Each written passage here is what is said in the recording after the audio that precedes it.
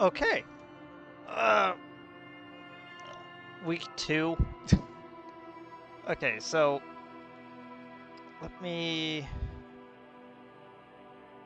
There we go. Let me get a little bit better situated. So,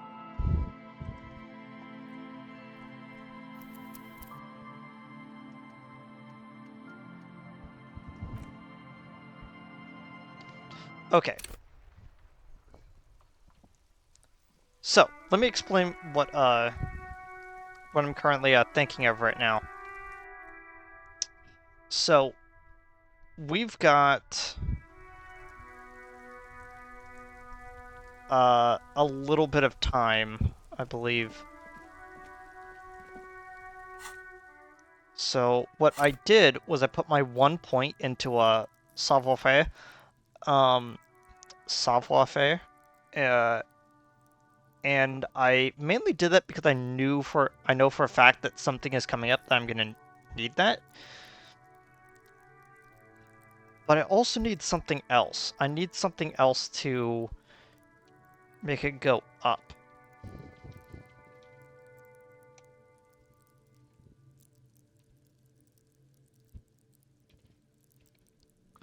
Save your Ferrari. Okay.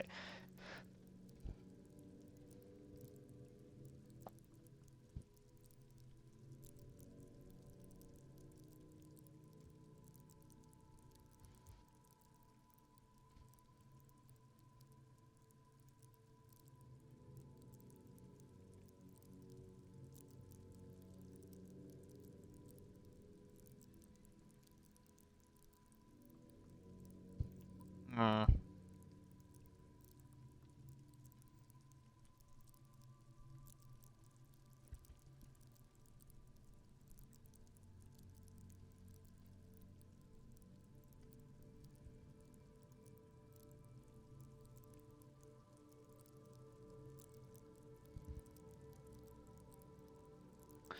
Dang it. It doesn't look like there's a good way to raise it right now. That's not just like putting another point into it. So it looks like I'm gonna just have to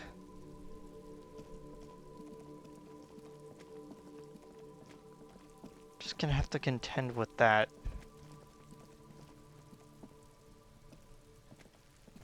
Fuck does Kuno care? Uh, Yeah? The kingdom of Kuno? The fuck do you want with it? the dead man's clothes were in the trash container. How'd they get in there? Yeah, Kuno doesn't know shit about that. That shit is beneath Kuno. I need to know. It could be a lead in an investigation. Someone may have tampered with the murder scene. Listen!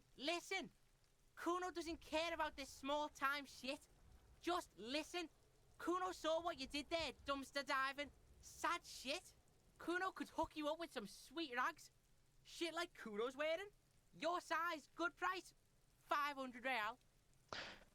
Wait, I asked you what happened to his clothes.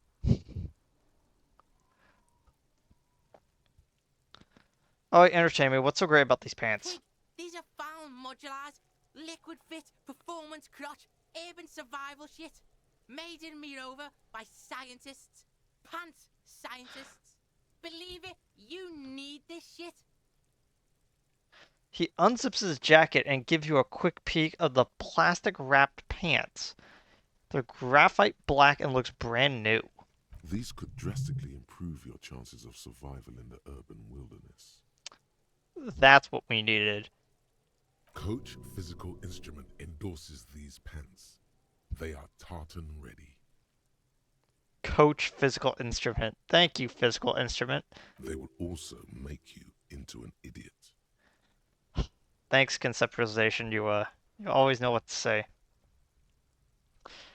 I might be interested in the pants. Let's talk about this later. Alright, Pico, shit's rolling.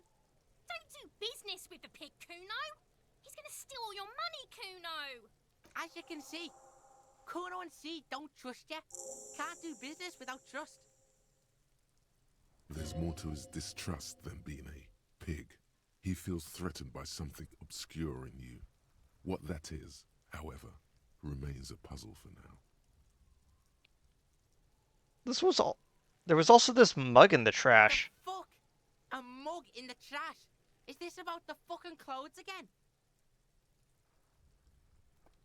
Does this ant? I kind of don't even want to say that. Oh my gosh. I kept reading down the list and I was like, no. Does this racist mug have anything to do with this? Kuno sees where this is going. Kuno's got that fast brain. You saying you picked it after the mug fucker? Cause he's the clothes fucker? Maybe. I can't hear you, Kuno. Speak louder, Kuno. That is exactly what I'm saying, Kuno. Someone tampered with the crime scene and cleaned some of it up. Shit, that's tense. Someone's going to the beat-down basement, huh? Mug guy gonna get tied to the radiator. Kuno doesn't know who put that shit in there. And if he did, he wouldn't squeal. But if you find out, maybe you can... Tell the Kuno who it was. He's curious. He likes putting 2 and 2 together here. Stop turning into a pig, Kuno. They're trying to get you hooked on the snitching. Get away from my Kuno. Yeah? Get your bacon shit away. Kuno doesn't like to be seen with the popo. Get your shit done and out of Kuno's face. Have you ever climbed the ladder over there? Look at that fucking shit. You're trying to get Kuno killed. So, you would say that that ladder is unclimbable. Fuck does Kuno know? Kuno's not a fucking acrobat. The lieutenant takes a quick note in his notebook. It's a trap, Kuno. Don't climb it, Kuno. Do you know what's in the greenhouse over there? Dunno. Kiptas gardener used to work there. Kipt is a pejorative term used to describe people of South Seminese or Erie Uppergite descent. It used to be a common first name among the Erie Uppergites of Ilmara. Not so much anymore. Hold on. The gardener used to work there? Yeah, that's what Kuno said. She couldn't handle the heat, so she took off. Kuno can take it. Shit's nothing to Kuno. And you mean the woman that's sitting over there, that gardener? Look, Kuno doesn't explain shit. Kuno just says shit. He looks at you in the eye and nods as if agreeing with himself. Yeah, her. What was she doing in the greenhouse in March anyway? What kind of gardening is done in March? I should ask her about that then. Yes, it seems suspicious. You don't like things being like that. Suspicious. I might have questions later for now. Let's... Yeah, whatever. Kuno doesn't give a shit. figure out what's going on with this kid. I'll do that later. Kuno doesn't fucking care. Oh, good to know. Okay. There's something up there. This greenhouse over there. Oh. It's also a, this winch mechanism has been oxidizing for some years.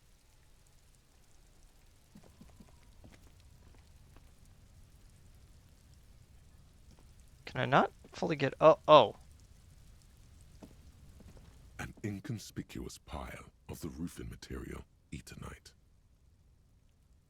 What is this? It's nothing. Someone just left some roofing material slanted against an old shack. But what is this? It's nothing.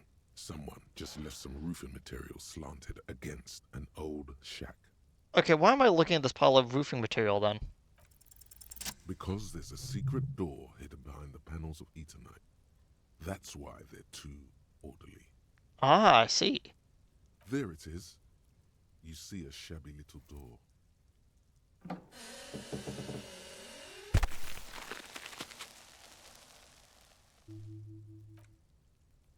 You gained 5 experience. What is this then? A tool shed? Let's investigate.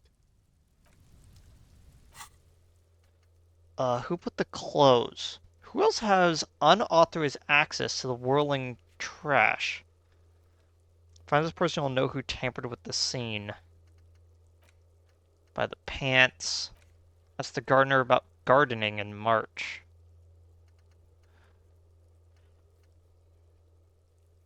How close am I to getting another point?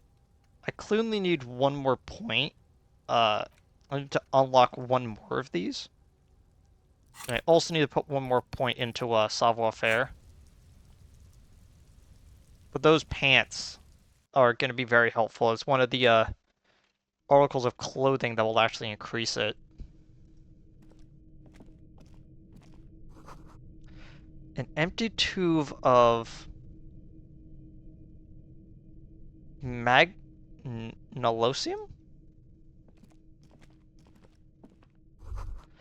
A silver plate with traces of bone yellow powder. Be still, my beating heart.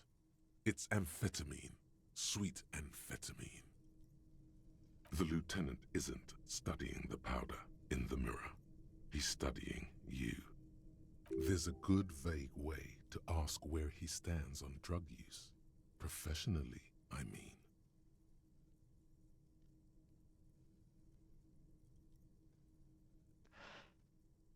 Someone is taking narcotics here. Perhaps the police should interfere. Perhaps not. This is below our pay grade, detective. However, see that ladder there? It's probably another way into the industrial harbor, no? A secret path the local kids use. A cured pig's head. Looks mummified. Poser says, get out of the way or get fucked up. Cool. What's this?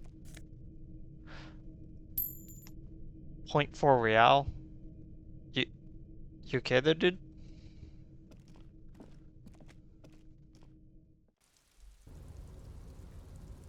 Oh.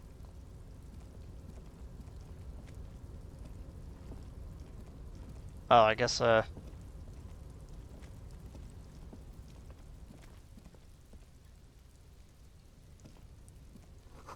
these barrels are full of rainwater.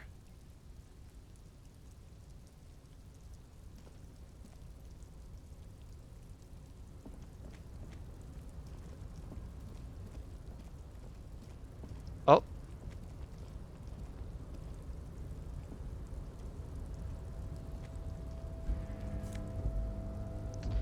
A thing of health?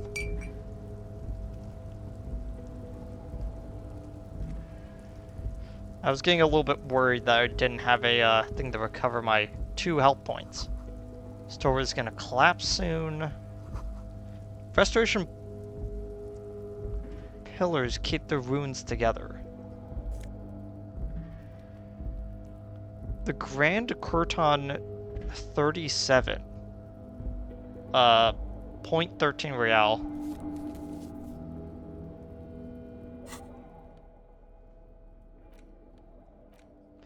Postcard depicts an ill-advised residential area overlooking the Jamrock Quarter. 13-story buildings line the hillside like sarcophagi, an ominous fog already rising behind. These are the last bloom years. In 39, the project fails catastrophically, leaving an opiate and hepatitis B infested slum. Oh, hello.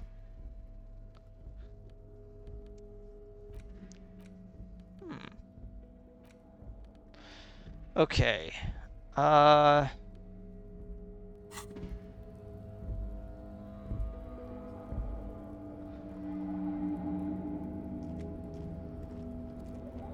Okay, let's...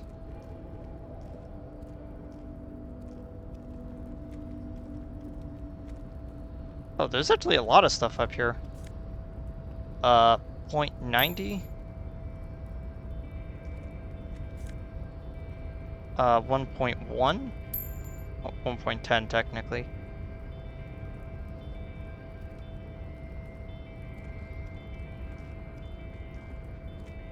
How are you doing? Looks like someone left his tarpaulin cloak hanging on the railing here. Look, Lieutenant, someone left his cloak behind. Yes, it's probably yours. It bears the RCM insignia, and you have a habit of being careless with your equipment. You could probably make the jump. You look like you've done some track and field in your day. The wind is aggressive up here. The lieutenant looks at the enormous crane towering in the distance, over the container yard. The look in his eyes is a mix of the engineer-like interest and the wonder of a 6-year-old seeing a horse for the first time. That's a huge crane. Yes, that's one way of putting it. It's certainly an impressive achievement of engineering. But I digress. We were focusing on your cloak here. Looks like a sad piece of fabric flapping in the wind. Do you think this cloak is mine? Should I go for it? Jump? The cloak? I do think it's yours, yes. As to whether you should go for it? Well, it doesn't seem too dangerous. 2 meter stops. Whenever you're ready to do it, I'll be right behind you. The cloak looks like a bag of goodies floating in the wind. Who knows what its pockets may hide? What exactly are we doing up here again? I was under the assumption we could ask the leader of this union to help us get this body down. This is why we're here, right? Or it could be that we are just exploring. He's thinking you've forgotten where you are again.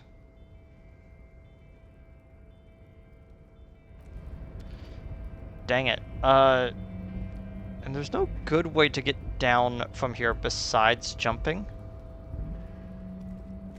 Oh, wait. Do a hard save here. I wanted to, get back down there because I wanted to ask her about the greenhouse.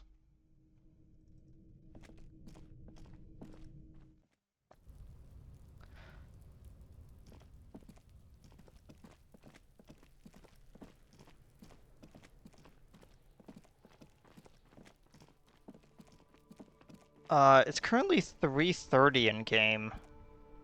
Or just about to be. Hello again, officer. How are things? Tell me exactly why have you been doing in your greenhouse in March? Well, this might be the last snow we get. At least I hope so. Snow has nutrients in it. Helps everything green up in the spring. At least that's what my grandma always told me. Yes, think about the cute grandma, not the weird snow.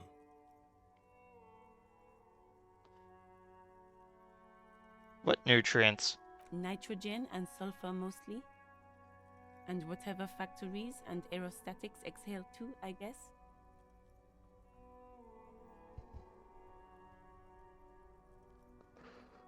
+1 point to disingenuous grandma.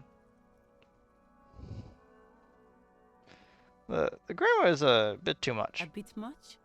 What are you talking about? That's what my grandma told me, okay? She feels interrogated now. It's hard to say if she's lying. Relax, miss. This is not an interrogation. We are just checking some facts. All you can see is the fact that her skin is a different color from yours. God dang it. That's literally all. You're gonna have Dang to it. run with that.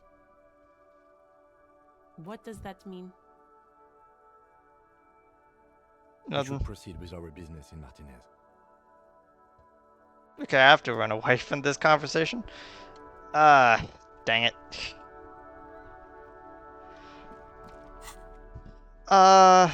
Let's see.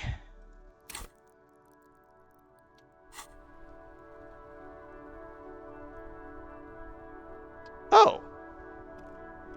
Actually, Hello again, my man. What's on your mind? I guess nothing else. Okay, so we've investigated most of this area. Oh, we actually do have a map.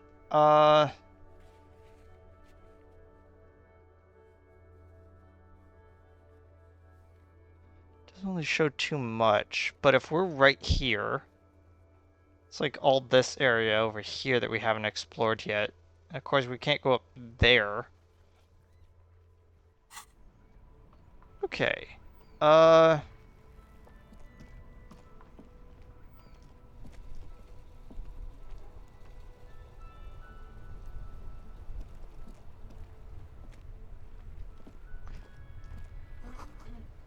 Some great tectonic force has cracked the pavement like an eggshell. The worn and beaten wooden planks of the bench do not look overly comforting. We can sit on benches after we've solved the murder. Let's go. Actually, I don't think I've actually talked to you yet about the Yes? case. Okay, tell me what you know about the case so What do you far. want to know?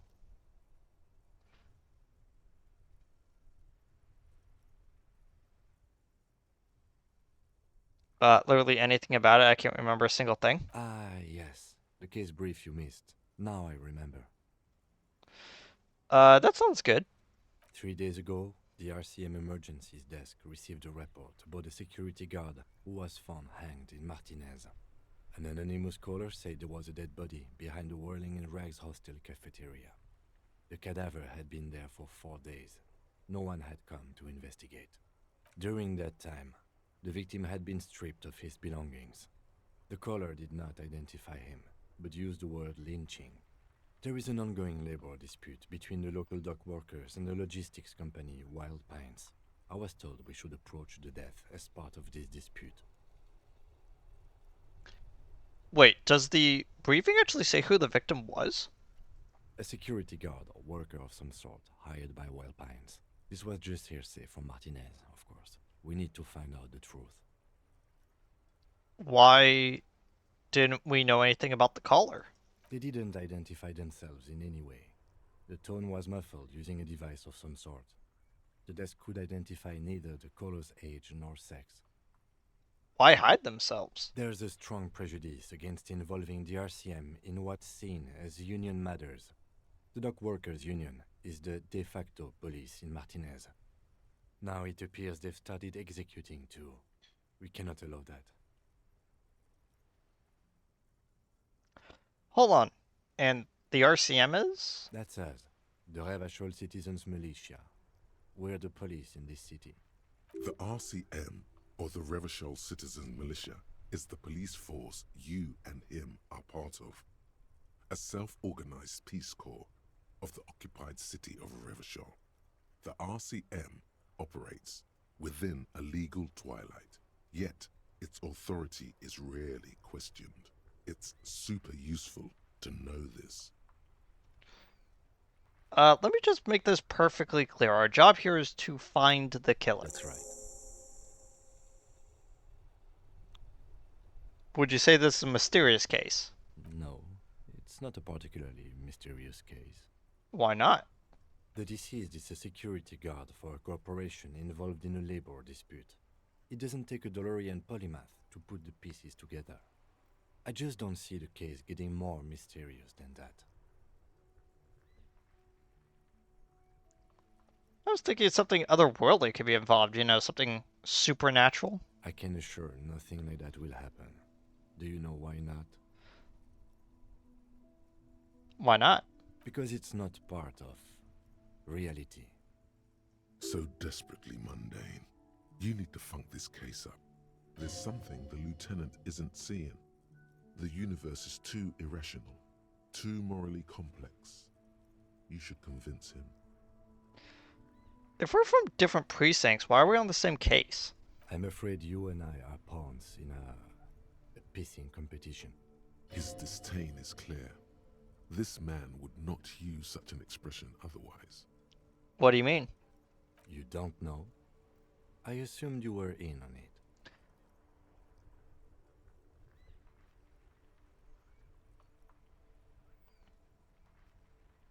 I don't remember being in on anything. That's good. You know what I'm in on? Retrograde amnesia. Better still than an imbecilic cop-off. Tell me about it. What's there to say? It's just stupidity. What kind? The cop kind.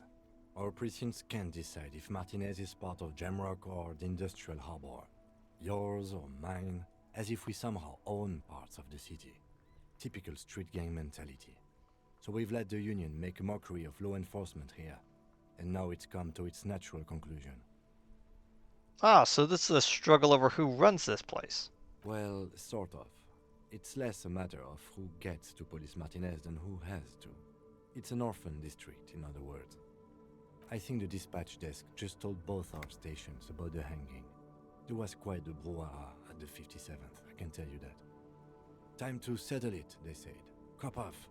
But I assure you, I am not their finest or toughest, with 102 cases solved. What I am is least interested in a pissing competition. So he volunteered to represent the 57th, but not out of competitiveness. On the contrary. So you volunteered to spoil it? Yes, I am an unrepentant spoil sport. Wonder what that says about me, that I was sent up by my station. Raises an eyebrow, thinking it best to let you make the next move.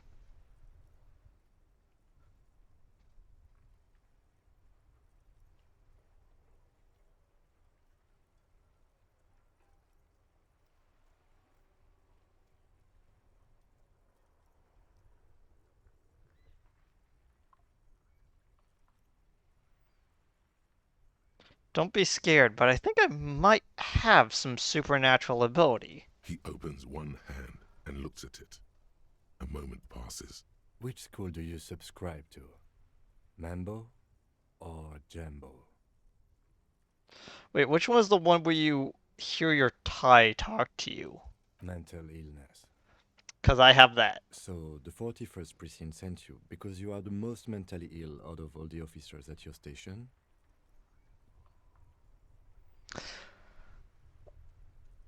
No, it's not that bad. I'm sure we have officers who are way more mentally ill than me. Then why did they send you?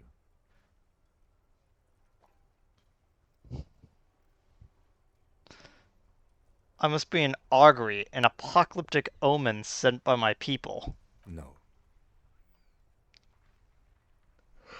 I love how quickly he just responded with that.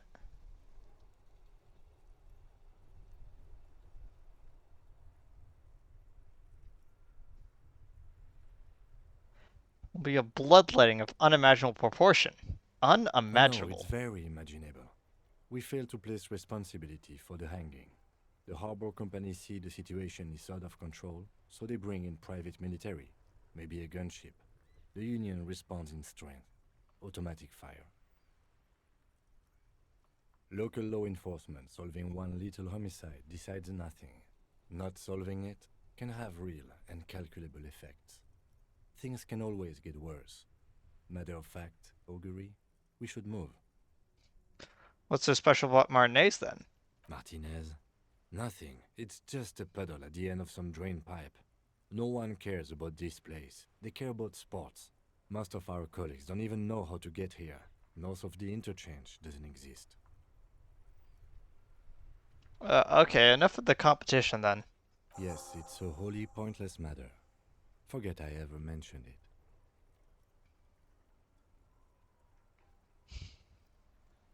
it. Oh my gosh. +1. Well, it was a murder. Let's see.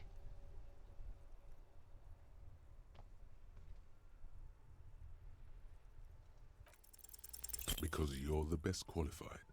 No, that doesn't seem right. No, I'm exceedingly qualified. If you're so well qualified, why can't you remember why you were sent? Anyway, don't keep the lieutenant waiting. Only banal things strike you.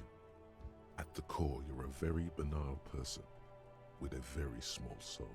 Dang it. One you should be ashamed of. It's no wonder the soft one doesn't want it back. It was right to abandon you. Rude.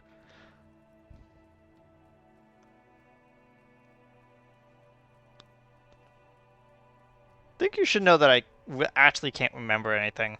No response. He's having trouble processing it, believing it even. I really don't remember anything. There was drinking involved. Have you tried concentrating on something other than your personal affairs? There is a sudden, harsh edge to his voice, like he's tired of hearing about your personal affairs. So what should I concentrate on? Try work, the case at hand. It can work miracles. What's wrong with personal affairs? Not a fan. It's just the nature of lieutenancy. The RCM deploys a self-styled structure called the Decomptage as its chain of command. Every lieutenant is responsible for 2 sergeants and 8 officers. That means the average lieutenant has to deal with quite a few personal affairs. Even you know this. I'm completely lacking basic information about even the organization we're in. Fine. We should get through this day first. Off hours begin at 9 p.m. If you're still having trouble then, I can give you an orientation.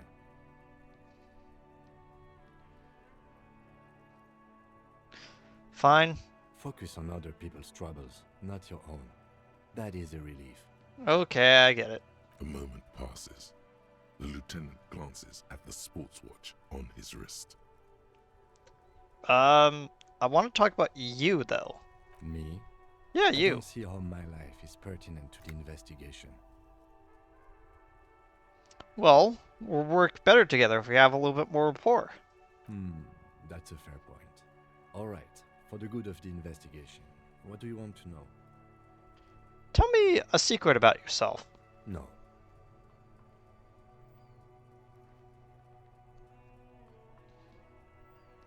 How about now? Your brain sends the signal to your lips, but they refuse the order. Something is paralyzing them. You're pretty sure it has something to do with the lieutenant's eyebrow.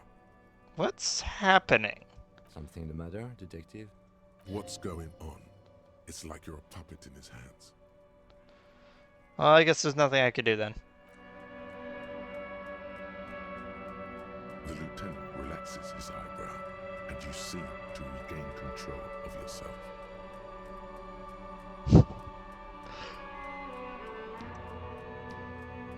Do you ever talk with yourself? What do you mean?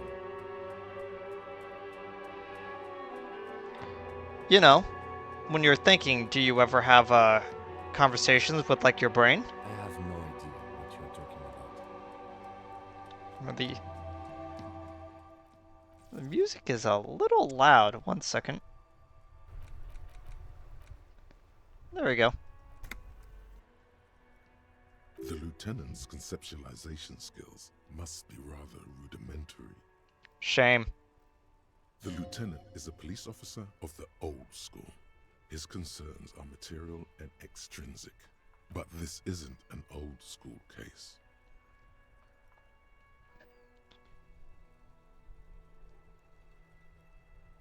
I get it. You're one of those old school detectives. So what?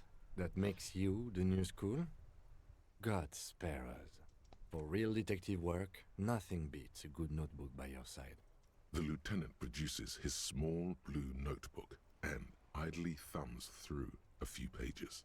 That's where his conversations with himself take place. We all have our different mediums. His is written. To be honest, it is actually kind of interesting. I've always been more of a visual person.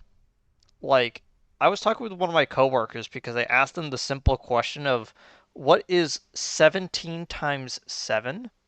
Because I'm so inept at like doing math that I can't like figure out like squares in my head.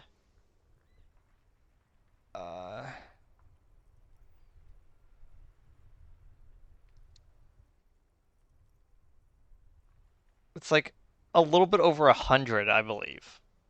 It's like 108 or something. 100, yeah, 108 or whatever. And my biggest problem with like doing math is that I basically have to like envision like cubes slotting into place, like adding all these things up. So I could totally understand someone who is a lot more like hard fact driven type of logic. Something that let's just say there were a lot more on this side than on, like, let's just say, honestly, it's the difference between visual calculus and conceptualization, to be honest. It's the idea of being able to take everything in and create those lines in place, and then being able to visualize those lines. That probably meant no. That probably did not make any sense, but that's basically how, like, I was thinking about it in my head. Well, you're wearing glasses for one. That's correct. You feel a slight urge to put the lieutenant down for this, but you can't quite muster enough testosterone.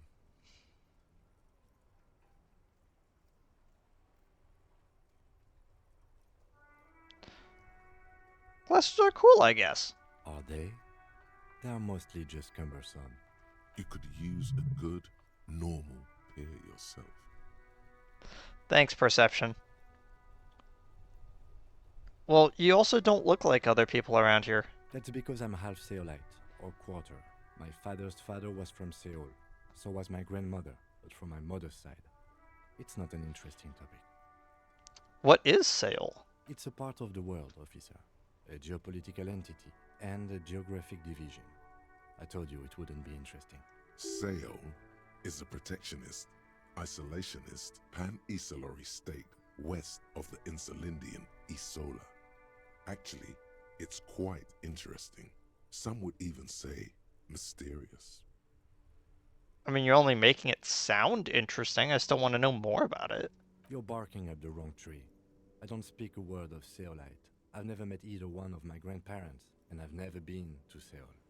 I'm a regular Revacholier. A point of pride to him. He's glad to have shut down your question. Well, I guess that's all for now, I guess. Good. Let's change the subject.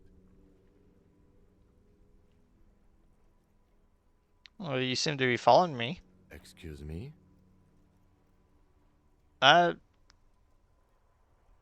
Nothing, just an observation. You have a distinctive way of walking. If I were to walk in front of you, we would surely collide. What do you mean distinctive? I hope you don't take this the wrong way. It's just a collegial observation. In the 57th, we call it the Jamrock Shuffle. Officers from Jamrock's 41st Precinct tend to move a bit erratically. No, that's just because my mouse is weird. How's that? They say it's a scene-clearing technique developed by one of your lieutenants for gathering evidence. It's erratic, yet thorough. Prioritizes containers. Dang it. Why containers? I don't know. Containers contain, I guess. I'm making assumptions. We should move on. Passing along frivolous interdepartmental stereotypes is not usually his oeuvre. He regrets bringing it up.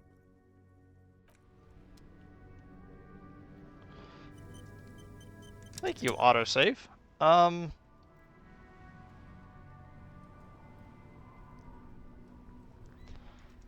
guess we'll investigate these two first.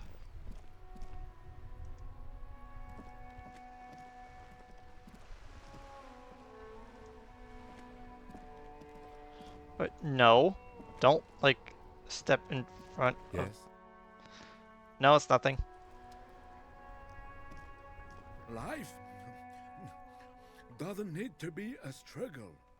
I'll be with you in a moment, officer. Let me just finish my sandwich. Talk to Angry Hard René first. Fair enough. Have you no shame? Whining about your back every time you bring out the measuring tape. René, you're a man with a fork in a world of soup. Please, let's just try to enjoy the game, alright? There we go. This one's still chewing on his sandwich. I'm trying to, but you keep breaking my concentration. You're old.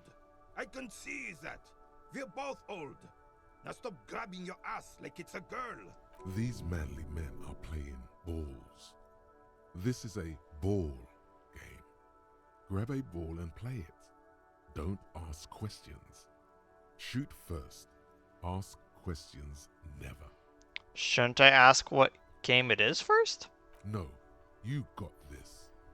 There's the ball. You're the game.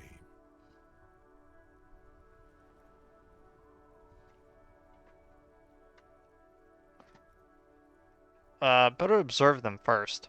See? Your munching and complaining have ruined my concentration.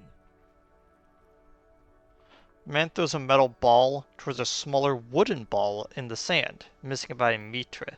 Ah, mon Dieu. The pain in my back is unbearable. I can't even say if it's in my back or hip anymore. Feels like it's in both. Tries to measure his throw. I hope you pass out from it. You goddamn jellyfish. Men like you are the reason this nation is sinking. Standing tall and proud, he looks at his partner with disgust. Trying to throw something as close to a predetermined point as possible. Measuring. This must be the age-old game of petanque. Shush. Ignore them. They don't know what they're doing. They're old. You are letting down yourself and the team. Get in the damn game already. Wait, what team? Doesn't matter what team. Pick a team. Any team. The blue team. You're letting them down. Get in the game and throw the goddamn ball. Why are you so mean to me? Eyes on the ball, Dinky Winky. Move your time. Sure, officer. I am René Arnaud. And my specially abled partner here is Gaston Martin. How can we help you? The man in uniform stands before you, tall and proud. Do you know anything about the man hanged in the backyard of the Whirling in Rags? Unfortunately, I don't. Unlike most of the locals, I have no qualms about assisting law enforcement. But this affair has passed me by completely. And most of the locals? In Martinez, the union is the law. So can you really blame them? Well, you don't have a problem with cops. Cop is a pejorative term. I don't have a problem with policemen. On the contrary, I admire the effort to bring order to our streets. He doesn't know about the crime. Your time is better spent discussing politics. Thanks, Rhetoric. So, you don't know anything? If I knew, I would not be afraid to tell you. I simply don't. I'm an old man, not a coward. The daily business of the riffraff no longer concerns me. 'Tis true, sire. He knows nothing. This is a man with a lot of past, but little present, and almost no future. You seem to be playing in a crater. Yes. The terrain here provides an interesting variety to a familiar game. Do you know what created it? I do. Fire from heavy artillery. Okay, what's a crater left by artillery fire, but why? Why what? Why was it used? Because that's what happens when communists hijack your country, execute your supreme leadership, and turn your capital into a slaughterhouse.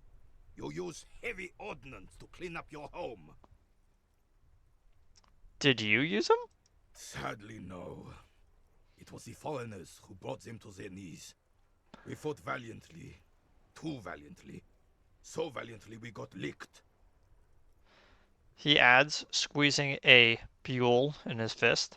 Should have fought dirty, like they did with their suicide sex cult propaganda and mad anarchist women strapped to shrapnel bombs. We didn't though, and we lacked caliber. God bless him, but the suzerain's cannons simply weren't big enough. It was probably a bit more complicated than that.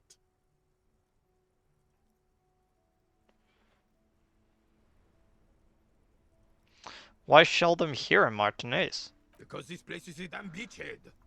Had to soften the commies up first. Beachhead. Yes, the military coordinated amphibious landing to take back Revachol. Martinez was used as one of the 3 footholds in Revachol during Operation Deathblow in '08.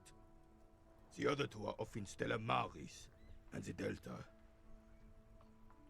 He points northeast of here.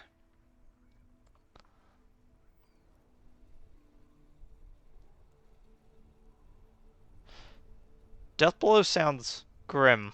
This here is Blood Ground, where Coalition boots first made landfall and cleaned those rabid dogs out. Most likely, we're playing pétanque on their mangled corpses. Blood ground. You got old René going there. Like he isn't hungry enough already. The Coalition? Mm-hmm. Don't get me wrong, officer. I hate those foreign dogs, but the enemy of my enemy and all that. They're the lesser evil.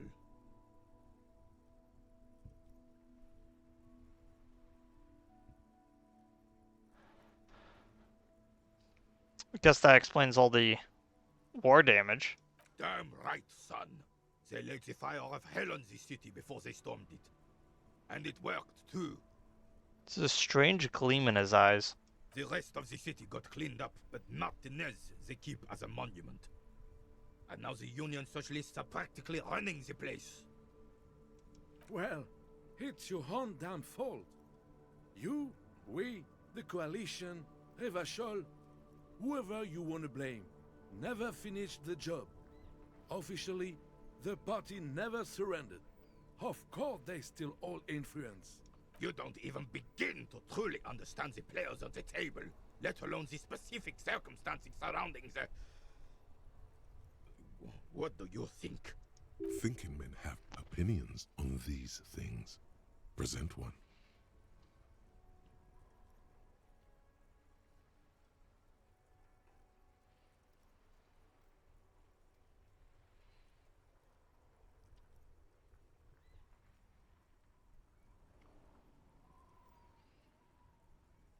If I remember correctly, this should be the one that we're supposed to pick. Preposterous! Surely you don't mean it. I'm just sorry it had to be them. After 8 years of fighting those commie hyenas, boiling cats for food and drinking my piss in the mountains, I would have preferred if the Right Honorable King Guillaume returned through Revachol, or even if that damn clan Frisel had risen from the grave and led us. Sadly, that was not the case. This royal failure weighs heavily on him. Instead, all that is just, holy, and beautiful in the world was wiped away, and now it's neon signs with toothpaste ads everywhere. Foreign influence peddling garbage and stupid music on the radio. This is just what the commies wanted. This was their plan all along. This is what they wanted to replace the role of the suzerain with.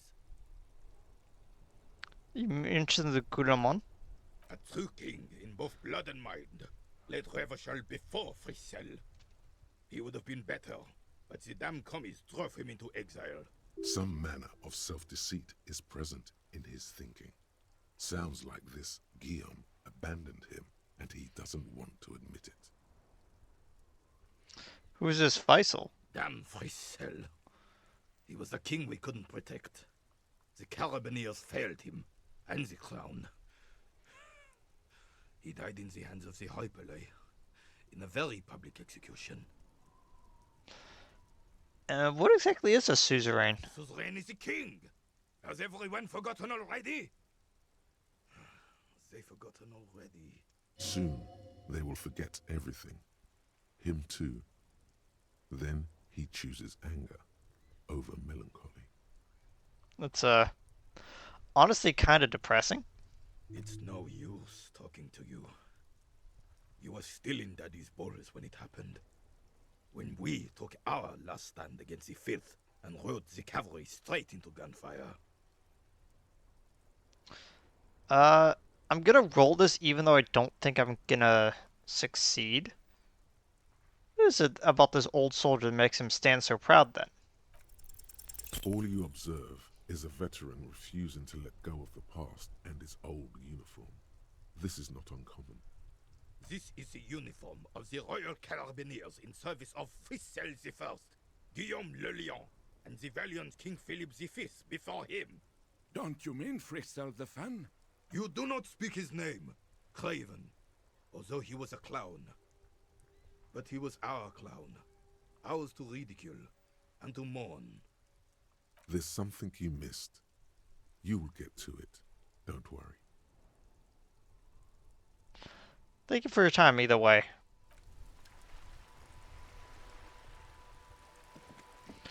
Okay, it's now 4:30. Coin-operated viewer has been banged up and inoperable.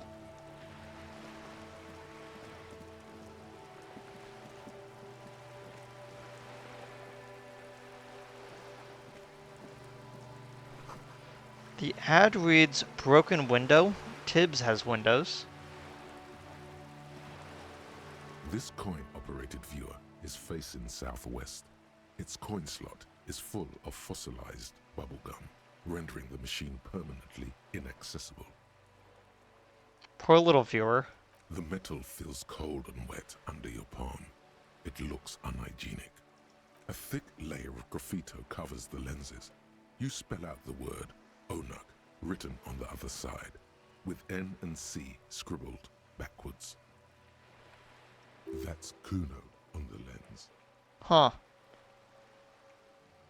Under the graffito, a sea of blues and greys appear. Behind the water lies a coast studded with concrete and reeds.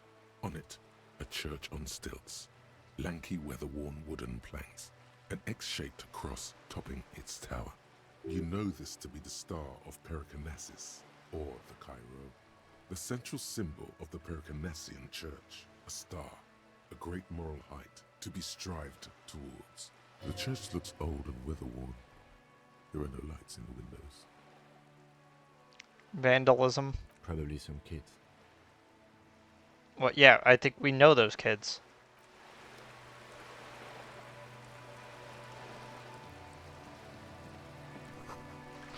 If you had a bag in your hand, perhaps you could collect these bottles.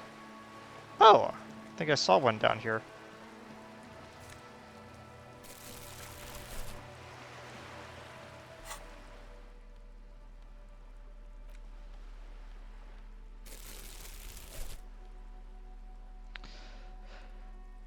To collect tar from the streets. It says fritte on it.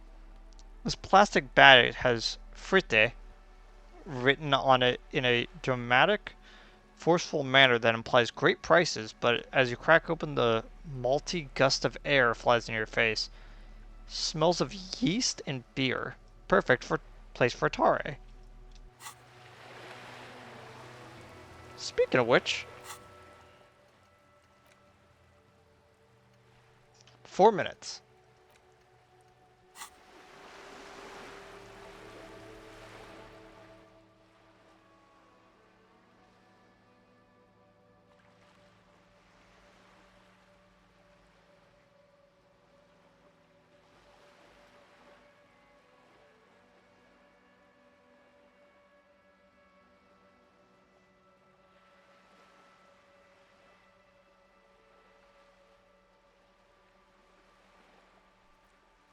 Okay.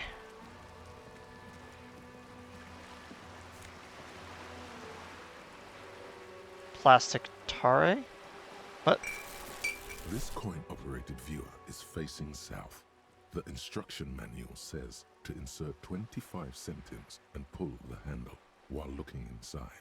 Then use the focus knob to zoom in if necessary. Why place a tourist attraction in the middle of such poverty? What is a tourist attraction doing here? There was a revitalization project in 49. A design studio tried restoring Martinez to its pre-war glory. It didn't stick. They What got happened? as far as the street lamps and the statue on that intersection. Then something went sour. I suspect that something was Everard Clare, the union leader. He muscled them out. It's how it usually goes around here. Can't we do something about it? We should have done something about the union 10 years ago. That ship has sailed, officer.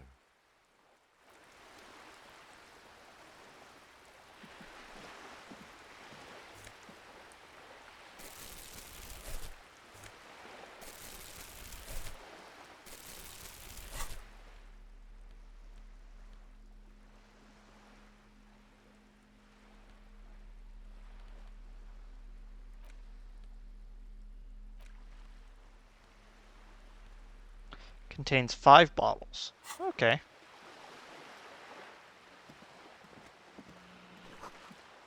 roundabout north. Martinez Pier to the other direction. You okay? Been kicked out of every joint in Rivershall. There's a distant squall of seabirds.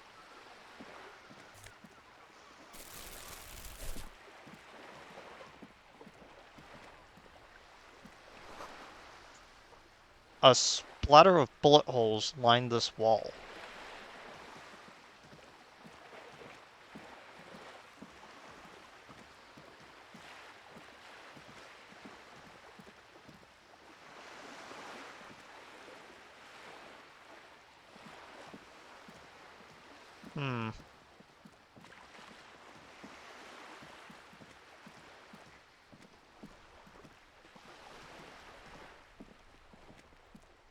Oh, there's another one.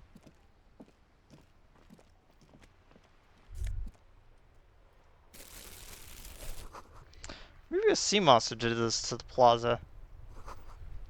Damage looks like it could have been caused by an earthquake, though.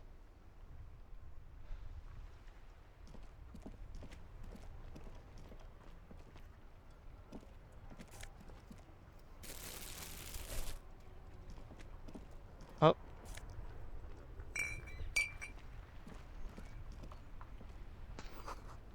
An ancient fountain. Doesn't pump water anymore, and there's a tree in it.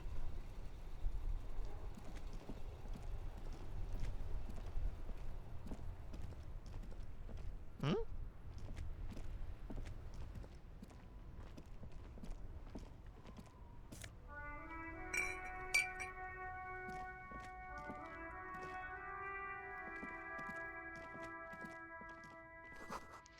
Roy's Pawn Shop. Fast cash for faster times.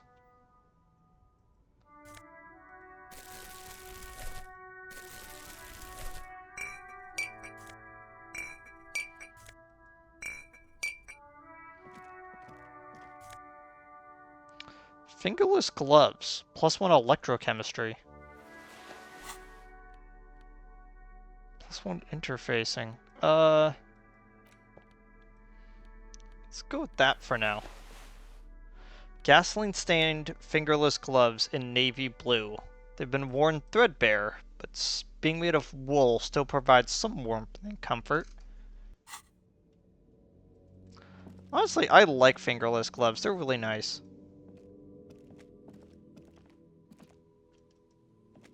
Maybe that's my,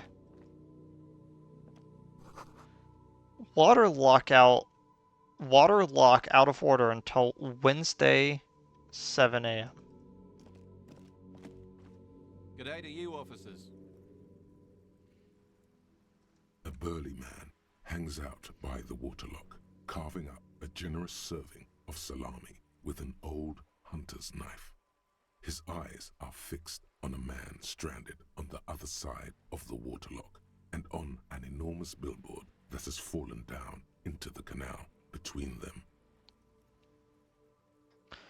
First things first, what are you doing here, man on waterlock? My friend Barry the Butcher is stuck on the other side of the waterlock.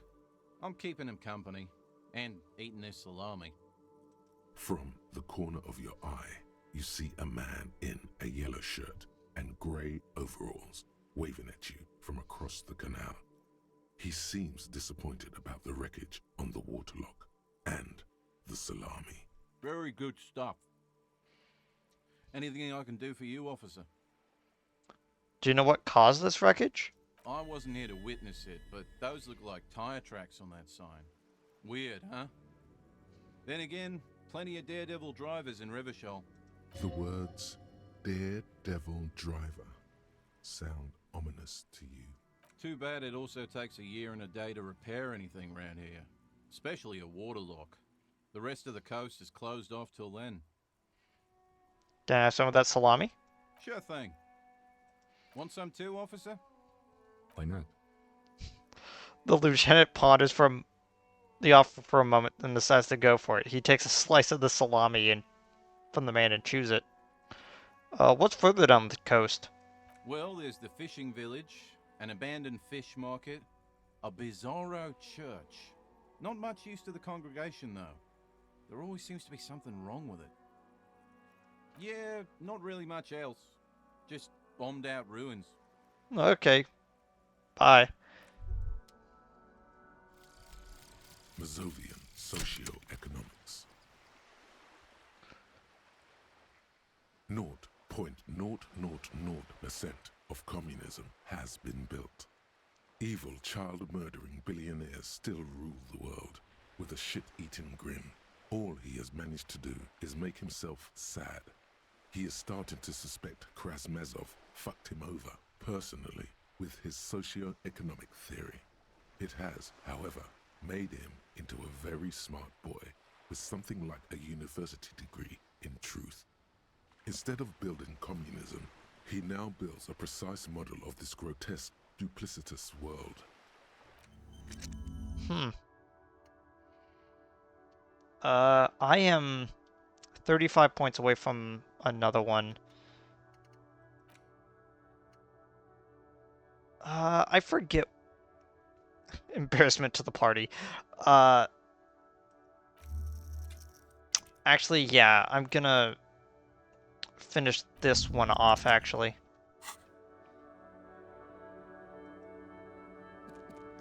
A couple of indicator lights are missing from this control panel. Loose wires dangle from the now vacant holes. In the middle is a lever. Beneath it, a small metal plaque. This panel usually closes the waterlock, turning it into a bridge that lets you cross the canal. But there's a crashed salmon and butter sign in the way. Pulling the lever probably won't do anything.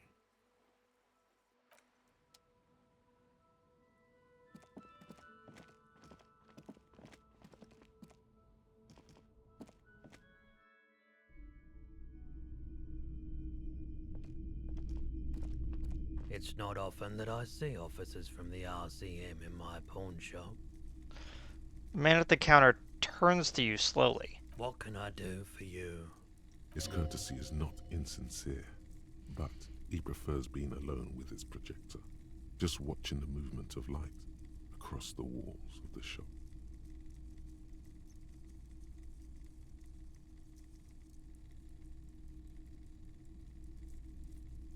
Sorry, it feels like I'm interrupting you.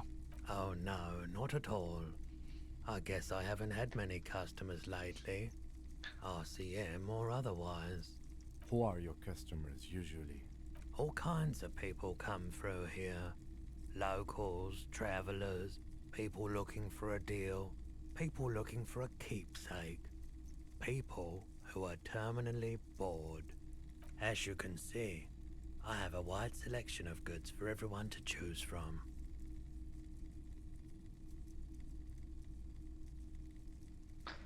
Typical, factors consumerist objects, I see. It keeps me entertained. He responds, unimpressed with your critique. Entertained? He might be high. If he is, on what? Is Roy high? And if yes, then what is he on? Feeling warm and enthralled by the movement of light, while the mind continues to race forward.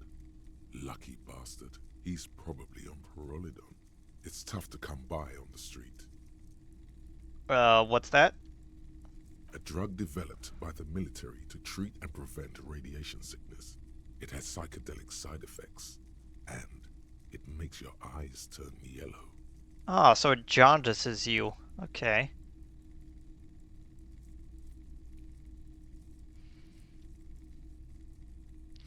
Is it just me, or is it really warm in here? I try to keep the shop at a comfortable temperature. There's a note of indignation in his voice. Interesting. Those triangle patches on his vest, you have a feeling they mean something, like they're similar to the halogen rectangle on your jacket. Say, what's with the, rectangles on your vest? I was Triangles. with the Emergency Relief Brigade. You know, after the People's Pile disaster. Had to take Prolidon for radiation sickness. That's what you were hinting at just now, wasn't it? He's taken for mental and emotional. not physical pain these days.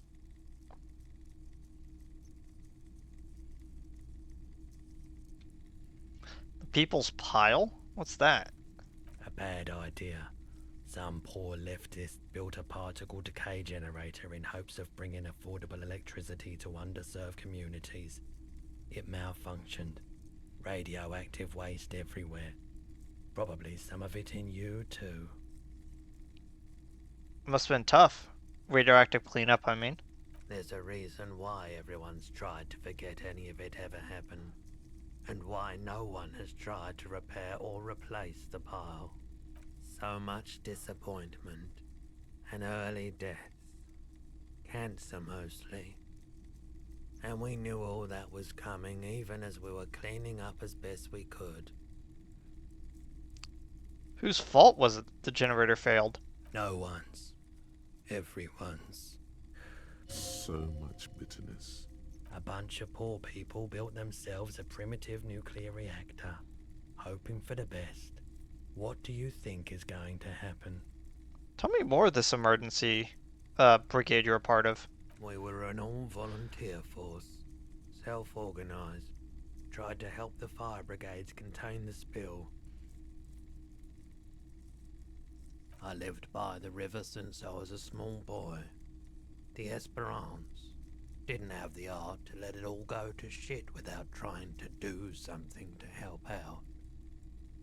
There wasn't much the volunteer force could do, however. We wasted years in the river mud. Years getting sick. How'd you end up running a pawn shop? The cleanup happened 15 years ago. I was young then. Later, my second aunt died. Left me this shack and all the assorted junk in it. Okay, so for context, I actually do know someone that kind of owns something similar to what he has. And unironically, that's basically how he came out of it. He knew a hoarder, the hoarder died, left all of his stuff to him, and now he owns a pawn shop. Very interesting train of logic that I see continues. So I came to Martinez. People told me don't go there. It's a shithole. I said, people, we just had a nuclear pile meltdown. I'm gonna get as far away from Forburg as I can. Still in the same city, but...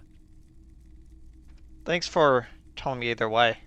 I like the theory more than the story. Outward movement, not vortices. As someone that also likes nuclear power, I agree. Yeah, you gotta get in on those vortices, my man. Dang it, electrochemistry. Oh yeah, you might be able to aid in our investigation. I doubt it, but I can try and answer any questions you may have. You know anything about the recent hanging? I do my best to keep my distance from all manner of butchery. Bad for business. Bad for everyone. He doesn't know anything. Actually, that's all I've got. The pawnbroker's gaze is already fixed on the dancing colors. Oh, by the way, did you happen to have any guns, like ones carried by officers of the Citizens Militia? Someone else came here earlier today asking the same question. I promptly sold her the gun you pawned a couple days back. Dang it. Oh my gosh. This is a pawn shop, and it did feel as if you've met before. Oh god. The lieutenant shifts from one foot to another. Alert. Was the buyer policeman too? She didn't seem like a policeman, although she kept referring to herself as a pig, which was odd. I found her interest in the gun a bit obsessive, but I was just happy to get rid of it, and of her. Truth be told, she was terrifying. Right, so let me get this right. You sold your sidearm, issued by the Citizens Militia, and now a civilian is running around the streets of Martinez with it? Miraculously, his face does not reveal what's happening inside. Maybe she's a vigilante. wants to prove that she can do our jobs better than we can. It's possible in these parts of town. We ought to find her and discourage her from taking justice into her own hands. An idea where I could find this buyer? My apologies, officer, but I have no idea where she was coming from or where she went. A needle in a haystack. There is nothing you can do about it now. You'll just have to hope you luck upon her somehow. And I sold you my gun. You were adamant about getting rid of it, officer. Said you were undeserving of a service weapon of the Revachol Citizens Militia. Yeah. And I don't like keeping guns around the shop for long. Off the charts photon emissions. The unhealthy kind. He's not telling you the whole story. It seems he's trying to spare you. Feel like there's something you're not telling me. You weren't quiet yourself, officer. And what was I like? You were very distraught. You said the gun was a threat to your life and that you can't trust yourself with it tonight. And that you need the money.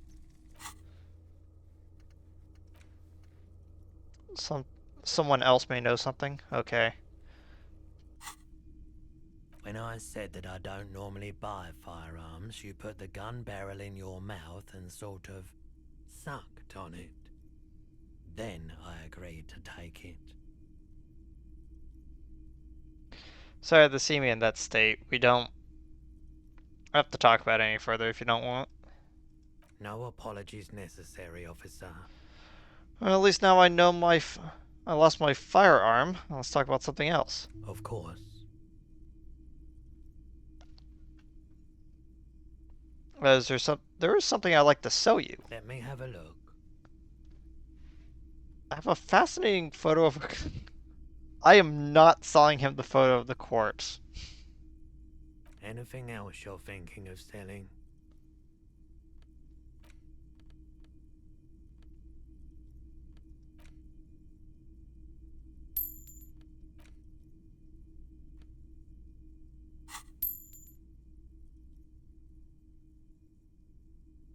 Okay, apparently don't have anything else to sell at the moment. Another time, perhaps.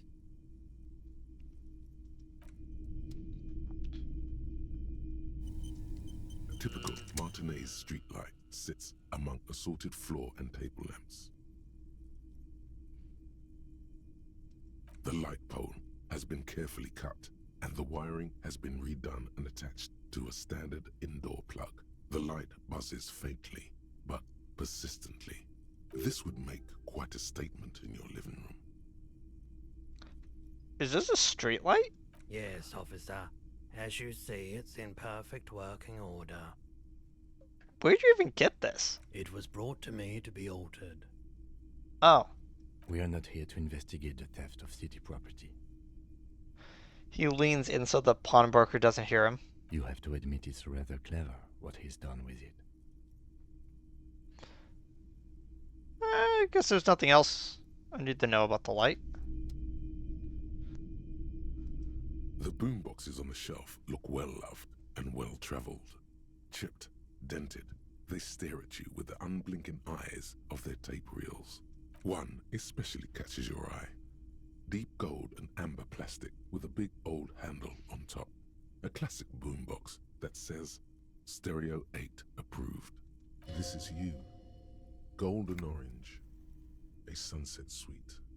Just make sure it works before you buy it. What I really need to know is, could this device be handy in my police work? If police work means playing tapes, sure. You can use it for that. Or any other time you'd need to play a tape. Like a beach party. With sand and sun and seagulls dancing on the breeze. Theoretically, could I bring this to a beach party? Theoretically, yes. But we don't have time right now. It's generally murder investigation first, then beach party. Okay, Kim. I'll just rock out with Roy then. I don't like beaches. They accumulate too many photons. It's always chaos out there. But live your life, man. You can use it at a beach party if you want. Sure, this is all in working order? Absolutely. I've tested each one myself with recordings of speech, found sounds and music from a variety of genres, even though I don't really like music. Is the Harman Welshie W2, made in Vespa, designed in Seoul, plays all reel-to-reel formats, 2mm, 8mm, 12mm. It's even got a little radio in there. It'll set you back 12 real. Well, I guess I gotta leave. Being way too distracted by random stuff here. Mostly military wear. A few eccentric fashions are thrown in too.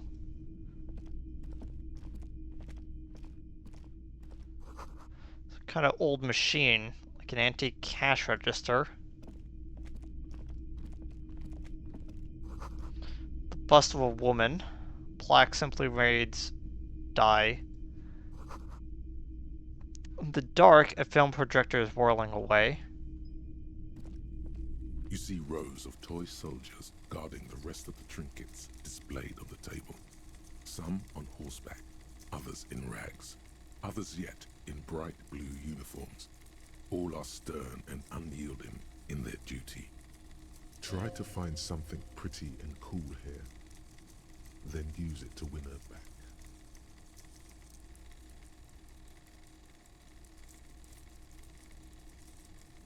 Win her back? Yes. Buy something nice. A figurine.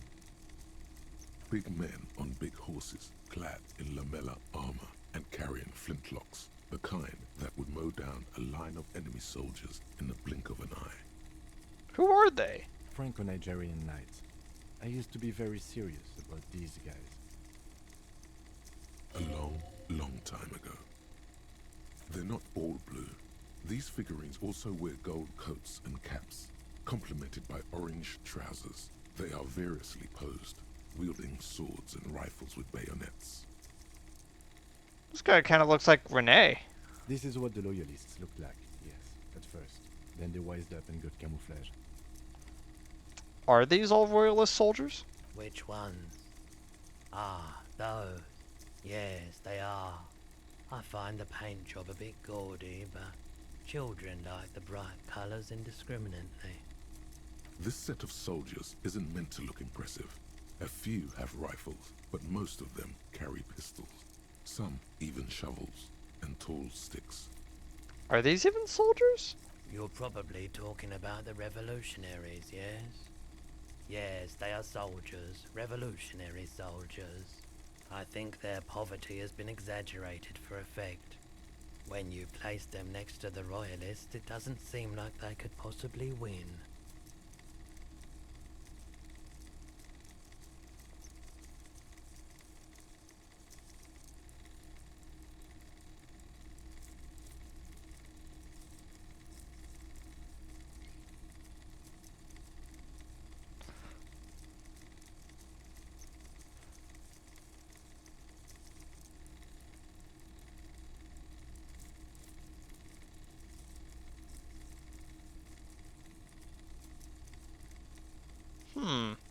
Maybe it is meant to give people hope. Like, even we could do it. Maybe. He seems to have his own take on the conflict played out in perpetuity by these toys. Might be interesting to find out what it is. Everything you pick out seems faded, chipped, and sad somehow. Most of them are just broken toys.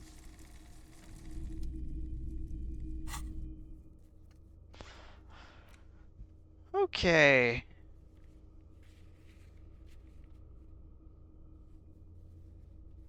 Oh, this is just listing out the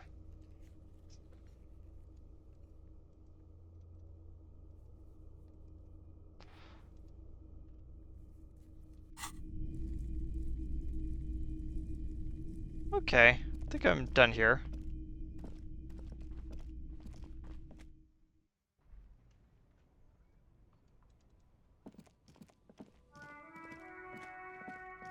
Let's cross the road a little bit. A helpline to the company that controls the drawbridge. Which that would be helpful. Hot air rises up from the sewer. Sour, acidic, and strangely comforting.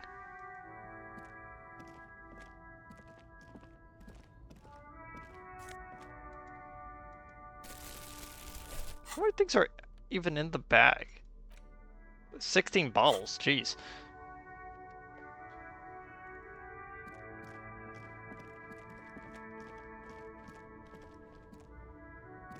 You see a Samaran street vendor surrounded by a motley assemblage of goods. When he realizes you're looking at him, his face breaks into a wide, welcoming grin. The name Sileng is embroidered over his breast pocket. Happy shopping, officer! Everything's cool here.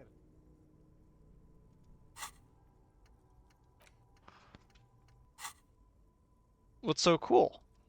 Everything's cool. The goods are cool, the customers are cool, the place is cool. And one more thing, officer, you're very cool. Bang, bang, bang, bang! Makes both hands into finger pistols and fires a few finger bullets into the air. I'm not really that cool. What? No, I can't believe you said that. You got personal style. You know what you like. You like premium menswear. Look around and browse. Everything looks cool on a guy like you. Take your time. To be honest, I've actually seen some of the outfits in this game. He does look pretty cool in some of them. Don't be distracted by the flattery and funny man act. Questions? Persuade him to give me some money. No need to dress this one up. Just tell him what you want. I want your money. Oh, okay. But why, officer? Oh no, that was the first thing that came to my head. Ah, yes. Money is very important. Are you trying to ask for a bribe? If so, you're not doing a very good job. I am not doing a very good job. Sorry, detective. As if the entire incident is already forgotten. So, kind of stuff are you selling here? Only the coolest goods in Revachol. I've got sneakers, speakers, extremely comfy pants too. Try them on right here. No shame, only freedom. Do you even have a permit to sell all that? Good joke, officer. Here we don't have permits. Just economic freedom. Take a look around. You glance around the decrepit buildings, the miserable weather, the sidewalks strewn with sunflower seeds and a dust-choked air. It's beautiful. Beautiful freedom. Kim, is this true? Doesn't he have a permit to sell? It is, yes. Anyone can set up their shop whenever they feel like it. Huh. That's right. No permits, no bureaucracy. That's why this city and its law officials are so cool. But wait, what are we doing here if we don't if there are no permits? If you wanted to be cynical about it, you could say we are here to protect the interests of property holders. I'm not, however. Oh, right. Because the idea is that one of us is only about the industrial sector, and one of us is only about the commercial sector. Got it. My man, officer, you make all this possible. Without you, this climate would be extremely bad for business. You're part of the gossamer state. Gossamer is a fine, filmy substance consisting of cobwebs spun by small spiders, seen especially in autumn. It's safe to say he's referring to the near absence of regulations. So, cool guys can protect businessmen, while everyone else lives in ruins.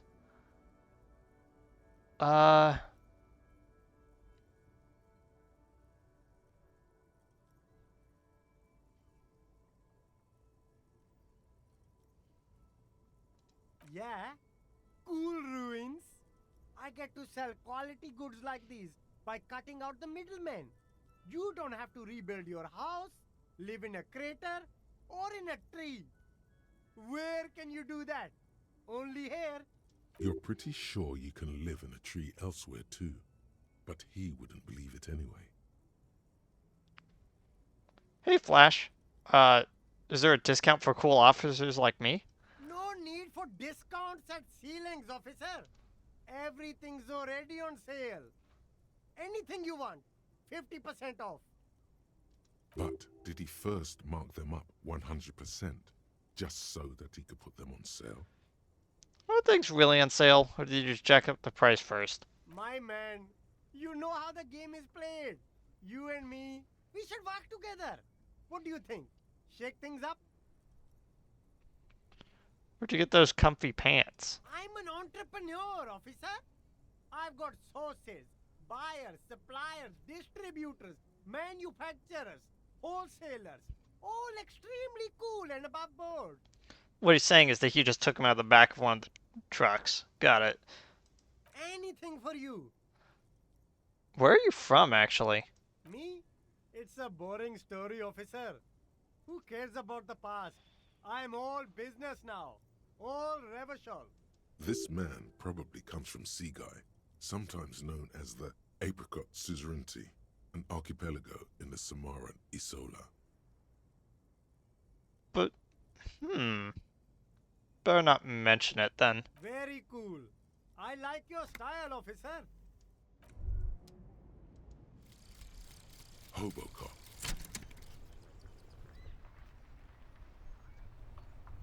Technically, you wouldn't be a cop anymore, but a hobo.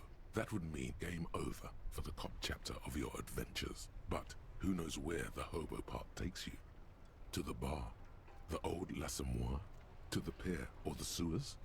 To Le Royaume, where for 300 years they interred the dead. You could plunder royalist crypts for long-forgotten triple malt bourbon, then fight the Aramakan beast that lurks the bottommost sepulchres. The secrets of the city are all yours at last. Looks like we only have 13 left, and then we could get the, then we could get one more of these.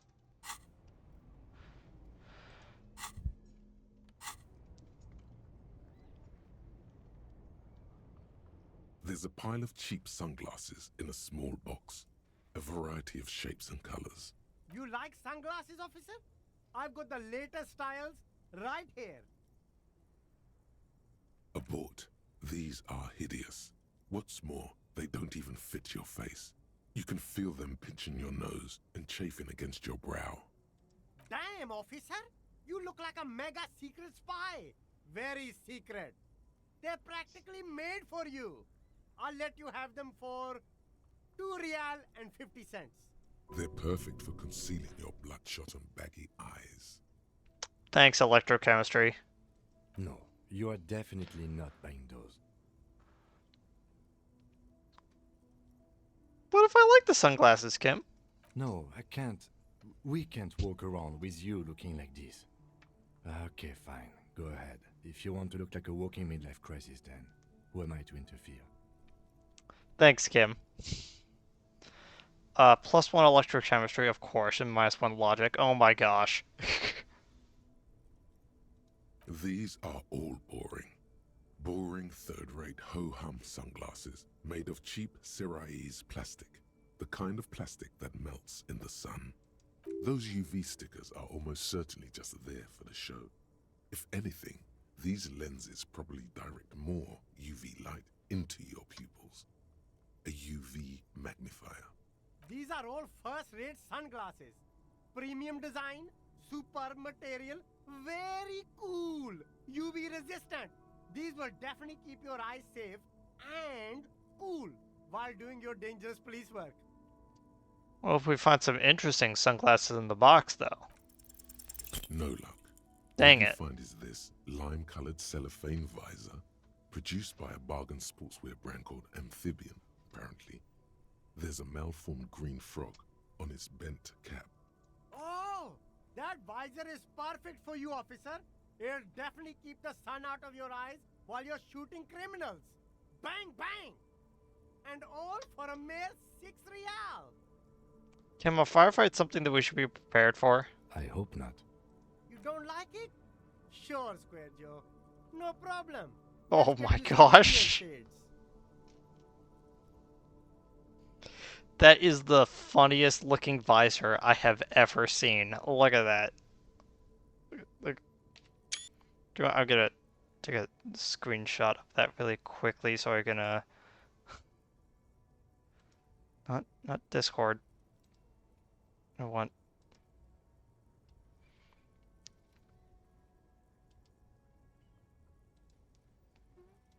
to open that so I can look into here. So I can open up the image.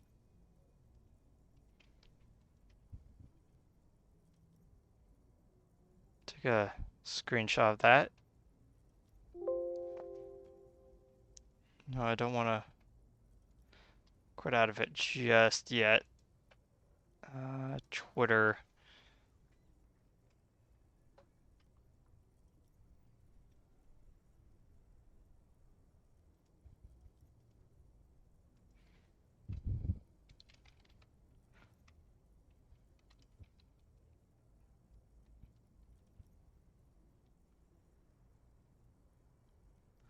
There we go.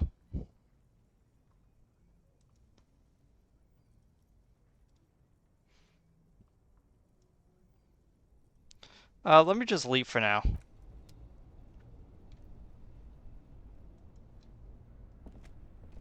You see two lowly, defeated speakers, thralls, slaves basically, perched atop them like conquerors surveying the land. A pair of found, durable wear sneakers, ultra series. I can see you've a taste for luxury, officer. Can't keep your eyes off those sneakers? A pair of found ultras. The design is impossibly sleek and simple. A futuristic silhouette with a sleek monochrome colorway, a jet black upper, and a silver-lined midsole. Those sneakers, mister. Those sneakers are the latest found sneakers. Super air, super fine, super cool. Only 50 real. Only? That's madness. Fun ultra. Wear the future. You remember the slogan from some magazine? These once respectable speakers have been conquered, reduced to a mere prop by the indomitable found ultras atop them. No, don't look at the speakers, officer. Look at the sneakers. The sneakers are the stars here. But I already looked at the sneakers. Then look at them again. These are the premium lifestyle sneakers, officer. The best on the market.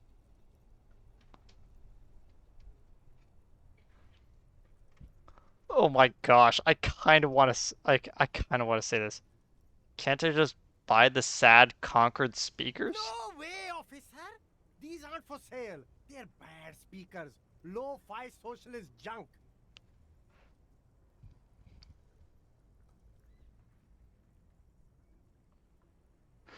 Oh my gosh, that's such a weird line.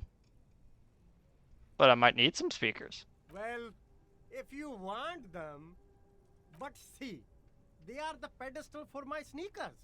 If I let go of the speakers, where will the sneakers go? I can't leave premium lifestyle sneakers on the ground. If, on the other hand, you wanted to buy the sneakers too, I could maybe throw in the speakers for little extra. 50 cents? Damn, so you have to buy the sneakers first.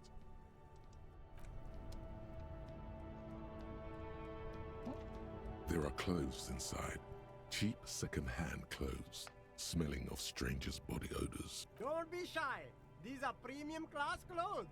Good quality fabrics, best retro design. Save the economy with your style, officer. Save the economy? That sounds off. What are you talking about, save the economy? Haven't you heard, officer? We've got to be economically conscious. Recycle your cash, keep it in circulation. Don't buy new things. Buy eco.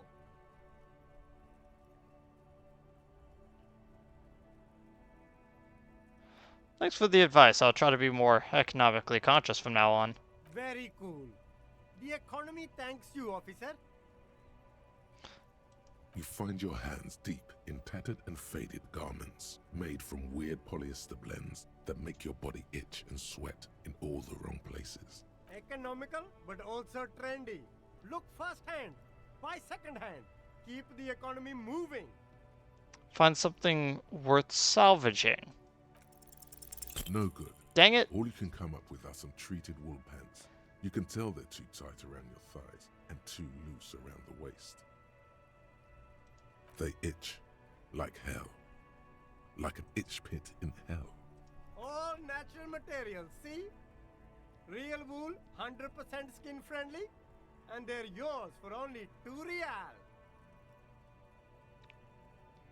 +2 half-light. Interesting.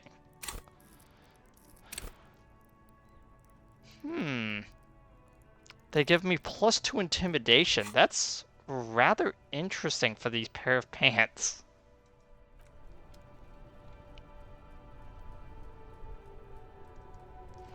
Well, either way, I want to explore a little bit. Oh, I could.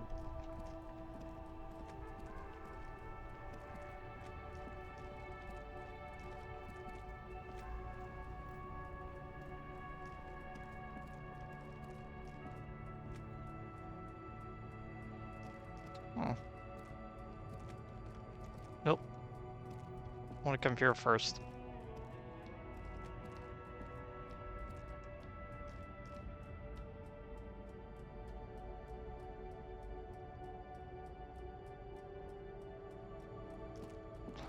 Ah, I can't go around this way. For some reason, I didn't think I was gonna be able to. A bold slogan, Humanox, covers the truck.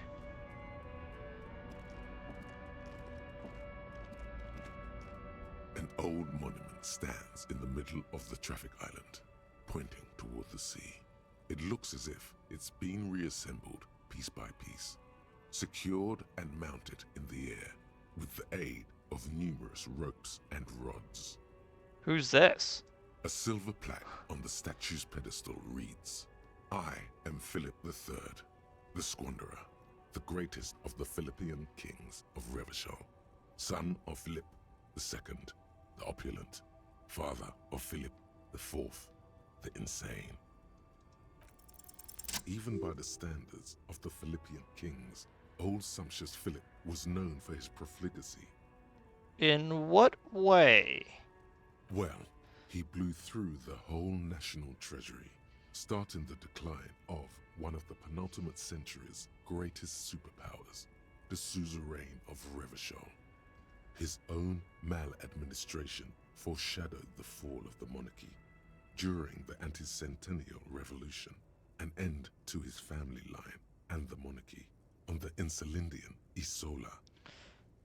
How do you manage to blow through the entire national treasury? Stories have it that he had his bedroom converted into a treasure chamber, where he stored unfathomable wealth. Krugerrands, bars of gold, ornate weaponry, armor, and various chalices.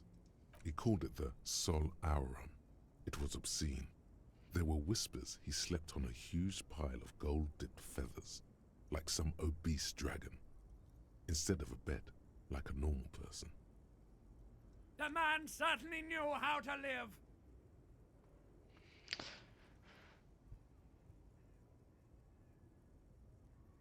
Yeah, no wonder everything went to shit. But wait, you haven't even heard about his fabled cocaine addiction. Okay. You see, old Philippe wasn't just good at squandering the national treasury on gold and ceremonial weaponry. He was also a prodigious snorter of nose candy. Not just any nose candy, though. We're talking Royal Philippian Blow, allegedly twice as potent as the stuff you find nowadays, and purple. Philippian cocaine was purple. And everything is always better when it's purple. So he was addicted to nose candy, hey, and he was a bloated druggie. Got it. That's what the revolutionaries said 150 years later. Right before they emptied out the royal mausoleum and dumped His Majesty's mortal remains in the Insulindian Bay. Okay, this is a lot to process. His Majesty's courtiers said it helped him connect with the higher realms. Oh, you mean the, Cocaine.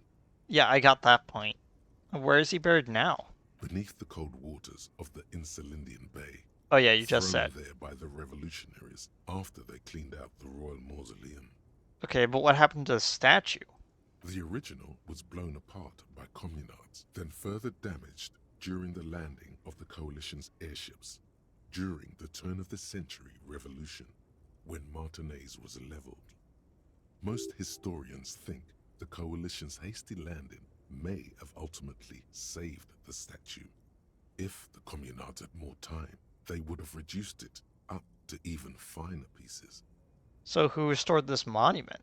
Some years ago, a group of liberal, artistically inclined individuals, designers mostly, thought it would be ironic to restore the statue of the most wasteful ruler of Revachol in the poorest part of the city. The statue is supposed to capture the moment it was blown apart, like an instant frozen in time, a rare butterfly trapped in amber, floating on a sea of shit. That was such a bad idea. People in Martinez tend to agree, as do many prominent art critics and thought leaders with more nuanced social awareness than the young ironists. Philip III, the squanderer, however, with his bronze face up in the air, doesn't seem concerned about what the hoi polloi think of him in death. Not that he ever did in life either. Okay, is there any more stuff just like sitting around? Oh. A white tank top that will give me +1 to physical instrument. Interesting. Gives me rid of my -1 to suggestion.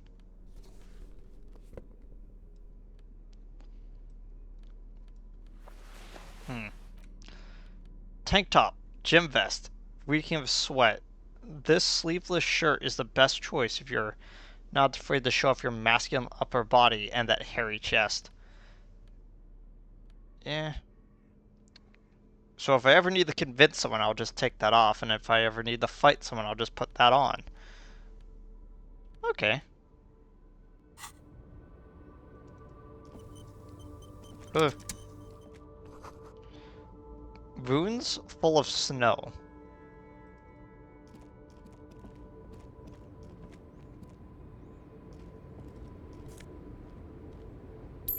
Some more money.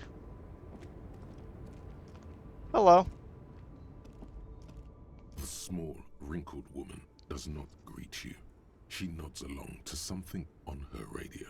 A photograph is clutched in her hands, and there is a warm smile on her face. The photo, an ambrotype from the turn of the century, as golden as her smile. It's the warmth of a winter night's fire. Maybe she could give you comfort and shelter, some cigarettes and food money. Maybe she's your... Excuse me, ma'am. I'd like to ask you some questions. No response. Wherever this woman is, your words fail to reach her. Wait. The lieutenant stops you before you could snap. She's just a distracted old woman. Better to leave her alone. Why? What's up? Why? I just told you why. Well, I mean, if you say so.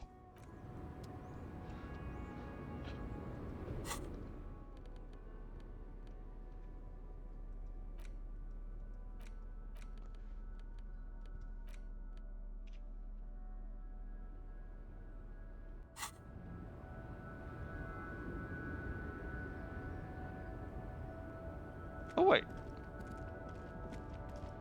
Oh no, I investigated the back of that truck.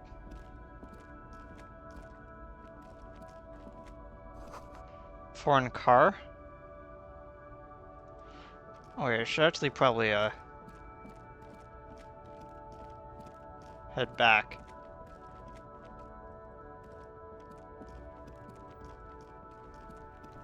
If I remember correctly...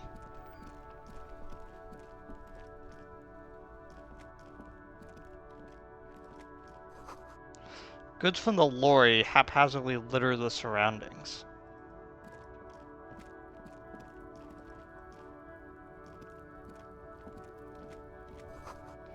A glossy magazine, most able-bodied men. This issue hosts a top 10 list. Jump Jams, a... Get on my face. A pop... Couldn't even read what that was. Freet. Sick. Oh, some morale.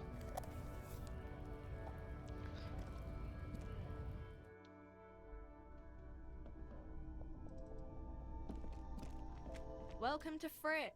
Feel free to look around or something. Everything is out on the shelves. Returns to her magazine. What's that magazine she's reading? What are you reading? You mean this? This is Pop Stars. It's got, like, famous people in it. It's not for sale. Looks like it also has something called Police de la Mode, featured on page 34. This speaks to you.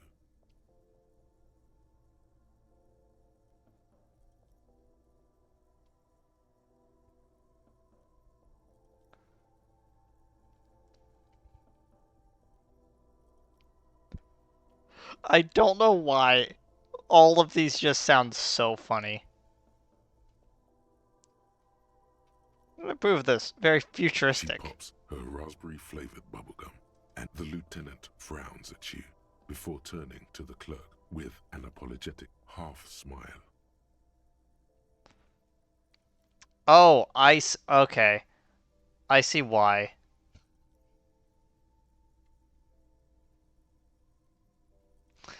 I just realized what...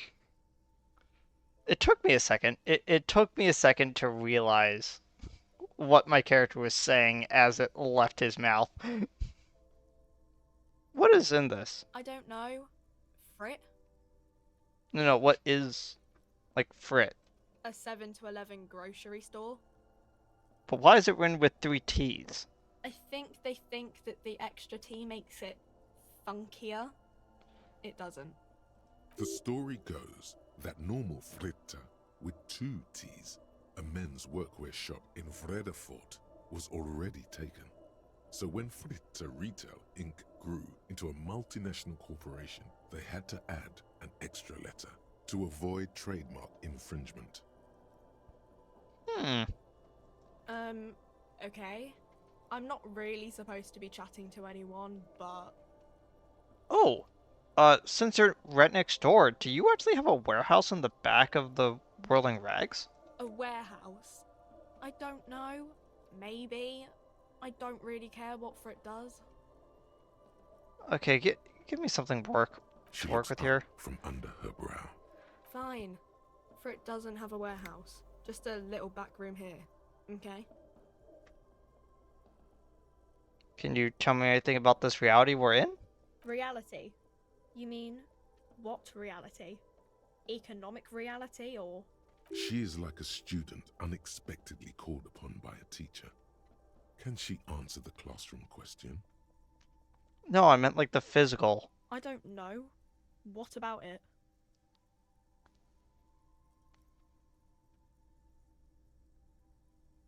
Actually, I'm not gonna bother with you with this nonsense anymore. Oh.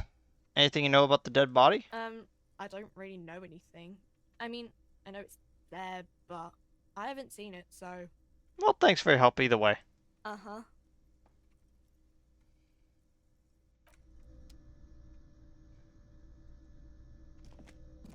You see several packaged raincoats fill a low shelf beneath a display of croissants and juice bottles. The raincoats are transparent, except for the big Fritta slogan on the back. What's that? What is what? It's a raincoat. If you want to buy one, then it's only 4 real. +1 endurance might help. A small cabinet on the wall is filled with various medicine bottles, nasal sprays, and blister packs. They all bear the Saint Baptiste Pharmaceutics logo. Their logo is the bloodless rose, pure white, untouched by harm. Just ask me if you need anything from Saint Baptiste. We don't stock prescription meds, but we do have Nosafed, Duramine, Magnesium, and Hypnogamma. Oh. Yeah, kind of. Okay, so for point 90 cents, I could get 1, but for 5.5 I could get 3 of whichever one I would want. Interesting. Who's Saint Baptiste? Saint Baptiste, you know, the pharmaceuticals company. Saint Baptiste Pharmaceuticals, the one that sells meds out of Saint Baptiste. That one. There. She is right. Saint Baptiste, the company, derives its name from Saint Baptiste, the city. Itself so named because that's what it is. A rare case where that really is the full etymological history. As far as almost anyone knows, at least. What did the products do? I don't know. Let's see. Nosafed is a nasal spray. Duramine is a really good painkiller. Magnesium is a dietary supplement. Hypnogamma is... I don't really know what Hypnogamma is. I guess it makes you feel less shit. It's recommended to use after lots of partying, studying, or exercising. Could you be a little bit more specific? No. Sorry. I'm not like a doctor or anything. That's fair. And what's that? A colorful display of cigarettes and alcohol bottles line the shop wall, inviting you closer. There, in that dark green glass, all in vain. The great flowing river of warmth, wine, alcohol, beer, alcohol, love, alcohol. The beauty, the truth, the poetry of it all. I'm obliged to inform you that both alcohol and cigarettes damage your health, but I guess you already know that. Thanks.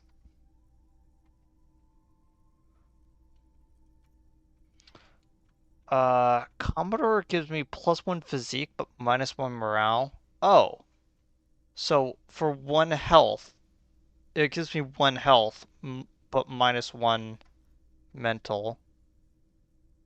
On all these except for smokes, which does the opposite. Huh. Pale aged vodka? Yeah, I was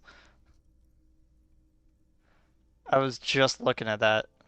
The pale aged vodka is special, I guess. It's stored in pale for a couple of years, which makes it super expensive and super strong. What? You know. Don't worry your pretty little head about it. Let's concentrate on what's important here. Okay, but what will consuming this stuff do to my body? I mean, I already said it'd hurt you. I don't know what else they do. Do you sell anything else? No, Frit only sells legal drugs, like the law says. Fair enough. Who's this? The tear machine stands in the corner.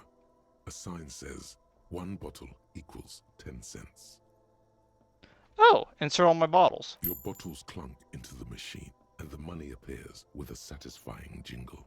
You're a richer man now. You're 100% sure you got special Hobocop money for that tear. At least 100% extra tear money.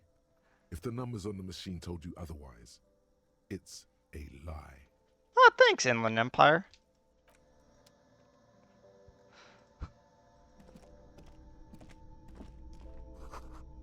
Dozens of yellow roses.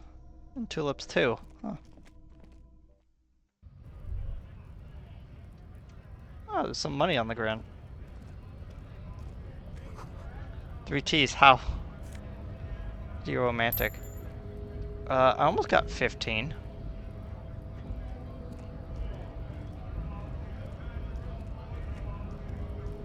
Scab? Hmm? Your hazy on the notion of a scab. Smells like politics, though. Maybe it's got something to do with the flask he reaches for from time to time. But what exactly is a scab? A kind of a worm, content with mere survival. They come, they want to do our job for shittier pay, screwing over both themselves and us. Everybody loses. Where do they all come from then? Beats me. Somewhere in the ground, I think. Well, you don't like this. You don't seem to like them much. Gotta be bloody stupid or freaking evil to scab. Or I guess scared, maybe. But scared of what? Of who? He looks at the mass of people, squinting his eyes, as if trying to ascertain what they're scared of. Personally, I'd rather beg than scab. If the gentleman shouting on the street came begging, maybe they'd have gotten something. You ever tried talking to them? We've explained the matters, but they don't listen. This lot would be reasonable and go home if the big guy wasn't riling them up all the time. Well, I'm not a scab, I'm a cop. I was just messing with you. No one's ever seen a cop scab. No. Nah. Imagine, you cops going on a strike, but then another cop comes in and says, let us cop for less money. Speaking of, what brings the RCM here? To the Wild North? Come to see the strife? Murder. Murder, huh? That sounds like a lot of hard work. You'd never see me investigating a murder.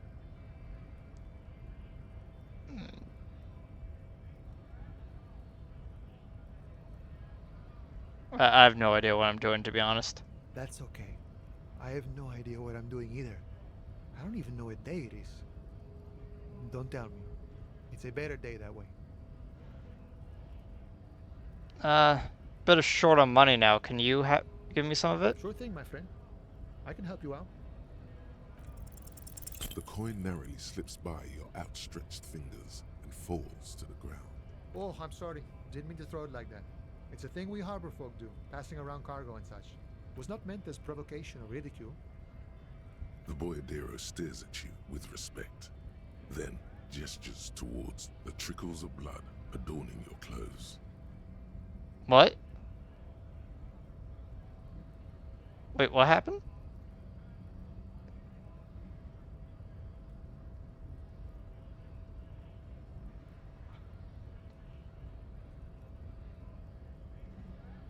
What the heck?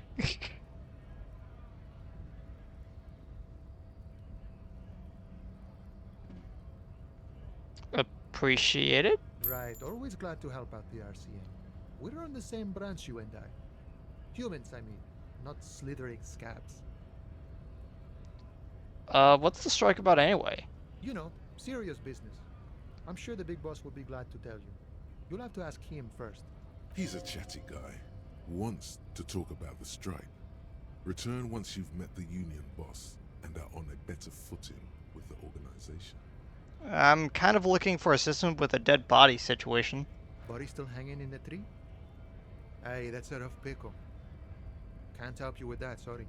I'm not really an admirer of dead bodies. Might be someone else from the union can render assistance.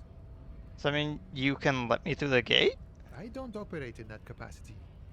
I'm not a granter of passage. The passage grants itself. If it's all so simple, why don't the strikebreakers just go up the stairs? That's simple? I could just walk in? Aye. Walk right past Measurehead and go in. Past Measurehead. Yeah, the 2.5 meter tall Semini supremacist there. Walk right past him. Right. Then press the button to unlock the door. Uh-huh. Then go past him again. Okay. And you enter the arbor through the office. Está. I think I have some questions for you first, though. The man whispers a jaunty tune. A coastal breeze ruffles his hair. Wait. Murder, huh? Let me That see if I sounds like a can, lot of hard work. You'd never see me investigating a murder.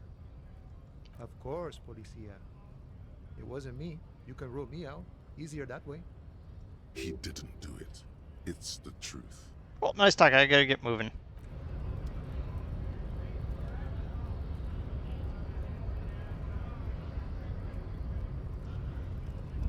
It's getting kind of late.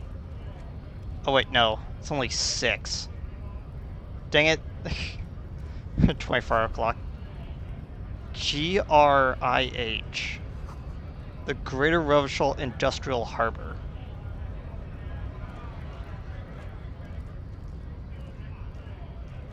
Bastards! We have a right to work! The man yells towards the harbor gates. His voice is the loudest of the lot, and oddly screechy for a man his size. What's going on here? Hold up and stay frosty, everyone. Cops are here. A broad-shouldered alpha male turns to you. He's a full head taller than everyone else here. You here to fuck with us? Beat the honest worker down. Why should I? We're here to fight for a cause. Stripes usually have problems with people who have causes. Then yes? Ha! Couldn't handle us. Cause gives the workers strength, gives them power. We have a right to work! Besides, we're not that different. It helps if people see us talking, cops and strikebreakers together. Shows authorities are on our side. Builds confidence. Regardless, I have some questions for you. Maybe you should ask them the questions.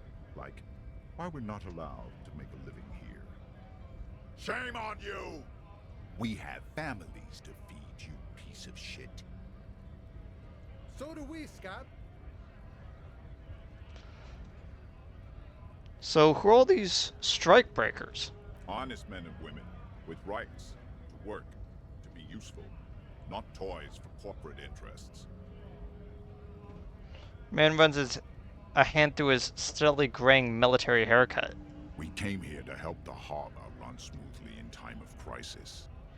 If union fucks don't want work, they ought to let in those who do want work. I have a question. Why do all these men follow your leadership? You think they follow because I'm big and loud? No. They follow the rules of the market, the rules of the economy, because they were given a job to do! Well, I want to get into the harbor too, so... Have fun. Union shits are on full strike. Don't think they're going to let you through the gates. I'm trying to meet their fat boss. Well, I'm interviewing them about a murder that took place here behind the hostel cafeteria thing. I know nothing about a murder. The mention of a killing sends a barely noticeable shiver of tenseness through him. Interesting. Absolutely nothing? Wouldn't put it past these harbor bugs. They'd do anything to stay alive. Right to work! It's shameful. Cops doing nothing. You should bring backup. Open up the gates for us. Blockading gainful employment for workers is a crime. I mean, this isn't really my area of expertise, so... We are not picking a side in this just yet, sir. Pity. Let us work! What is a strike, though?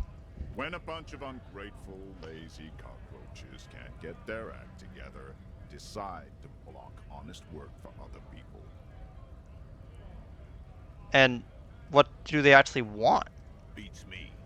They mumble nonsense about boardrooms and workers' rights, while we have the right to work!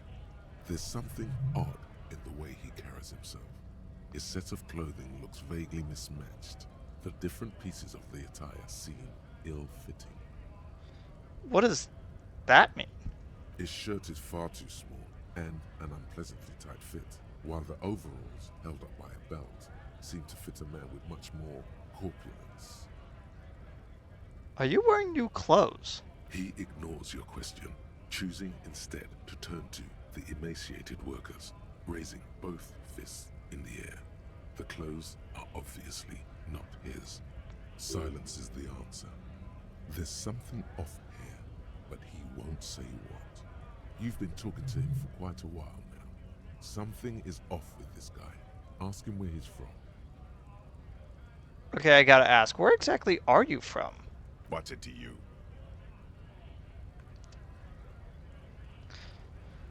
Routine. Part of the investigation. Am I a suspect? Done no crimes. I only fight for the rights of people. I already got that. I'm interested in, your background. We're all workers, right? Workers stick together. Came from the eminent domain, in Jamrock. Backgrounds in odd jobs, heavy lifting, cargo hauling, bouncer work. I know the drill. A bouncer from where? I frequent a lot of bars. Maybe I know one.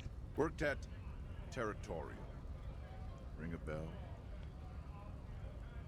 Yeah, I think I've been there. Uh-huh. It was a long time ago. So what exactly is your goal here, then? We were promised work. We'd be in there, working, if the bastards hadn't shut the gates. And you were unable to breach the entrance. Main gate's locked. Would take heavy ordnance to bust it open. Could try to get in through the secretary's office. Door's locked. The guards blocking the way to the access panel. I see. And I don't mean the scrawny mess punk either. I mean head measurer. Or whatever he is. Huge Seminese guy standing up there on the overhead passage. Won't let anyone by. The access panel is right behind him. How bad can one guy be? You seem capable. Bad. Standing on a narrow bridge, he's got a strategically advantageous position. And he's trained. I don't know how the Union has a trained killer up there. But that one's no joke. And my men are tired and hungry. They're workers, not fighters. Have you considered talking to them? Like civilized folk, you mean? These native fucks don't understand civilized. It would be better for the neighborhood if you went home, at least for now, if you can't get in anyway. No! They will give up eventually. Or get drunk. Leave the button unguarded. Then, we charge. Man rubs his jaw. Perfectly lightly bearded square wedge. That's an interesting way to describe his figure.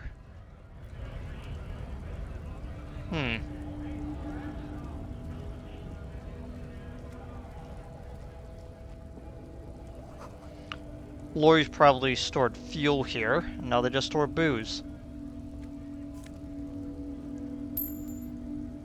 Okay, almost got 15.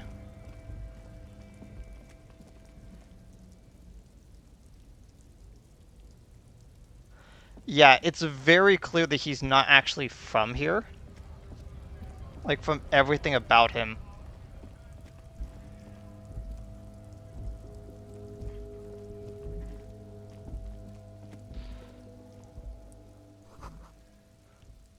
Closed for winter, use main entrance. Okay.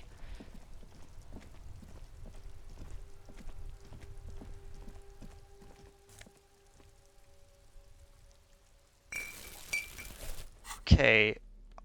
How much do I have in the bag? No, just the 2 bottles. Great.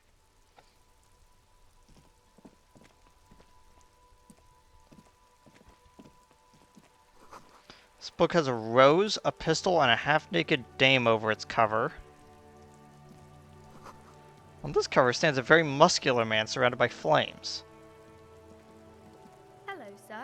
Step right in. The store is open. A young girl with a chubby red cheeks waves at you, smiling. Her nose is also red from the cold. Hello. Are you interested in a new and exciting book? What kind of store is this, anyway? It's a bookstore, sir. We sell books, postcards, and some board games. It's called Crime, Romance, and Biographies of Famous People. Whoa, whoa, whoa, whoa. Hold your horses, little girl. I love how encyclopedia is the one.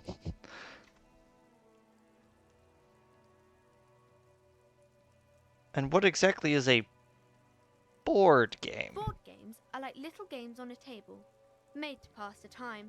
There are several different ones, but sailors here mostly buy cards. And what is this kind of postcard? A postcard is a small cardboard picture You can write a few words on the other side and send it to your friend or beloved. She is unfazed by your questions.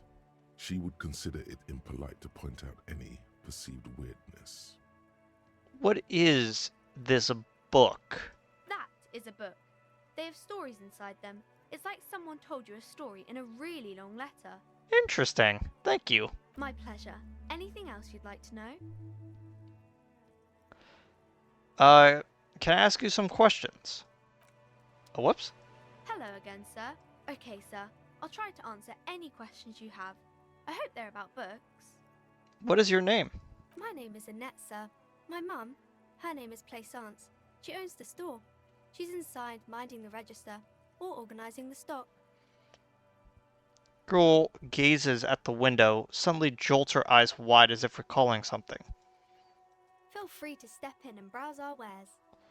And you're standing out here in the cold because... I'm signalling that the store is open. Otherwise, people might not know. They'd miss out on the crime, romance, and biographies of famous people. A sudden gush of wind turns the pages of the books on the counters. She covers her face, smiling. But she's cold. Can I help you in some way? Kind of you to offer, sir. She doesn't know what else to say. What could you do to help her anyway?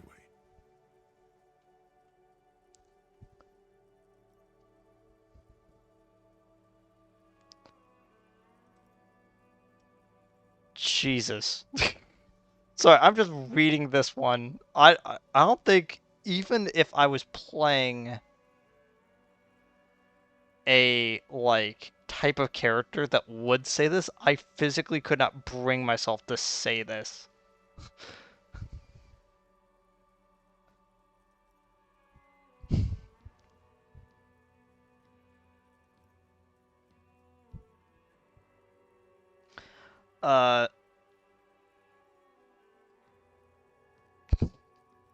Although I feel like I'm obliged to pick the blatantly communist option since I am playing like a character that has that as right. Right, almost forgot. Who is blatantly playing that type of character.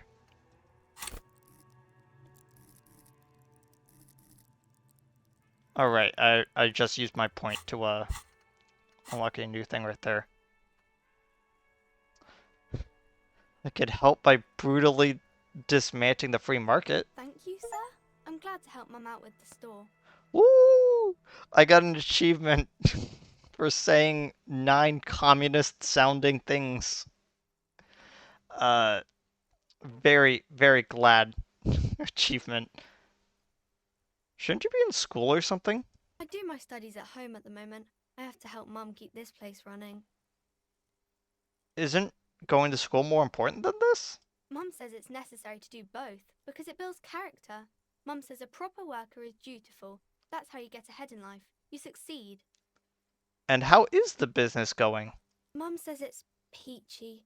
She was a little afraid at first. There's talk about this house being cursed. Behind her, the window has been boarded up.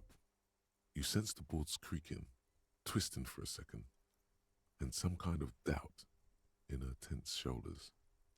In what way? Cursed in the way that makes them say that no business has ever really thrived here, sir. That they all go... I kind of want to swear, but I don't want to say anything. Bankrupt? Exactly. But we've been doing fine so far. Sounds rather serious. I should probably look into this. We can go into the bookstore and ask about the case. But I don't see much more to look into here. Lieutenant takes a note in his notebook. Yes, please do look at our wares inside. The postcards and board games you asked about are also there, sir. What do you know about the other failed businesses? Nothing really, sir. Mum doesn't allow me to sneak around in the back rooms or the cellar. I don't really know what's there. And how does the curse manifest? It does not manifest itself in any way. It does not exist. I liked it better when we were talking about whether it's appropriate to stand out in the freezing weather. But Kim, the plasmic manifestations. No such thing.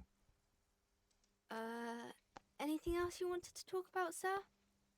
Well, enough of this curse for now. Maybe I can tell you about some of our books instead. Okay, so crime? Crime fiction is about murders or burglaries or things like that, and the work of a policeman or a private detective who's trying to solve a crime and catch the criminals. Why would anyone want to read about crime? It's exciting to people, I guess. They get to imagine dangerous things, and it's kind of like a puzzle, where you can guess who the criminal is, or how the good guys are going to catch him. I'm a policeman myself, by the way. You don't look much like a policeman. She examines you as if to find something policemen like. Okay, maybe not a...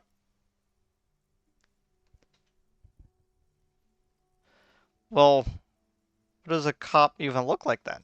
Didn't mean to offend, sir. Sorry, sir. It's just that you don't look like Dick Mullen.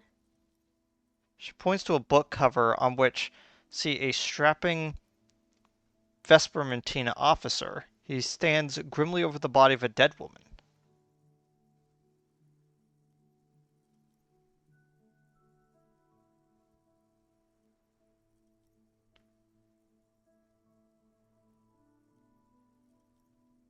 I used to be exactly like that Dick Mullen guy. Then he decided to live a little. What's that mean? You know, cut loose.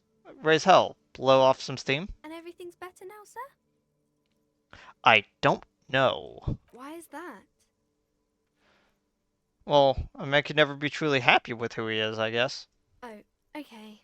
I shouldn't have said that thing about Dick Mullen. It's not your body that's important in police work, anyway. It's in your head. Head? Yes. Not head, child. Heads. Thanks, drama. Flexibility. There's millions of different people out there, and you have to get in their heads. Sometimes you gotta be a killer to catch a killer. Isn't that very dangerous? Policemen live and breathe danger, little girl. Mullen obviously lacks the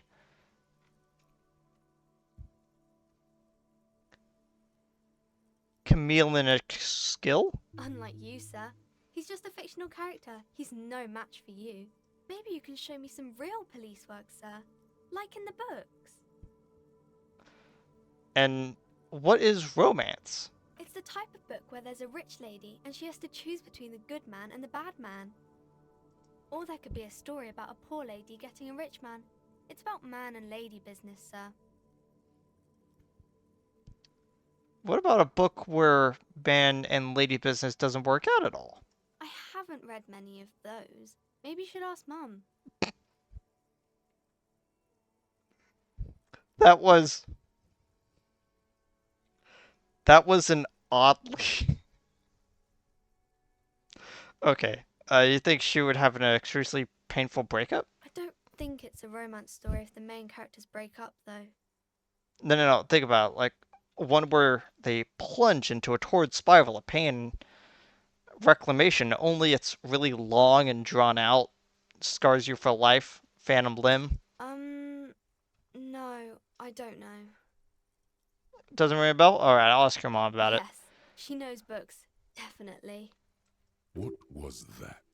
An idea for an unfinished novel stuck somewhere in your forebrain? Later, when you get the chance, you should address these issues by getting drunk. That'll show them.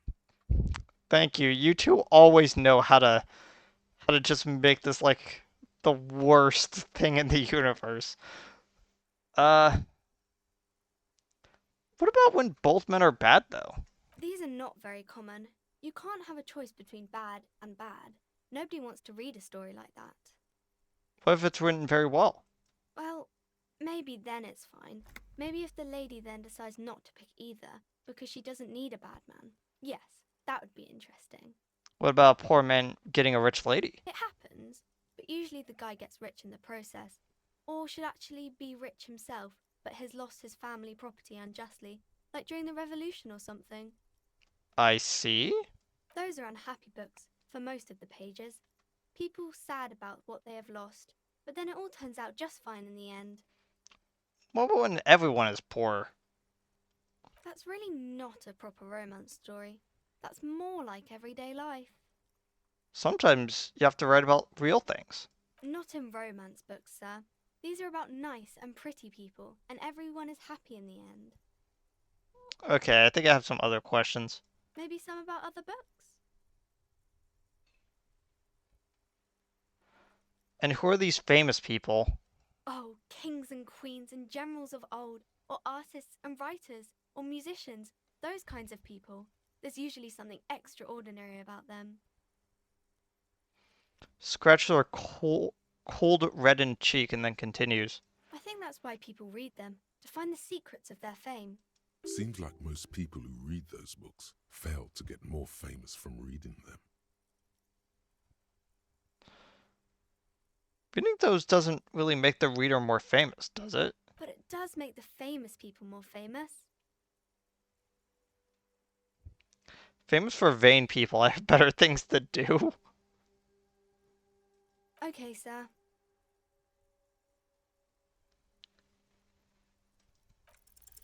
You fail to deduce anything substantial. Dang it. She waits intently.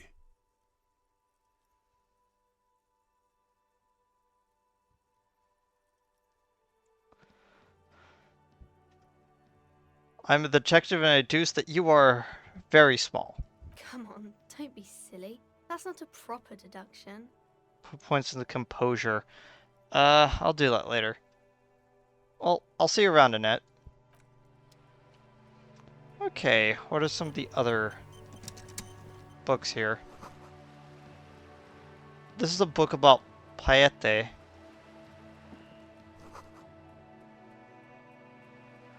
This book, you don't really understand what it's about, nor does it seem important. Book about Boyadera culture, promotes freedom and roaming upstream. Book about the future. Government reads your mind using radio technology. That is a very long name.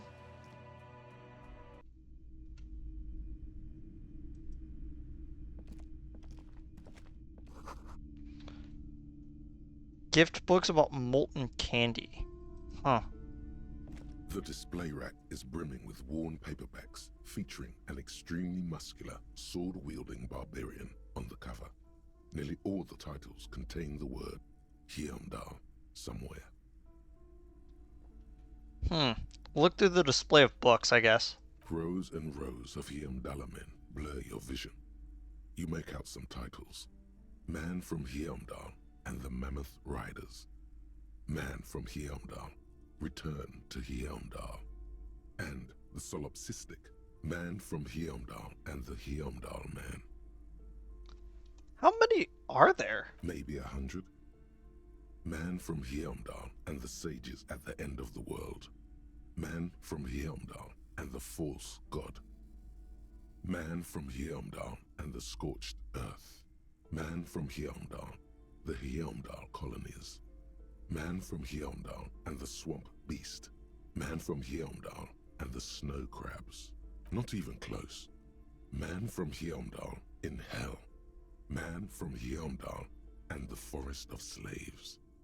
Man from Hyundai under the lake. Man from Hyundai, Hyundai burning.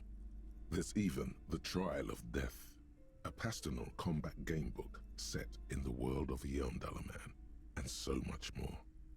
So what you're telling me is that this is actually the Conan the Barbarian series. Got it. Do any of the books call out to me? Nothing of interest. Oh my gosh. Only silence and the cosmic background pain radiation. Nice. Storekeep, tell me about the Musclemen books. Oh, Man from Hyundai. A very popular series of adventure novels. They're awfully immoral and violent books. Yep. Conan the Barbarian, I see. Why are they so popular? Blood and violence, scantily clad women, epic narratives, all those mystical things he encounters. They're bound to grab those with little imagination and nothing to do. Oh, that sounds like me. Which one should I start with? What does it matter? They're all the same. However, the customer is always right, they say. If you're a novice of the series, I'd recommend Hyundalaman, the Man from Hyundal. It's supposed to be a good introduction to the series. Huh. Actually, sorry I just kind of walked into here without talking to you. I just got distracted by muscle men on books. Welcome to Crime, Romance, and Biographies of Famous People. My name is Plaisance. Clerk extends a greeting. Be welcome, and please take responsibility for the energy you bring into this space. Oh my gosh. A golden pendant hangs around the woman's neck, in the shape of what looks like a tiny fish head trapped in amber. Before I go on, you seem very well off. Can you give me some money? I feel like there won't be an opportune moment to ask later. Sir, don't be ridiculous. I certainly will not give you money. I would be doing you a grave psychic disfavor. One has to earn one's success, even if one is a police officer. Handouts are nothing but manipulation. All they do is make you dependent. Ah, I see. A liberal. Certainly there are good things to be said about dependence. Oh my gosh, this second one, I hate this so much.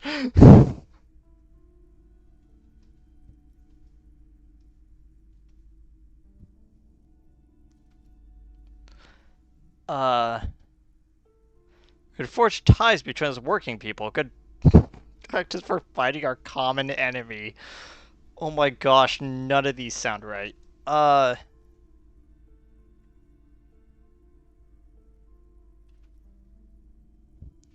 kind of business relationship would that kickstart? Exactly. In this kind of business relationship, I could come and critique your work any time. I could demand things from you, limiting your creative freedom. We wouldn't want that. Curious pendant that you're wearing, by the way. Oh yes, helps to have an anchor in these times. Are you the owner of this store? I am the proudest owner of our little shop of culture. Her voice is high-pitched, as if to give more penetration. The girl outside mentioned that this place is... Oh, your daughter is the one standing outside the store, right? Annette, yes, my daughter. I hope she wasn't slacking off again with her nose in science fiction. Tell me, was she at her post doing her job like a proper girl?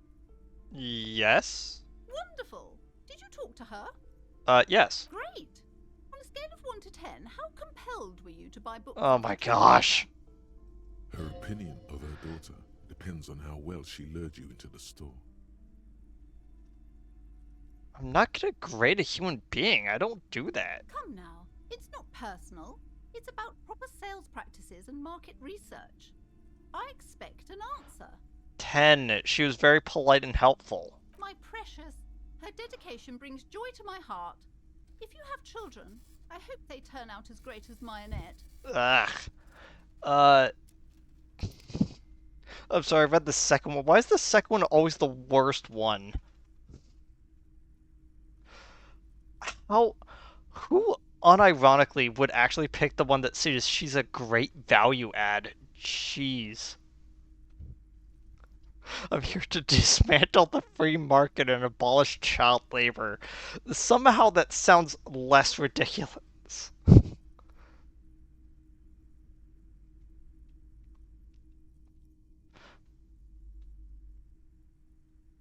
way you're handling her strikes me as wrong. Mind your own business, sir. In our society, people don't get to tell each other how to raise their children. It's none of your or anyone's business. Denial is the way she copes with criticism. And I'm here to dismantle the free market. You must be kidding. There's nothing like that happening. It depends on how much you... How much do you pay the kid? Good, sir. What does a young child do with money anyway? No, I save it for her as a fund. She's securing her financial future out there. Such criminal behavior would not happen in more developed countries. What the heck do you mean by that rhetoric? In some more developed countries, this sort of thing is like 2 felonies, like child labor and slavery. Those countries will realize they've raised a lazy and spoiled generation. Are we done with the jokes now? Yes, we've had quite enough fun here. Right. Right. Let's set in the The subject. woman before you scans the store, her shoulders rigid and tense. Every now and then, she nudges her glasses. Well, Annette mentioned this place was cursed. Cursed? Who said that? Annette? I will have a word with her.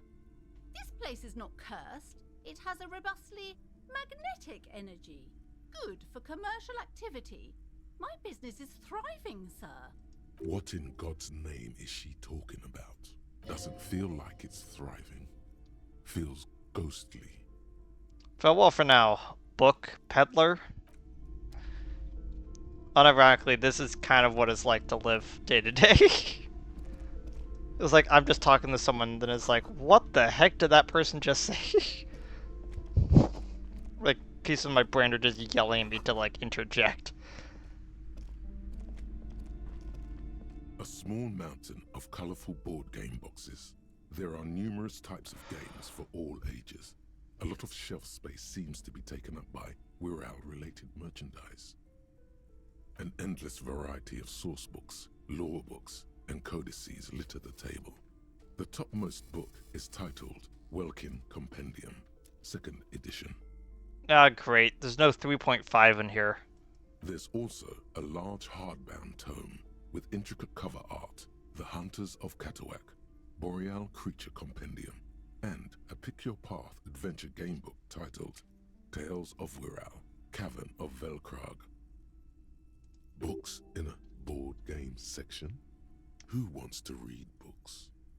Thank you, starving artist part of my brain. There's a box that says Wirral, 3rd edition Mega Setting Supplements Module. There we The go. side There's the panel 3.5. notes, a fantastique adventure board game. New maps and miniatures. A sticker on it displays 25 real. If I remember correctly, that's supposed to be 25 euro. I'm not sure if that's how much money that would have actually been in the 70s. That price is steep, but then it's the 3rd edition Mega Setting Supplement, so it makes sense. What kind of board games do you even have here? Wonderful board games, sir. The Viticulturist is a classic for sure, or perhaps you'd like Archipelagos of Insulinda, a very educational game for those interested in geography. Browbritter is a fun game of economic competition, but can get quite intense after a while. We have games for the whole family. You can play with your children. Oh, I see it's Monopoly. Who are you going to play board games with? Do you have friends or family? Do I have friends? Are you actually friends? Or just colleagues thrown together by circumstance? Unironically, I think it would be really awkward to look at Kim and then say, I don't feel as if I have any kids. That would be like the most awkward thing in the universe.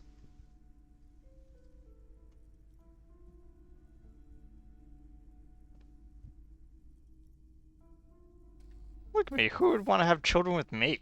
Don't be so hard on yourself, sir. You just need to clean up a bit. And technically, friends are a bit like family. For playing with friends, I'd recommend Suzerainty. It's a civilization building game where you build a civilization, then set off to brutally colonize and repress other civilizations. It'll cost 12 real. Oh, I see. It's, Settlers of Catan. What are all these whirl things? Lousy auras there. No, role-playing games are popular among those types. You know, who are into those kind of things. Personally, I don't like it. Not at all. I've heard they turn people into occult enthusiasts. That they have rituals where they try to summon entities. Highly immoral stuff. You can still buy them, though. Unironically, when I was a kid, I went to church with, people like her. And my dad, who was super religious as well, looked at people like them and said, wow, you have no life. These shelves are overburdened with books from the same series. You see the name Dick Mullen over and over. Crime fiction is a disgrace. An asinine misrepresentation of the physical attributes of the arduous everyday work of actual police officers.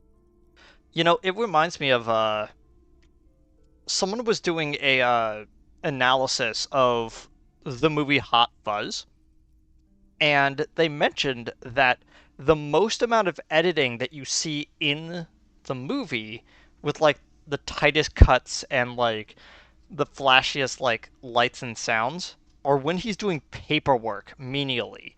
Because to Simon Pegg's character, that's the interesting part of being a police officer, is actually filing all the paperwork, which is like the funniest thing in the universe.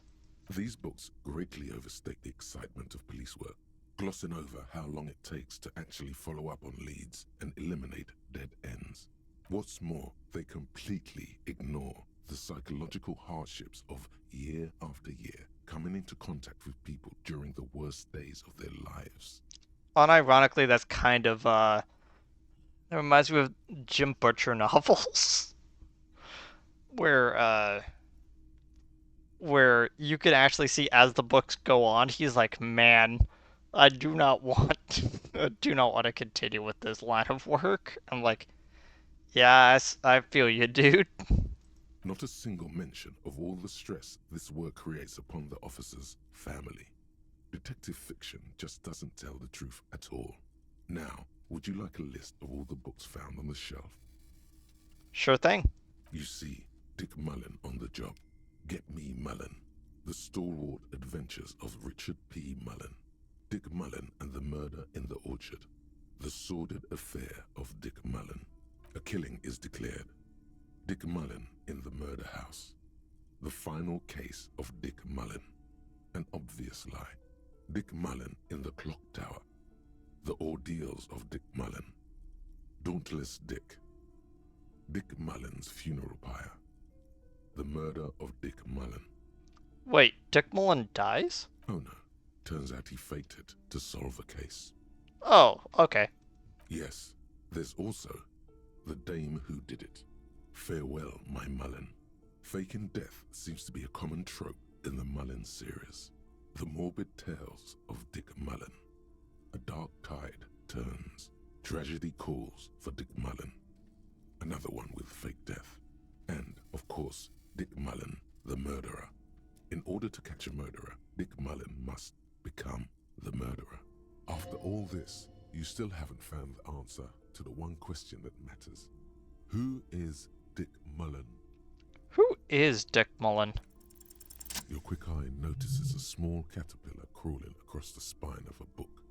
The title reads, Dick Mullen and the Mistaken Identity. What do we have here? Mistaken Identity. A worn paperback from Dick Mullen's classic hard-boiled phase. The premise seems to be that Dick Mullen is framed for the murder of his best friend and has just a few days to prove his innocence. And why does this book... yes, it's literally like millions of lines of dialogue. And, like, if I remember correctly, the original release of this game only had, like, the narrator's voice. All the other voices were added in afterwards, adding another million pieces of dialogue into this game. Why does this book speak to me? Could it be the motifs of unstable identities and shocking betrayals? Then this is the book for you.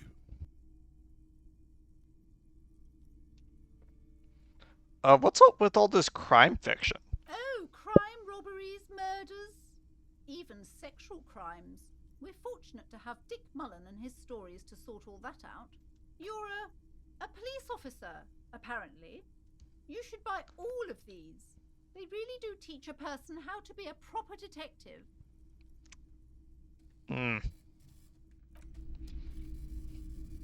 Makes me not want to buy it, just to spite her.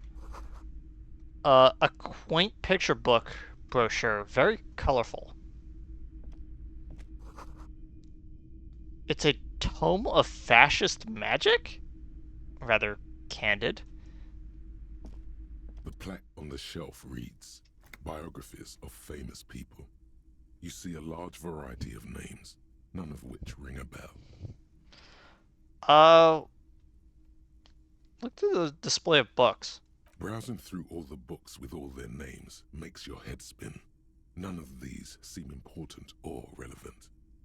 It's all just vapid egoism. Suddenly, a particularly odd title catches your eye. It reads, High Speed Love, the tragic true love story of Jacob Irv and Alfie Delatraz, by one Cecilia Averbrook. High Speed Love chronicles the romance between two of the finest tip-top tourney racers in history. One of them is the madcap driver, Jacob Irv. His blonde mane graces the cover.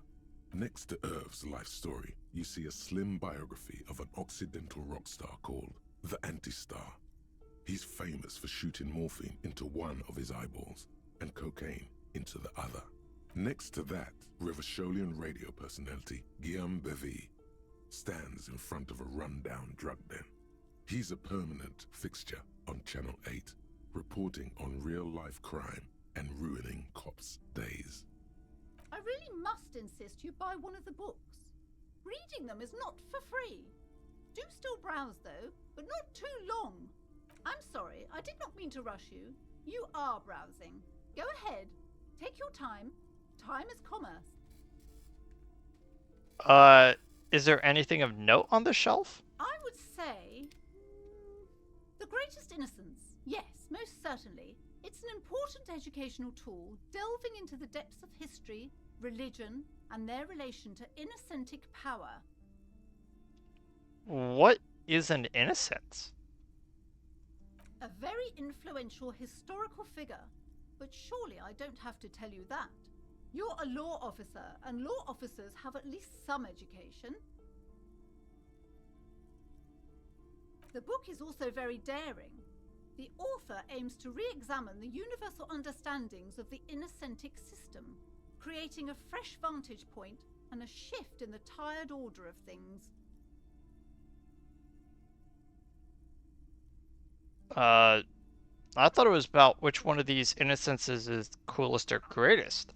Perhaps for a layman, deep analysis is necessary to peel back the multi-layered meanings. Do her words seem vague and abstract to you? So you recommend it? Certainly. It's prudent for a person to have at least an elementary understanding of history and society. Imagine the chaos we'd be in otherwise. You feel like you should get this one? Definitely. It's important somehow. There's something personal inside. I will think about that then. Well, not right now though, but like, I will think about maybe thinking about it. Another boring book. This bookstore is not strictly about crime, romance, and biographies of famous people. There's also a wide range of paranatural literature. Amidst the various books, you find one written by someone named Matthias W. Dundas. It's about wholeness, unity, balance. These three things are very important to the working class mind. The point of the book, and many others on this shelf, is to give people medicinal advice in situations where they don't have access to paid health services. How does that work? It serves platitudes, while also telling everyone that traditional medicine, oh my gosh, the kind people don't have access to, and which costs more than this book, is garbage, and would only give you cancer anyway, without even curing your cold or anything. Wholeness, unity, balance, on the other hand, can basically take care of anything. Though it is important to note, when it's up to your mind to heal yourself, then it's because of your mind that you're ill in the first place. Does the book actually say anything? The book features chapters on topics such as how to find magnesium. It even lists plants you can harvest magnesium from. How to continue drinking if you're an alcoholic who has destroyed his liver.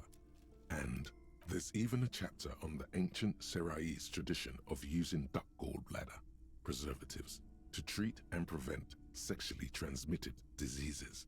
Pre and post factum apply. Nothing worth buying. This is just mundane garbage. What's even paranatural about this? Thank you, Inland Empire. The throbbing in your head increases with every passing moment you gaze at this shelf. Suddenly, as if out of nowhere, a small green book becomes apparent. The title of it reads, Medicinal Purposes of the Pearl. The book contains very little explanation on the matter. This knowledge seems to be taken for granted. Well, what is this book about? The book contains descriptions of various pseudoscientific therapies, alternative medicines, and folk remedies involving the pearl, also known as le territoire. For example, it recommends vigorously swatting one's naked body with a venik or hand broom, made from the leafy twigs of a young birch tree from the near pearl. Sounds painful? It is supposedly invigorating and good for the circulation. What else? It also recommends consuming distilled spirits like vodka or whiskey that have been aged in the pearl. Readers are instructed to cover these jars in a shallow hole just inside the pearl and leave them there for 30 to 60 days, depending on the potency desired. And what does that actually do to the liquor? Among other benefits, it is alleged to restore a damaged liver to perfect health. That seems improbable. Thank you, Logic. I always depend on you to tell me the true facts. Should probably get my hands on some of that, though. For general health and well-being, readers are encouraged to take regular strolls through the pearl, though a sidebar cautions readers to limit each stroll to less than an hour. These strolls promise to cleanse the mind of worries and the body of toxins, especially if the perambulator performs this ritual in the nude.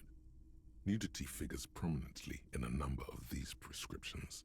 This is exactly what you need. Anything else of note?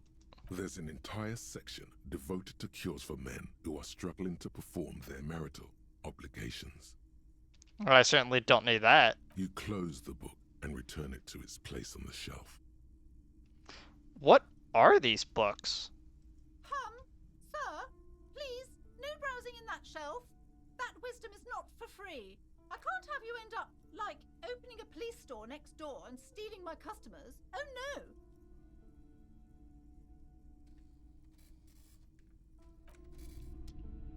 no! Okay. I like how none of that actually told me what the pail Several is. maps have been attached to a bulletin board hidden inside the alcove. They're held up by small pins.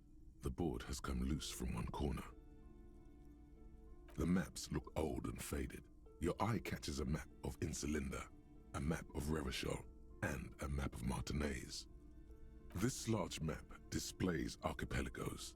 You see a constellation of small dots on the light blue emptiness of the Insulindic Ocean. The largest in the northeast is La Caillou. You are here.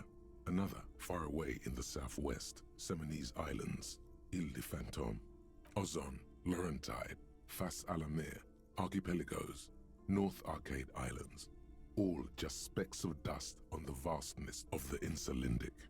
On the edges of the map, the color fades into a blur of dotted lines, black and white. In the northeast, a dust mite stands on the north coast of Caillou, in a bookstore. It's you. Can you actually see cities on these islands? You can, on Caillou, Revachol, a single black star, on Ozon, Fondelier, and Vilmandu, on Archipelagos, Croyan Moran, Villiers, on Seminine, Olduvai, and on Laurentide, Deora of the Seven Seas. Lost little pearls of light, tiny fires in the dark. 850 million people live on these little dots, an oceanic world of culture and commerce torn apart by history. The ocean breaks apart into a tangle of cosines and azimuths, all pointing into pale nothingness. Windy is the north azimuth. Grad is the northeast azimuth. Samara is the east azimuth. Seol is the west azimuth. Isolas, they're called. Connections to other worlds. Words past the Insulindian, unknown to you. You only know you've never been there. You have little idea what they are. distant stars, gods, but looking at them makes you feel almost non-existent. Whatever they are, the Isolas are immeasurably large compared to you, and very, very far away. Perhaps they are gods, gods of distance and outer dust. The north coast of a verdant island is shattered by the delta of a river. It is the River Esperance. Countless bridges put the shards back together, connecting city blocks to river islands. La Delta says a great artificial heart in the center, teeming with life forms and construction. To the east, rolling hillsides, Le Jardin, Stella Marie, the suburbs of Saint-Baptiste, swallowed up into the megacity. They sound rich to you. This is Rivershell East. Hudon, it's somewhere to live, not bad. Then there's Jamrock. It's bad. People shouldn't live there, but they do. Then Forburg. It's almost as bad, and much larger. Then Coal City. It's the worst. It's so small you can't even see it on the map. No, wait. There it is, north of Jamrock, the strip of coast next to the Greater Rivershell Industrial Harbour. It looks downright despondent. It's almost Coal City, to be honest. No, this is somewhere to be. This is all you have, but it's still something. Streets and sodium lights, the sky, the world, you're still alive. It's not really a map, it's a tourist thing. A picture postcard with buildings on it, drawn from an isometric perspective. A date in the upper right corner says 48. Still, it's detailed. Could be pretty useful for scouting ahead. You see the jagged boxes of an industrial harbour, even the whirling in rags there. Stork, can I buy these maps? I'm sorry, officer. The map of Martinez is the only one available. The other two are not for sale anymore. And besides, you could scarcely afford them. They're quite valuable, though they might not look it. The map of Martinez is 90 cents, though. Why is it so cheap? That old thing. It's an out-of-date map of a tourist location that never was nor came to be. From when some design studio people tried to spruce the place up 4 or 5 years ago. They also renovated the horse statue, set up those coin-operated viewers, and designed the new street lamps. The place does not look like a successful tourist trap, does it? Well, what happened to them? They didn't get that far, for some reason. A shame the project never got going. Would be nice if someone fixed Martinez up. All these ruins are bad for business. Okay, I guess I'll buy the map of Martinez, I guess. Always good to be informed of your surroundings.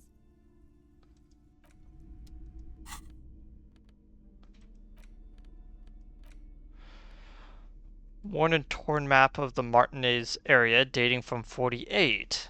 A title on the top reads Benvua Revachol. It's a bit out of date and was originally created by a design studio in a failed attempt to spruce up Martinez, turned to a fancy tourist location.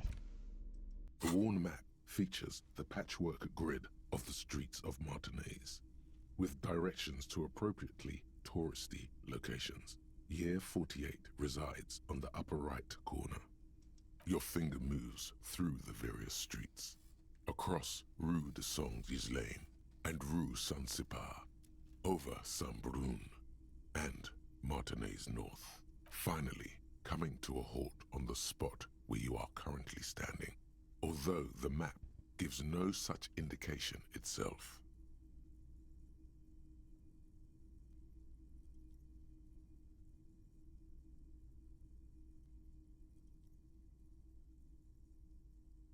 I just realized I lost internet. That's dang. On the bright side, I'm still recording, so that's pretty good at least.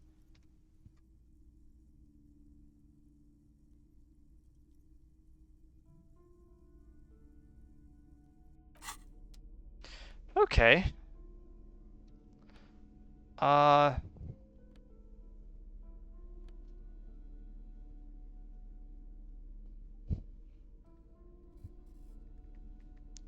1 second.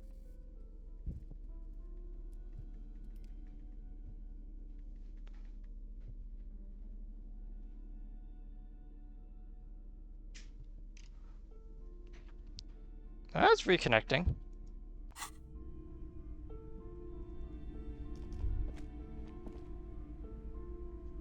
Oh? Everyone knows the most important thing about fascists was their magic. The only interesting thing was about their magic. Thanks, game, for saying something completely innocuous that just knocked me off my... Okay. Hello again, esteemed officer, and welcome to Crime, Romance, and Biographies of Famous People. Oh, didn't check over here. Flash of them back up. Oh, dropped again. Oh? Well, my ping is really bad. Okay, I stopped dropping frames. I should be back. Okay, if you can, if you could hear me and everything's still stable now, just let me know. Okay, cool. You see a set of tattered curtains blocking the way to another room. A strange cage-like trinket dangles from the curtains.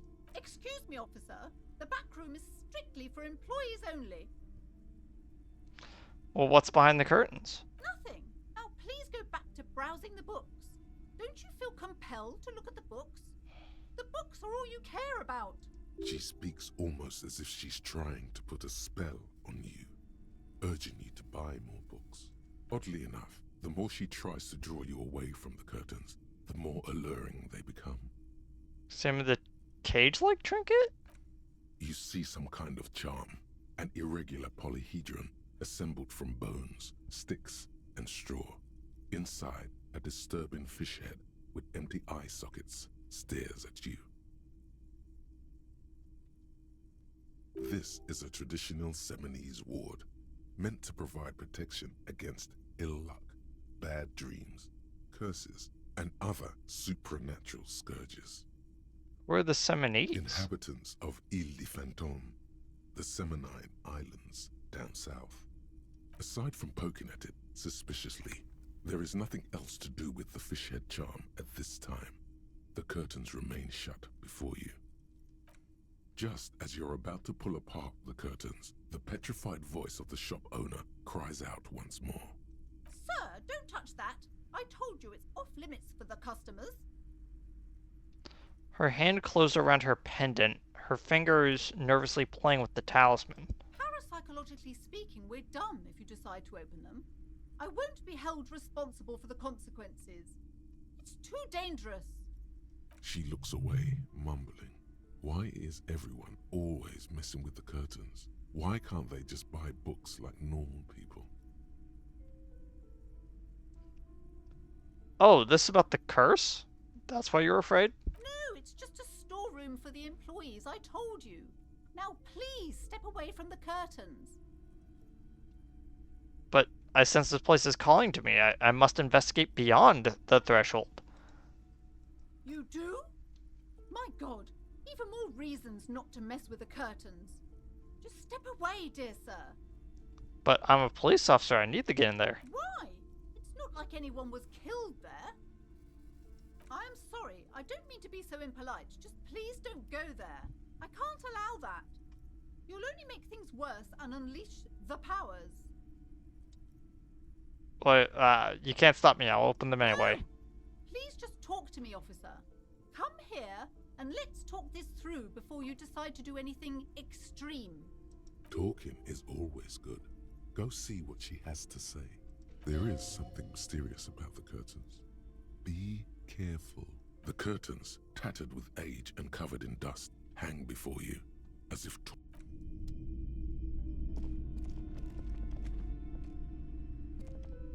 Hello again, esteemed officer, and welcome to Crime, Romance, and Biographies of Famous People. Okay, so what's up with the curtains? I already told you, it's just a storage room for employees. I don't understand why it's so important to you. Just let it go, officer. Go buy some goddamn books. You're supposed to be drawn to the books. If it's just a storage room, then why have a Seminese ward protecting it? It's just for decoration. She wavers under your gaze, mouth pressed into a tight-lipped smile, and then something breaks. Okay, fine. It's because this place is cursed. Just like Annette said, they don't call it the doomed commercial area for nothing. Are you happy now, officer? Happy that you've ruined everything? How does the curse manifest? The curse is so much worse than you could imagine. It's a disease, eating at the very foundation. A shiver runs through the woman. She looks around the room, around the dimly lit store. It's the curse of financial distress, of ruin and bankruptcy. Didn't that curtain just move? Well, Annette mentioned that the previous tenants have experienced some financial troubles. It's not just that, officer.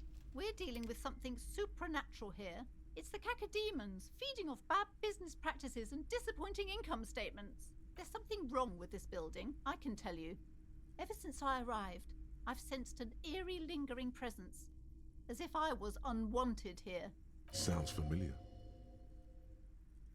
Strange. I feel unwanted too. What does that mean? Truly so? Perhaps the dark energies are leeching off you. You shouldn't stay in the store too long. It may be dangerous.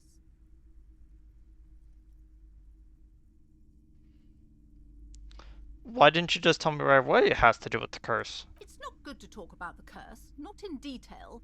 The negativism, it's dangerous. Talking about the void wraiths angers them. Wow. Void raves. You have new words. Have you sought help from anyone? Yes, I've contacted numerous parapsychologists, and even a pair of Simonese mediators. They provided me with the wards. The wards help to keep the doom at bay and protect us against the darkness that lies further in the building. Even though now I fear, it's not enough. Is the pendant part of the wards as well? Oh, this? No, it's a special Himian amulet, blessed by desert pygmy shamans, with a spell of compulsion. It's to compel people to buy books. There are numerous spells cast throughout the store. I had the books anointed with a different inducement spell, for example. It's guaranteed to boost sales 15%. As I said, I went to church with people like this.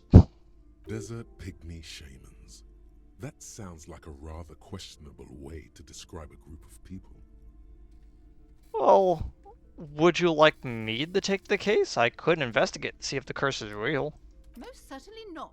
I don't want anyone who's not familiar with the psychic arts to get involved in this mess. Stay away. Leave the spirits be, so they can return to their slumber. My liege, you know what this case calls for? A para-detective.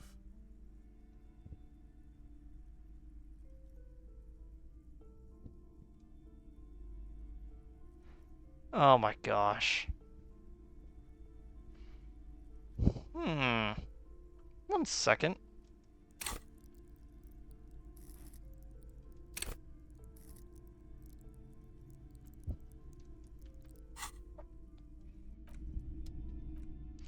Okay. So I'm gonna make a hard save. Hello again, esteemed officer, and welcome to Crime, Romance, I'm gonna try this. and Biographies of Famous People. It's a 50-50 flip. Time to fire Dang up it. the old lie machine. Dang it. Ma'am, I'm a renowned private investigator, paragon of law, and a specialist in all things criminal. And I am his private partner, John Shaw. Together we run the preeminent postal surveillance firm in Revachol. Oh my gosh, Kim, are you actually backing me up on this? Shao is what the Saolite Empire was called in the Occident, back when far less was known about the people. It was a barbarian other, ever so mystical, on whom you could project any kind of exotic fantasy. The legend of it persists, and a lot of people still think the Shao is a thing.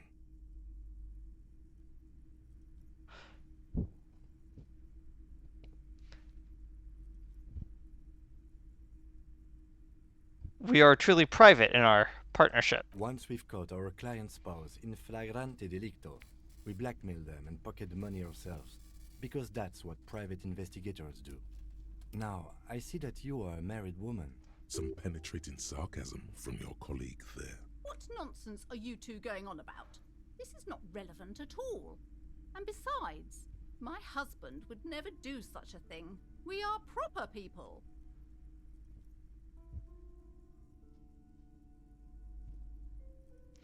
Mind your manners, John. This isn't the Great Shao Empire, where you could just talk about sex stuff so openly. This is preposterous. A waste of my time and of no help to anyone.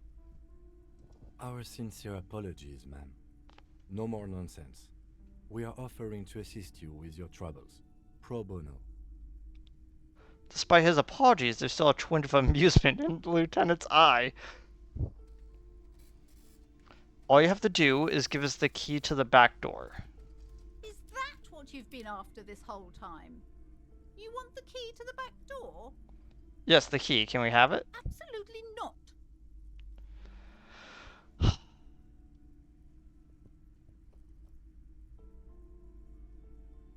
I have a few more questions about the curse, then. Okay, but please, only a few questions. You wouldn't. I guess we've already spoken about them. The store. Okay. So that's another thing that we have to level up. We have to level up drama, I see. The lights are so pretty when it gets dark. So we have to level up drama, composure. What's the other one? We have to level up drama, composure.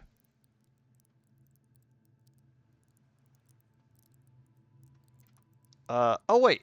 Why am I doing it this way? I could just like... Here we go. Map. Savoir-faire.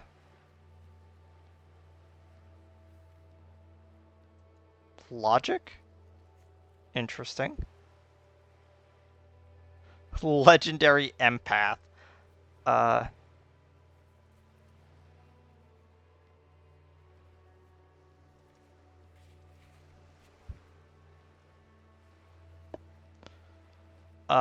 Trash container?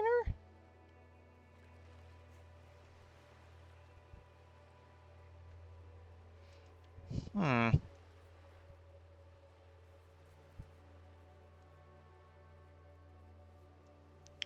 Oh wait, what? Map wall? Oh, to steal the map that we currently have, right.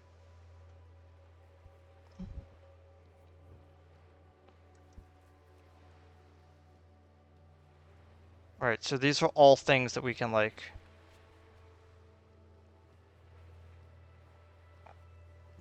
that we can try again.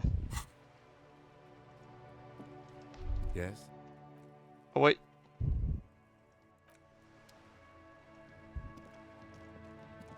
Where was that? This book appears to be erotica, but without actual erotica. Thank you. Might as well ask, why did the 41st send me? Look at you. It's because you're a failure. They sent you to Slight, Precinct 57. What? No, that can't be right. Just think about it for a second. You're a raging alcoholic who showed up 3 days late and argues with his necktie. You weren't sent here to win. Kim, what if my precinct sent me on this cape because I'm a fuck up, like I'm some kind of joke? I've considered it. Didn't have to be so, didn't need to be so straight with me about that. So it is true. It would be immensely ugly of them, not to mention unprofessional. But I also think it's somewhat unlikely. Why is that? I checked the records. This jurisdiction dispute, who polices Martinez, reaches back to the 30s. It's as old as my station. And all this time we can't decide who gets Martinez? I think, yes, both stations would prefer a win. It's definitely mine. It's definitely my connection that's bad right now. Do you really see me as a... Oh, so you are their finest. I am the finest of nothing. But do you really see me as a safe bet? Safe? No. But you're old. You've made it this far. Something has brought you through. We've only just started working together, so I don't know what it is yet. But it's there. So no, I don't think they sent you as a joke. And even if they did, they are in for a surprise. Thanks, Kim. How nice of you. An old call box with a matrix of push buttons lists all the companies in the East Delta Commerce Center. East Delta Commerce Center? This must be the name of the doomed commercial area.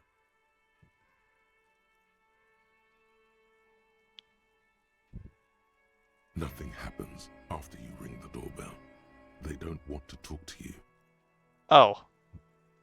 I just realized I rang the doorbell for the whirling rags. Okay.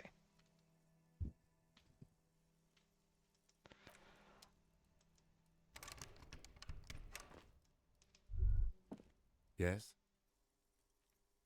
Oh yeah, that one's locked. I need to put a skill point into Inland Empire to convince him that there's something incredibly serious about this case.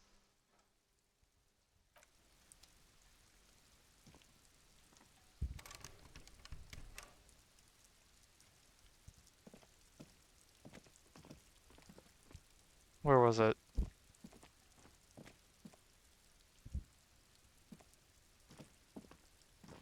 Where was it?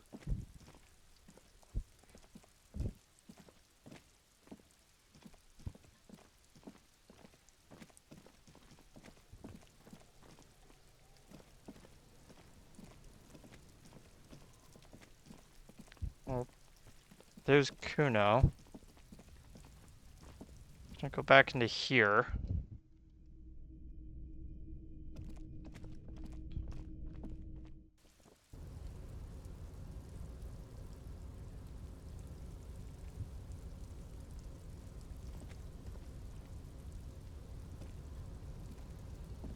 Okay, let's get back up here.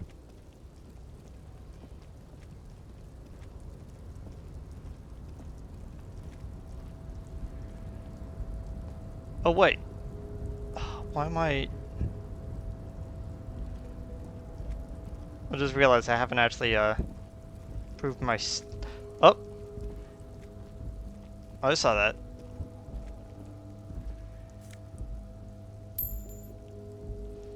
Okay, I'm almost there.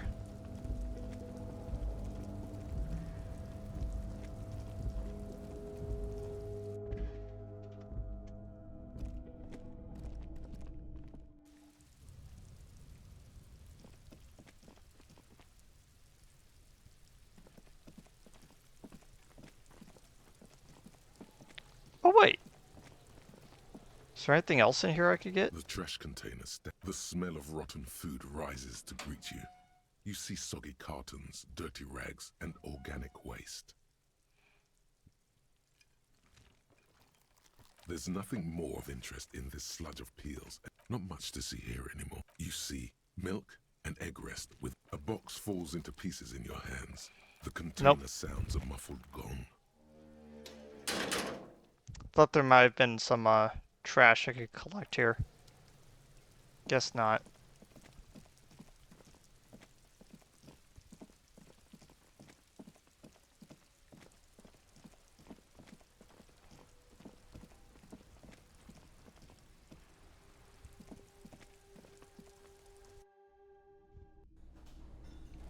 Oh! There's a lot more people in here now. That sugary black rum stain on the counter makes you teary-eyed with joy. It's almost touching how syrupy and sticky it is. How long have you been up already? Pretty long. 2 hours? An hour would have been bad. 2 hours is mystical. You have truly wiped out all trace of yourself if you haven't thought about rum and lemonade yet. Well, forgot to serve me up a beverage, I guess. Forget about the bar. Or don't forget about it. You should totally try to get a drink there too. But first, you should lick that stain off the counter. Yeah, man. Let's get wild. Lick it. No. What happened, man? You used to be cool. Go get your boring normal person drink then. Get your drink on and your act together.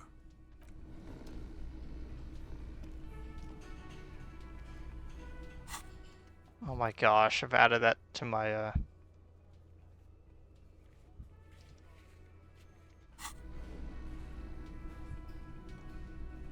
The worker is in a deep slumber. Perhaps he's on his way to where you just came from, into the primordial darkness. There is only one way to wake this bone idol from his slumber. Roar like a hurricane. Rip the buildings from the earth. I am the law. Why the yelling, man? The 30-something-year-old man lifts his head and gives you a pensive look. Looks like a Sow descendant. A lot of Sow dock workers around. Oh, you're alive. Looked like you were up for the long count there. Wait, what? I was just sleeping. What do you want, officer?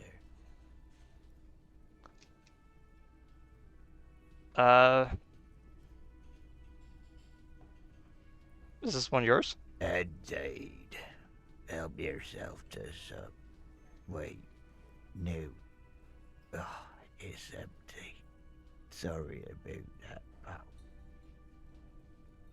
pal. Tell me about Wild Pines, I guess. That's the name of my employer.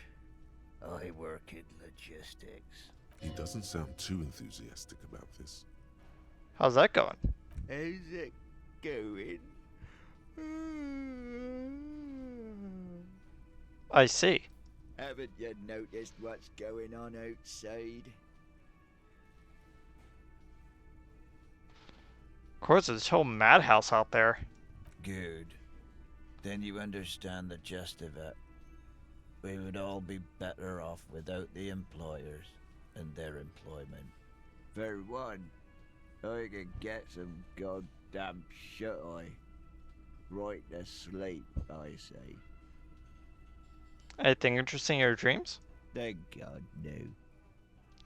Was it a fathomless darkness into which we ought to be deferred, like corpses in a mausoleum? The worker stares at you, his eyes dry from sleep.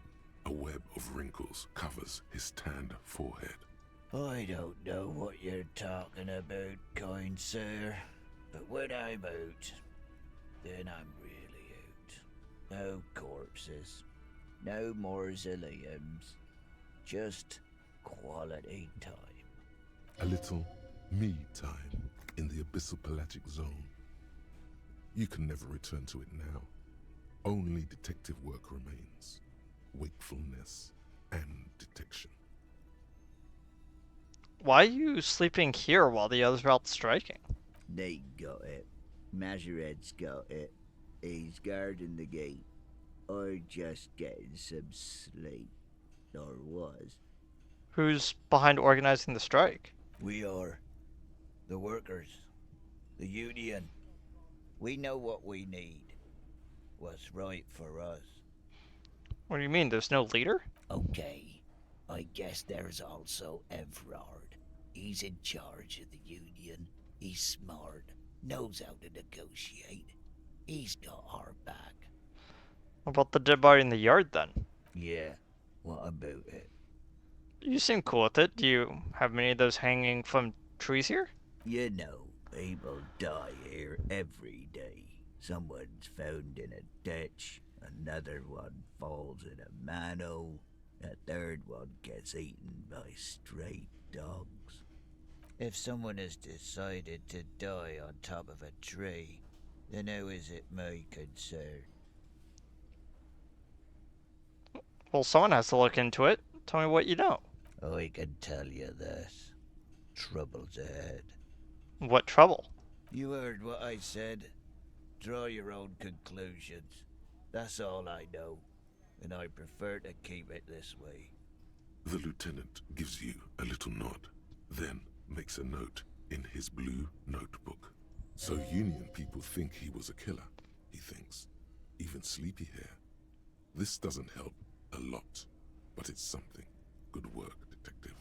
Alright, I'll let you sleep. The dock worker doesn't answer. His head is already back down on the table, in sweet sleep.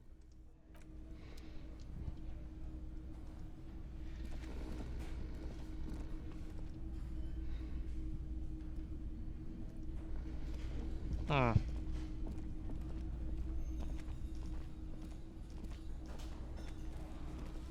Well, Can I help you? okay, I'm gonna need a drink. Do I have a shaker in my hand? Is this a shaker? He sounds irritated. Son irritated. Why? All I want is a drink. Am I wearing a little bow tie? Am I wearing a bow tie and doing this? Am I smiling? Do you see me smiling and shaking my little shaker? No. Do you know why? Because you're not a bartender? That's right. I'm the cafeteria manager. I'm glad we cleared that. Was there anything else? Play it calm. This man needs to understand you need a drink to help the community deal with police stuff. What a weird way to put that, Rhetoric.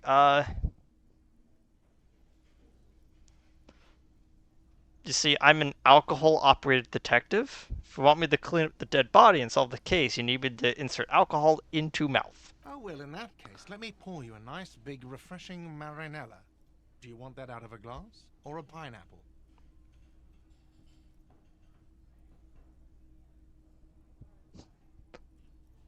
You do not want to taunt me. Not when it comes to Marinellas. Don't be an imbecile. I'm not going to serve you a marinella. I have work to do and broken things to fix. If that was all, I'd like to return to it. So about the money I also owe you. Yes. Have you got it? How much do I owe you again? A lot. For the room and broken window, 100 real. Okay, let's Like talk about what? something else then. I was... Well... Yes? Hmm.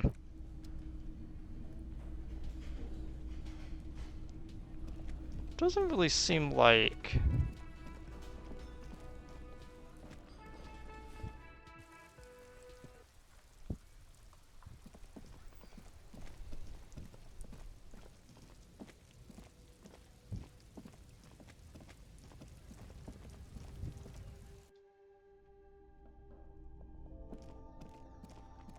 The tear machine stands. Your bottles clunk into... Do you know what you should do with that money, kiddo? You should buy more alcohol.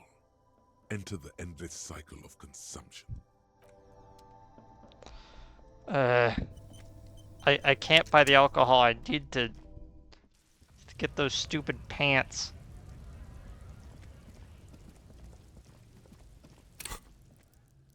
I'm pretty far away from leveling up. Actually, it's in my pockets.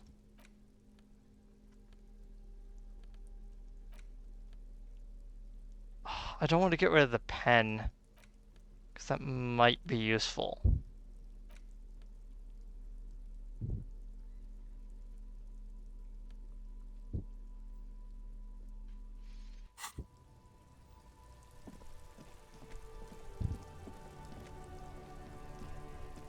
Inside, you see a set of steering levers, a radio microphone, a pull-out as you tap on the gauge. No, that's enough fun with the foldable headlights.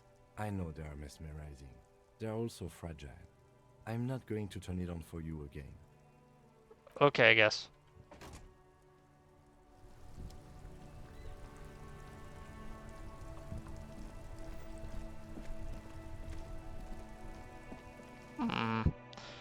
There's only too much left to do today.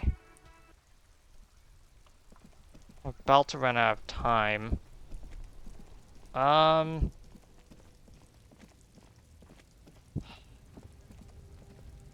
Fine, I'll talk to you.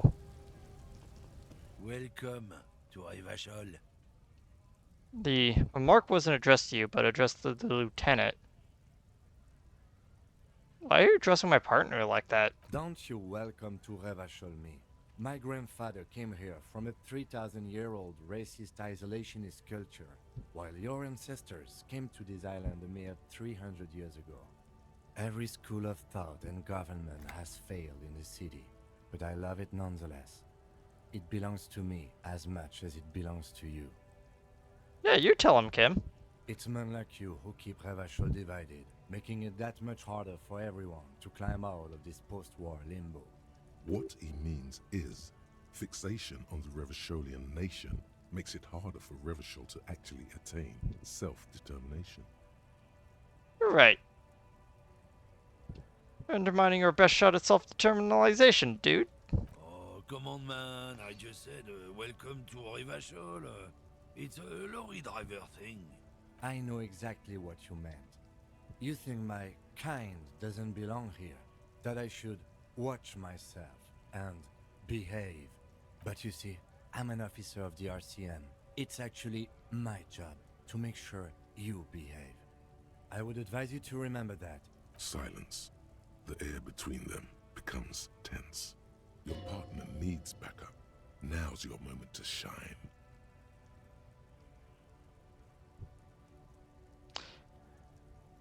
Fucking A, Kim, I got your back. You two make a cute couple. You know that? The lieutenant exhales and resumes his regular calmness. Well, now that that's settled, I have a couple of questions. Whatever you say, officers. So what's all that argument about? It's about biological determinism, natural law, the sorting of the races. Not the most popular topic nowadays, with the coalition in charge and all. You might want to change the topic. That is, bury your head under the sand like common sheep. Huh. Yeah, let's talk about something else Suit then. yourself, officer. Hide your face in the sand if you so wish. So what are you hauling? Oh, not much anymore.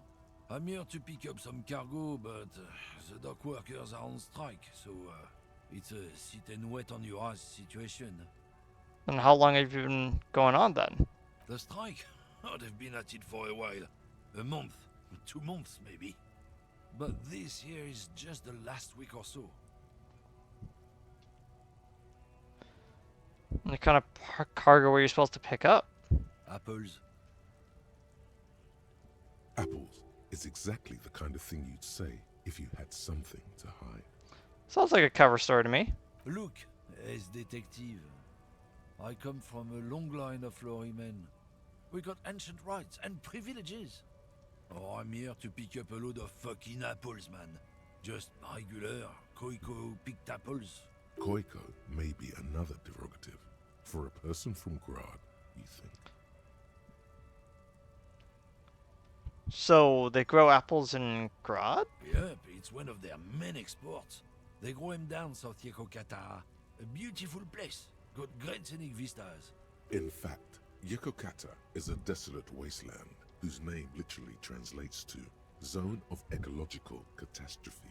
It features no scenic vistas and supports virtually no plant or animal life. Yeah, I don't think they grow apples there. Yeah? Says who?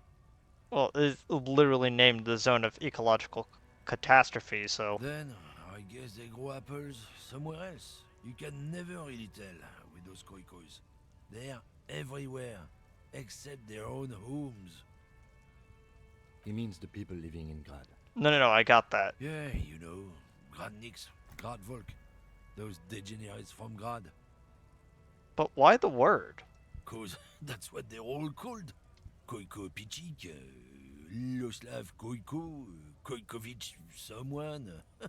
Low self-esteem. Ah, Have. okay, I think I see... They look occidental, but they're not really like us. Oh, so it's just a generic ethnic slur, I get it. Hey, if the name and description fit by the very grace of nature, who am I to say otherwise? I mean, can I see them? Did you miss the part where I said they aren't here yet? Besides, even if I did have some, I wouldn't go putting my nose in them, huh? Relax. You've got all you can get here. He probably doesn't even know what he's hauling, even if it is something unsavory.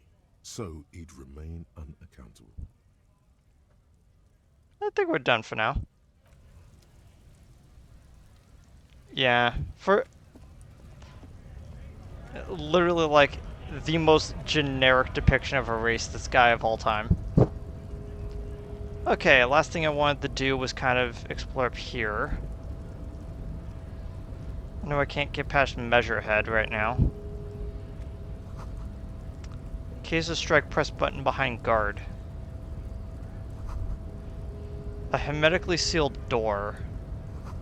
No lock picking or door kicking on this one. What if I try really hard?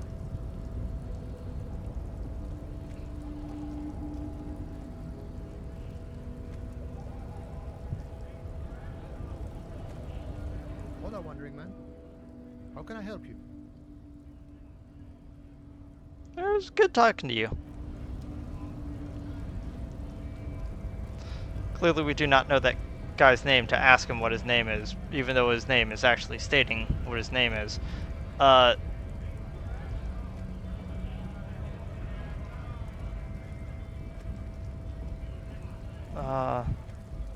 Wait. A lorry stuck in the traffic jam. This big, heavy Grad-made machine is well kept for such an old machine. The windows are clear. They've been recently washed. You can see a lorryman's cabin with personal belongings, stickers, insignia. The driver has adorned his space with a substantial collection of peculiar paraphernalia. Proclamations about honor, strength, and purity are glued to various panels. No, I get it. It's a first name racist, last name lorry driver. It's his car, okay. The back end of the cabin has a small perch to sleep, large ashtrays. There are several suns and wheels sewn into the curtains. A book with ragged edges catches your notice. The front cover features a large, muscular man. The title reads, Man from Eamdal in the Lost City of the Pygmies. Racist nationalist paraphernalia. Not unusual in this part of town. This is our guy. Yeah, it belongs to our lorry tough guy over there. Likely, yes. This guy's proud of who he is. Drapes it all over his machine. Yeah.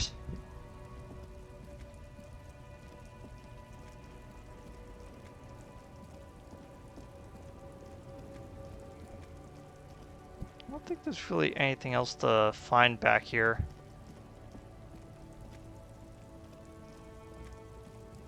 And we're about to hit 9 o'clock.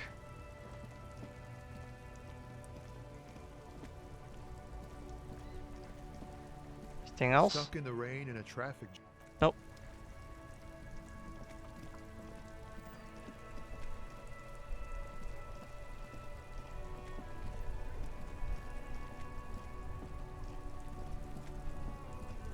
Oh, I missed this one apparently. Tire tracks leading onto the roof. The slush and rain has almost washed them off.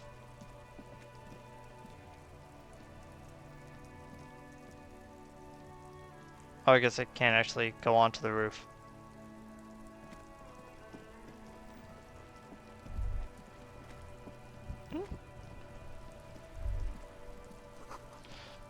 Splintered chirps and clicks of swallows fill the air.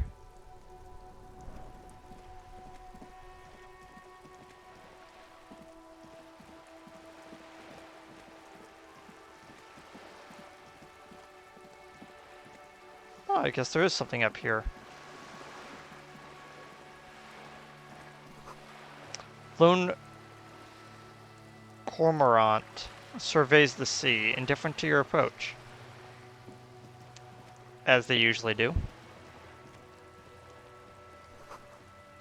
Billy, this boat shines like it was recently painted.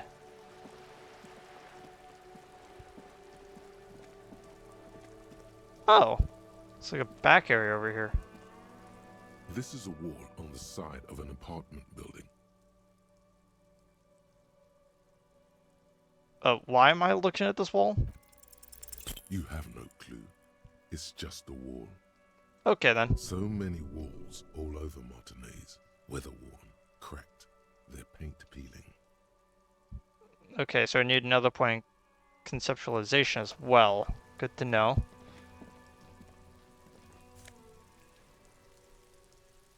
Oh. Oh. Are you trying to sneak up on me? Come to slit my throat in my sleep? No, I actually just ended up over here on accident. Logic error. She is not sleeping right now. Pigs come to take me out, trying to snuff me out. Sorry for sneaking up on you. Faggoty. Yeah.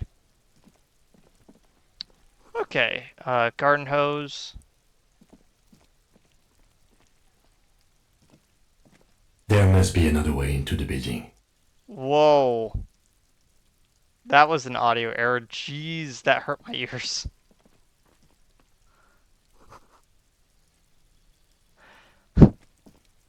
Oh my gosh. Oh! An orange hat. +1 reaction speed, -1 rhetoric. Cool. Yeah, I was like, sound like 8 things of audio just layered on top of each other.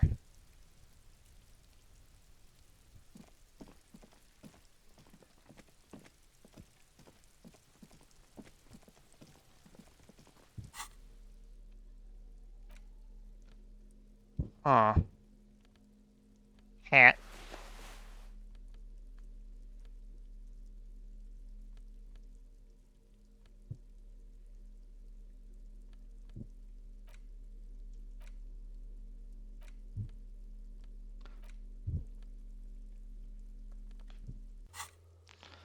I kind of don't want to sell anything else.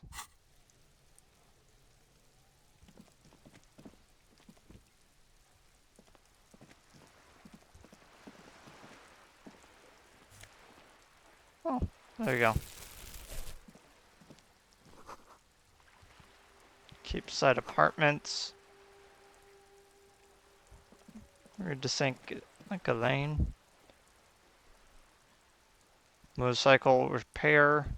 Hey, up here, piggo. There's a girl up there?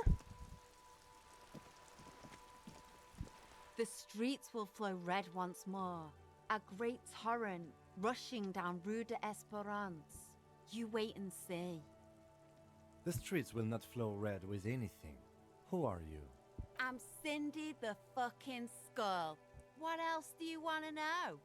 Date of birth, blood type, the last time I was tested for Hep C. Listen,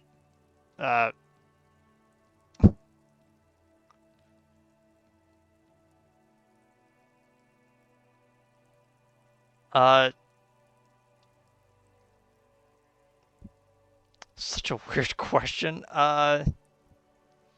We just want to know your name, little lady. No need to get defensive. And here I was trying to be polite. Just can't win with you pigs. Despite the sash, she puts the brush aside. Oh. What are you doing to the wall? Can't you tell? I'm painting a beautiful mural, an aereo graffitio visible from low orbit. I haven't really started it yet. I'm waiting for the right words. So you don't know what to write? Have you ever tried your hand at graffitio? When faced with a blank wall, most people write unimaginative stuff, like pigs go home and Mona was here. We rarely see pigs round here, though. Just union cats. And my name's not Mona, so... She wants it to be something true and total. Why are you so committed to defacing a building? This place is severely lacking in havoc. Not even the occasional trash can fire to break up the tedium. I thought I'd mix it up, you know. Summon the forces of crime and social chaos with a wall-sized invitation. Well, I have an opinion on this. Yeah? Don't mind us and keep doing what you're doing. Thanks. I'm sure the inspiration will come to me now that I have an official RCM stamp of approval. She means the opposite. You've lessened her desire to deface the building. Dang. You keep trying to look at it. The lieutenant furrows his brow at another one of your eccentricisms. Oh.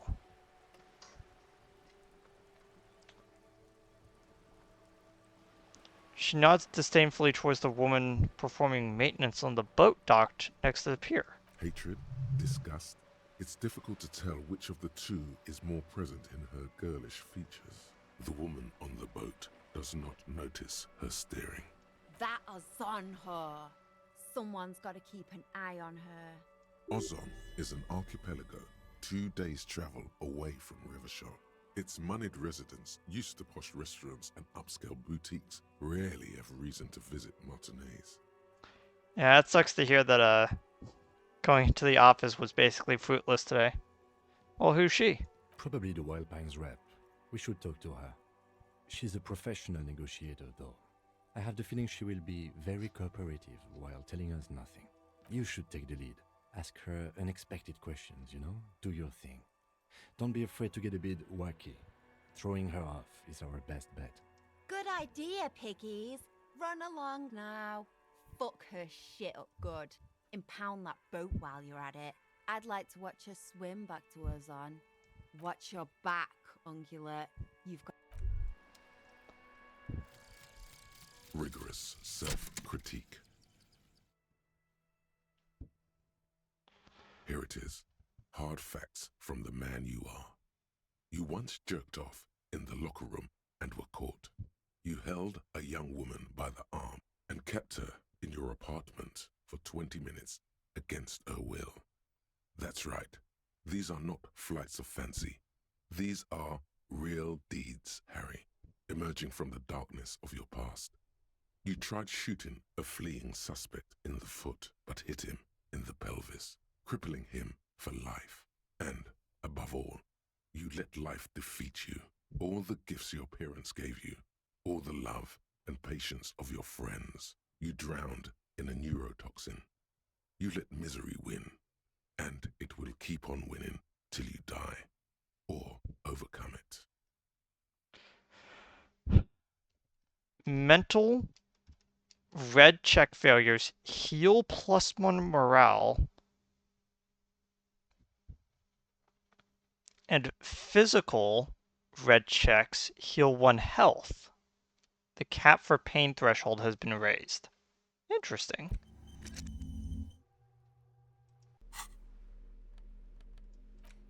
Huh.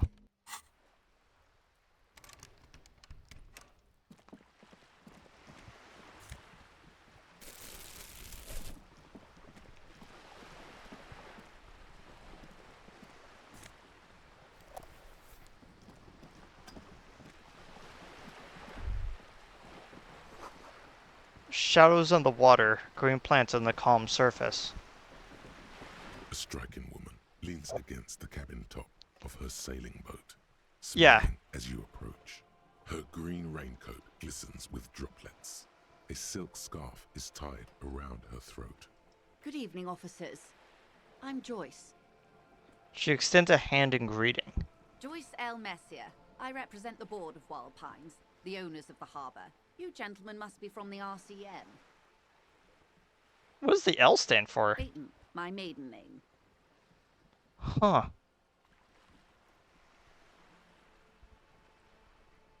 I guess... What gave us away? Nothing, honestly. I've said it to every drunk in town, and you're the first one who's responded. Relax. She meant it in jest. I'm gonna decide to not shake her hand. I'm glad to see you here. Oh. Lieutenant shook her hand, okay. She is unfazed by your rudeness, probably chalking it up to local custom. Interesting. I was dispatched to handle a strike, not a lynching. Anything I can do to assist the RCM in this matter, I will, gladly. That is good to hear, madame. My colleague will take the lead on this interview. I should let you know that he is recovering from an unusual medical episode. Very unusual. But I can assure you of his ultimate competency. There's a trace of irony in his voice. Mischief, even. This is a tactic. It happens quicker than a shooting star. But did the lieutenant just wink at you? How interesting. I wish you a swift recovery. In the meanwhile, you have my full cooperation, and the full cooperation of the Wild Pines group. You're on a boat. Why, yes I am. Does she have a name? The boat? No. It is called Cordelati 19, because that's the type of sloop it is. The word "it" feels strange. Such a beautiful boat deserves a proper name. Cool, but your boat really does need a name. Okay. How about Cordelati 19? Why? Because it was manufactured in Revachol East by a company called Cordelati, and its hull is 19 paces long. What about sleek fish? What? Because it's sleek and fish-like. I think I'll stick with the factory name, but thank you. What kind of boat is it? It's a pleasure craft, a 19-pacer. It also happens to be rated for Category 1 racing, though these days I mainly use it for business. How do you like it? My sloop? I like it a lot. It's the eel's hips, baby. I'm enjoying this part of the interview. It has so little to do with the murder we're investigating. Thank you, Kim. I really do, the lieutenant thinks. Is she thrown off yet? He's looking at the woman, assessing her. Not a lot of people on boats, are there? Of course there are. We're on an archipelago. How else are you supposed to get around? What do you mean, archipelago? I mean, we are on Le Caillou, are we not? Thought we were in Revachol. We are, and the city of Revachol is on the island of Le Caillou. Understood. She nods attentively. Actually, do you have a license for this boat? I must ask, as an officer of the law. Officer, I assure you I'm a highly qualified pleasure craft operator. The crowns of her teeth are porcelain, white as the boat's hull as she smiles. Her nonchalance might be related to something called the Wayfarer Act, a law that says she doesn't need a license. Sly Fox, you're not aggressive enough to harass her further on this. Interesting. Well, I think I have a handle on this boat thing. Good.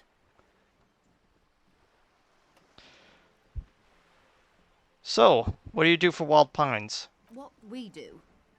I'm afraid I don't speak for Wild Pines as a whole. It's a giant undertaking. There was a touch of discomfort there. She wants to merely represent. So what is it that they do? The Pines' core competency is logistics. Container shipping, freight, that sort of thing. See those airships there, blinking? Oh my Those gosh, are the internet went shipping out side again. of things. Okay, I'll just wait for the internet to come back. But I kind of wanted to bring up something since I'm currently waiting. So this might actually be like a video only thing, but like I've really started to like deep dive into Disco Elysium. Like I'm probably gonna do this a lot more often for the series I'm gonna do endurance runs of, where I kind of like deep dive into like the creation of the game, how it is all put together, and like stuff like that. And there's some really interesting stuff that I want to kind of bring up when we get to it later on. But like, I think one of the kind of really neat things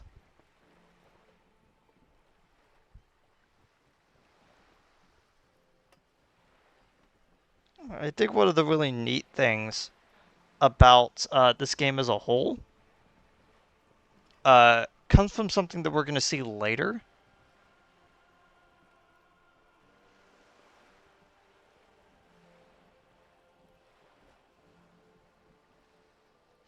And to be honest, like, I actually can't wait for us to get to the actual, like, other days in the game, you know? Because this is actually my first time getting this far into day one. Like, I know some things about this game. I obviously know, like, some of the paths and, like, certain things. Oh my gosh, why is my,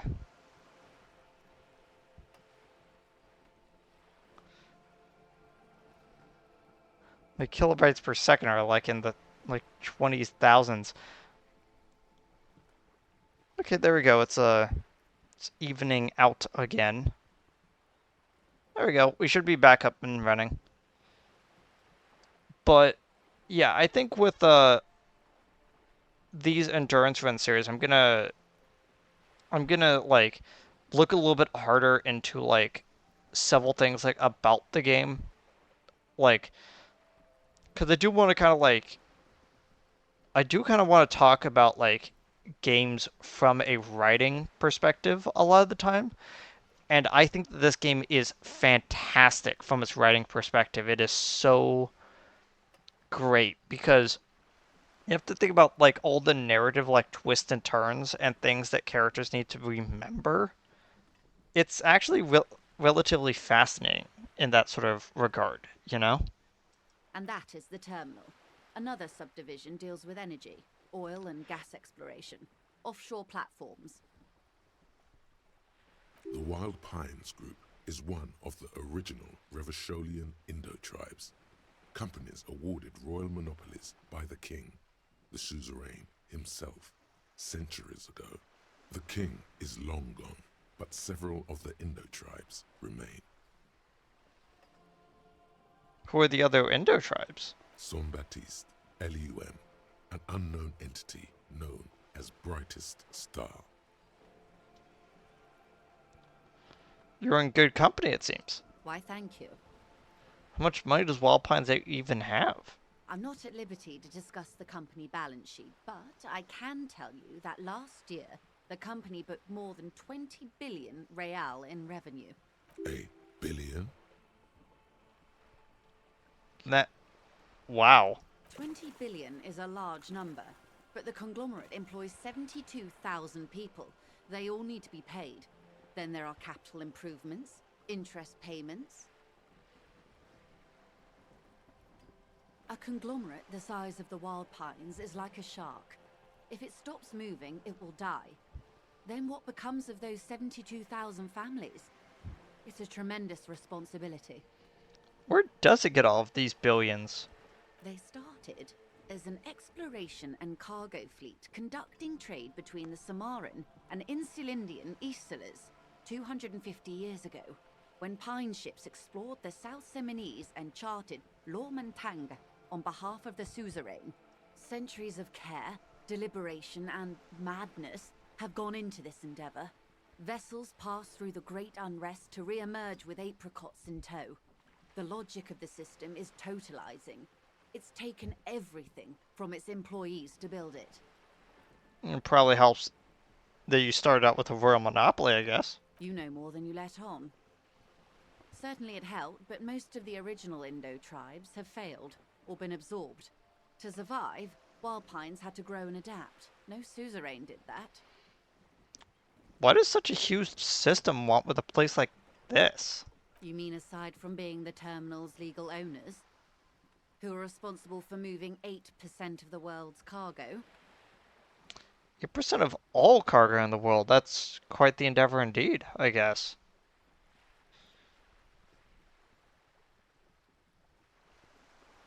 I mean, the workers of the companies...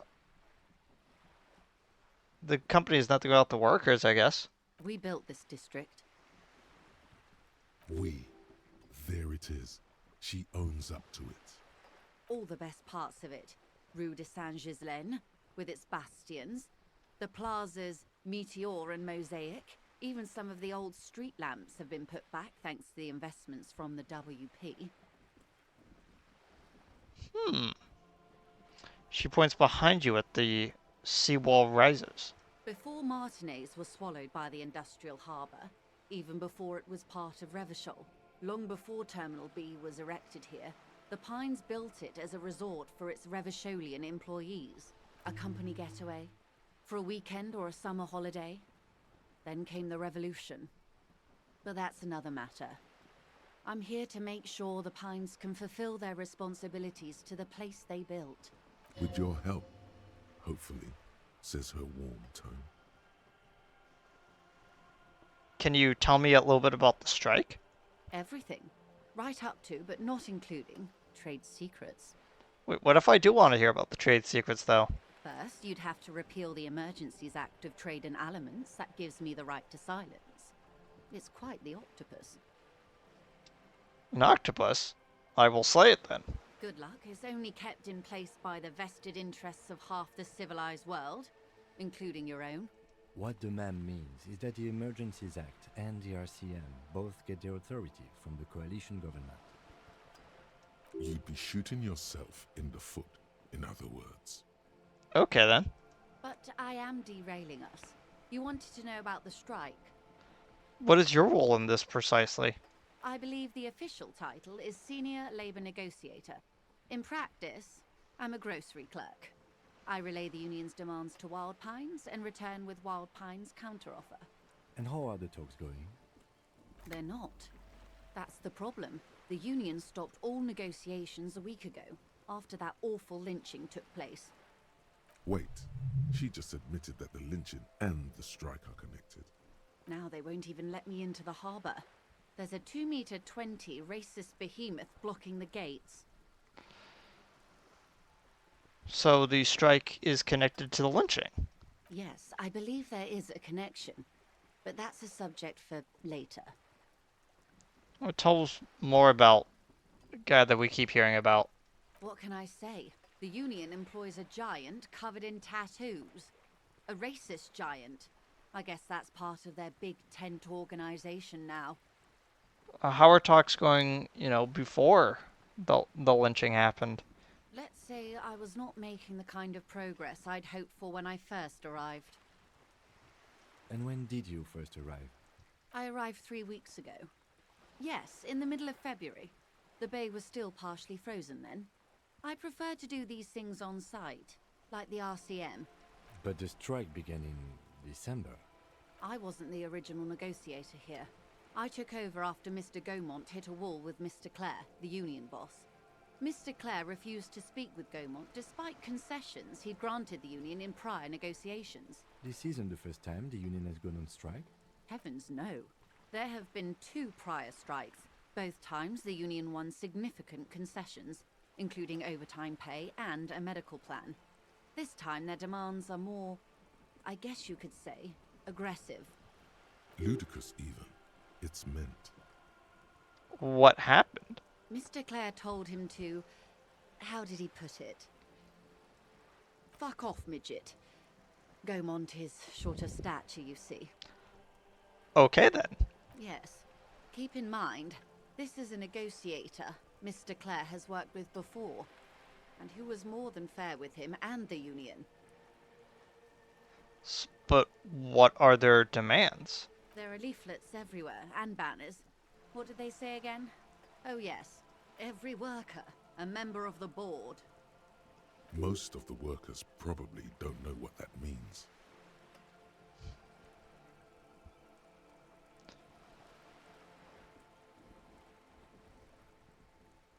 I don't know, I kind of like it. Then you might also like their other slogan. Demand democracy. Oh yeah, that's a good one. Personally, I don't think it has the same pizzazzo as every worker a member of the board. What exactly do they mean by that, though? Like, what is the actual demand? It's quite simple, you see. Every time the Wild Pines group makes a decision about what, about anything really, it needs the signature of each of the 2,200 workers in its Martinez terminal. Just so you understand, this is but one of 22 terminals owned by Wild Pines. Essentially, not only are they kings of the company, They are also kings of the 72,000 employees of Wild Pines Group.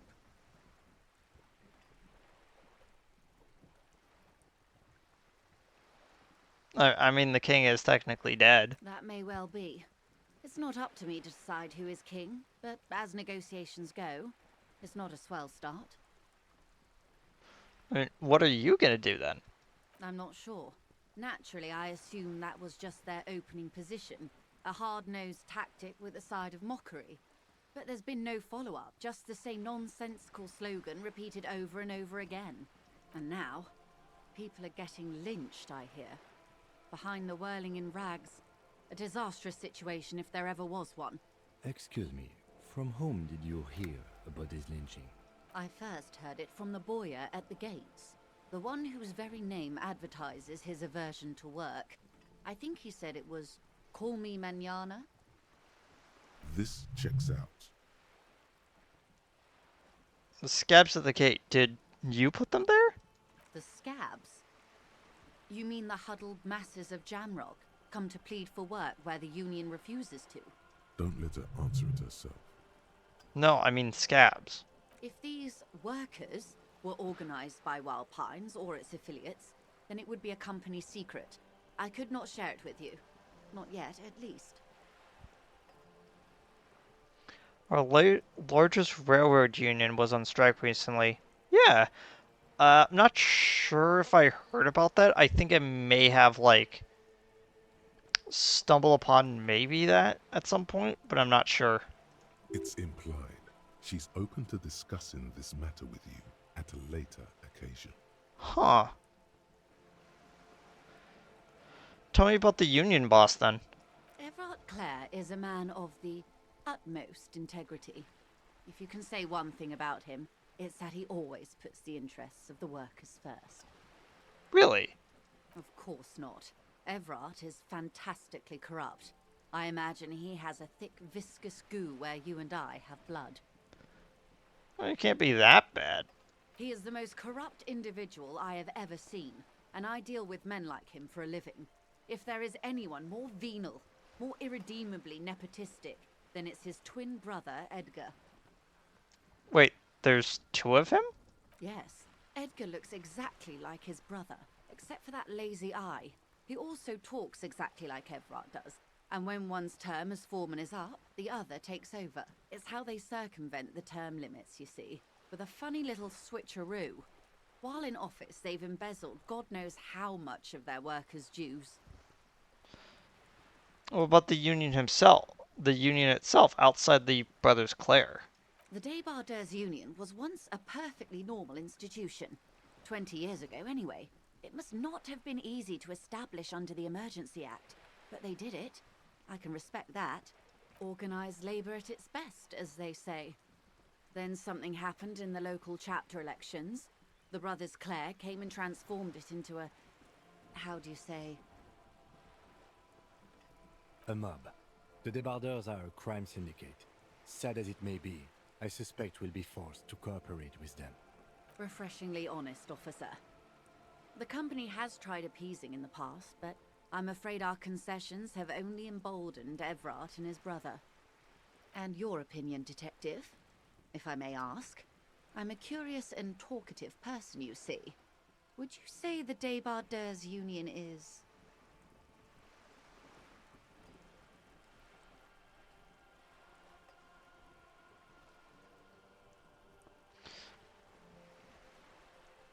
Now, this might be tipping my hand a little bit, because I don't want to get into it right now when it comes to the game.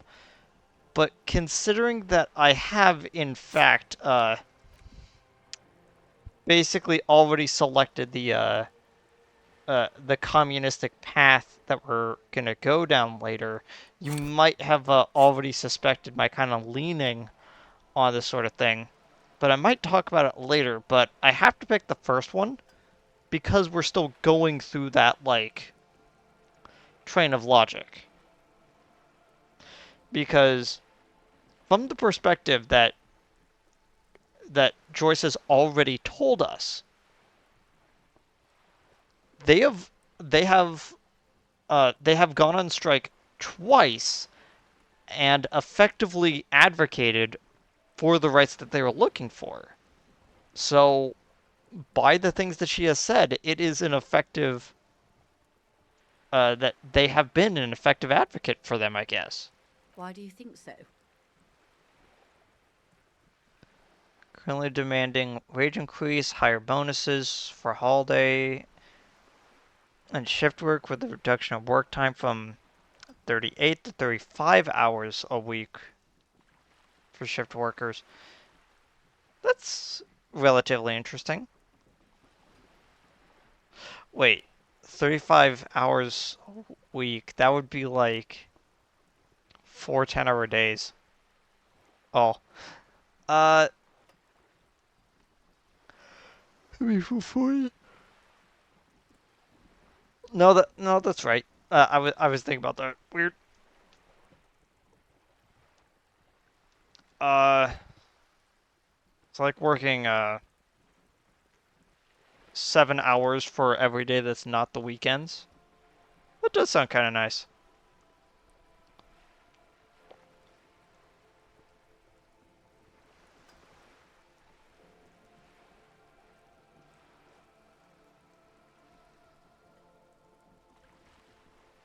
Oh, I just realized that I could basically like take this into two different. Interesting. So it doesn't matter actually which political motivation I'm going for. Because of what she said, I could effectively agree against her that they're doing a good job for all three of the political factions. I could basically say, yes, they're advocating for the rights of workers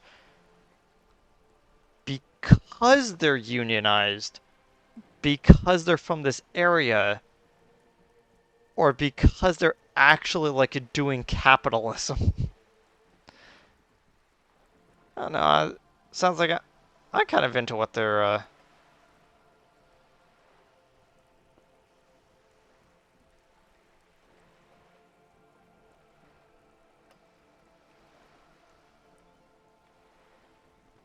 I actually don't know which one of these is actually the communist like perspective on this one. Actually, it's like they all kind of like fade into each other. Not gonna lie. Yeah. They tried to get me to work 40 hours 35 hours a week. Uh, which usually mean I get 1 day off and then I work for 5 hours for 7 days. Which means I get no lunch break. Sometimes unions are funny like that, where it's like, well, we want to make sure that we have people. I don't know. This union sounds like a motley crew. I'm kind of into it. Well, I suppose that's one way to look at it. They're an interesting composition, albeit vile. But enough about Everard. What else can I do for you? One more thing. You said something happened in the elections. I'm glad you asked. There was a woman, the previous forewoman of the Union. She disappeared. Disappeared? Yes. On the last day of the local chapter elections, her daughter phoned in and said she wasn't running anymore, or coming to work. Ever. End of story. This forewoman, her name? The forewoman, her name? Sadly, the company records do not even give a name. She's just forewoman in private correspondence. Holly. I don't even know if it's a sir or given name, and I don't have access to the Union's files. Eerie? Downright haunting, if you ask me. The Wild Pines suspected foul play, but what could they do? It was a Union matter. The point of the presentation is, these kinds of things happen around the Clares. Watch out when you're dealing with him. Thank you for your concern, ma'am. We'll be just fine. Well, let's change the topic a little bit. Of course. How else can I help? What do you actually know about the lynching? Quite a few things, I'm afraid. The information I'm to share with you includes sensitive trade secrets. For the sake of my employer, I have to ask for your names and badge numbers. Dang it.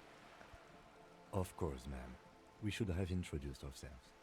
I am Lieutenant Kitsuragi from Precinct 57. And this is my colleague from Precinct 41. I'm afraid he doesn't have his badge at the moment. I hope mine will suffice. How curious. Why is that, Detective? Awkwardness washes over the conversation. The woman doesn't like this turn of events. Remember when my partner told me that I have recently suffered from an unusual medical episode? I have lost my badge in relation to that. I see. So, are you saying you lost your badge during the course of this episode?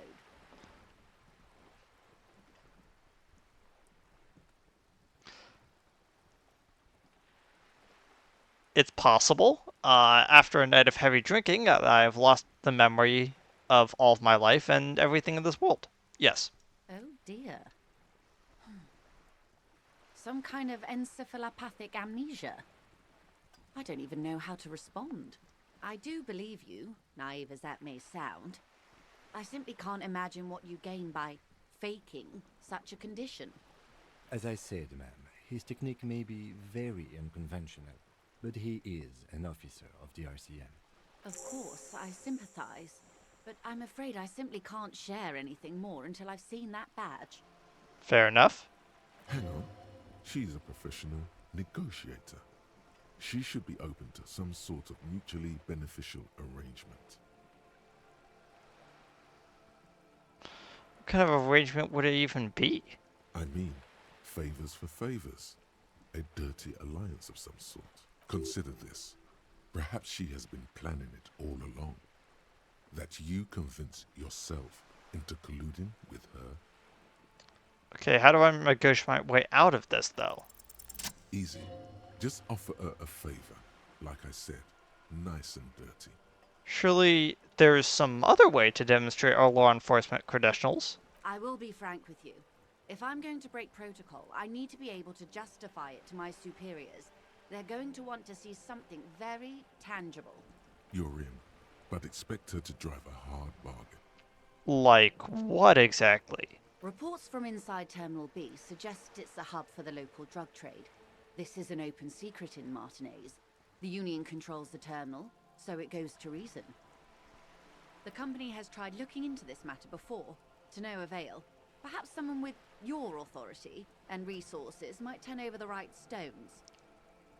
Or you can recover your badge, though if I may be blunt with you, it sounds like that may be a lost cause. Detective, a word in private before we continue. Excuse me for a moment, madam. This is not going quite as I hoped it would, Detective. Well, how did you hope it would go? Honestly, I was expecting you to use your unorthodox technique to keep her off balance, and not volunteer us to be her henchman. Oh, so we're henchmen now? This woman is running circles around us. She might have known about your misplaced badge all along, or she's simply an adept improviser. Either way, we've played straight into her hands. He doesn't let it show, but there is a limit to how much the consequences of your unprofessional behavior can cost the investigation.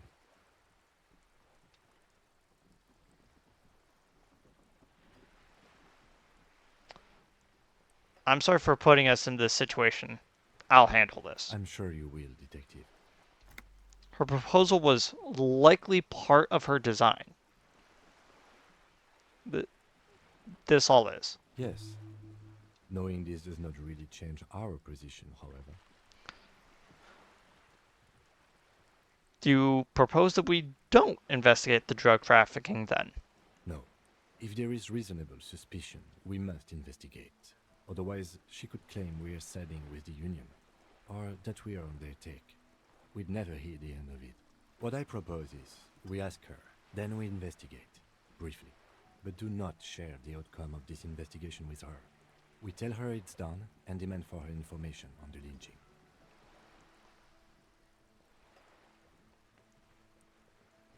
we could also find my badge. Oh, that would be fantastic, but do we have the time? The world is large and your badge is 8 by 6 centimeters. The situation might have changed drastically by the time you locate it. Time is of the essence. Fair enough. You could request a new one from the station, but that would literally take months. Okay, let's get back to her then. You're back. Good. What can I help you with?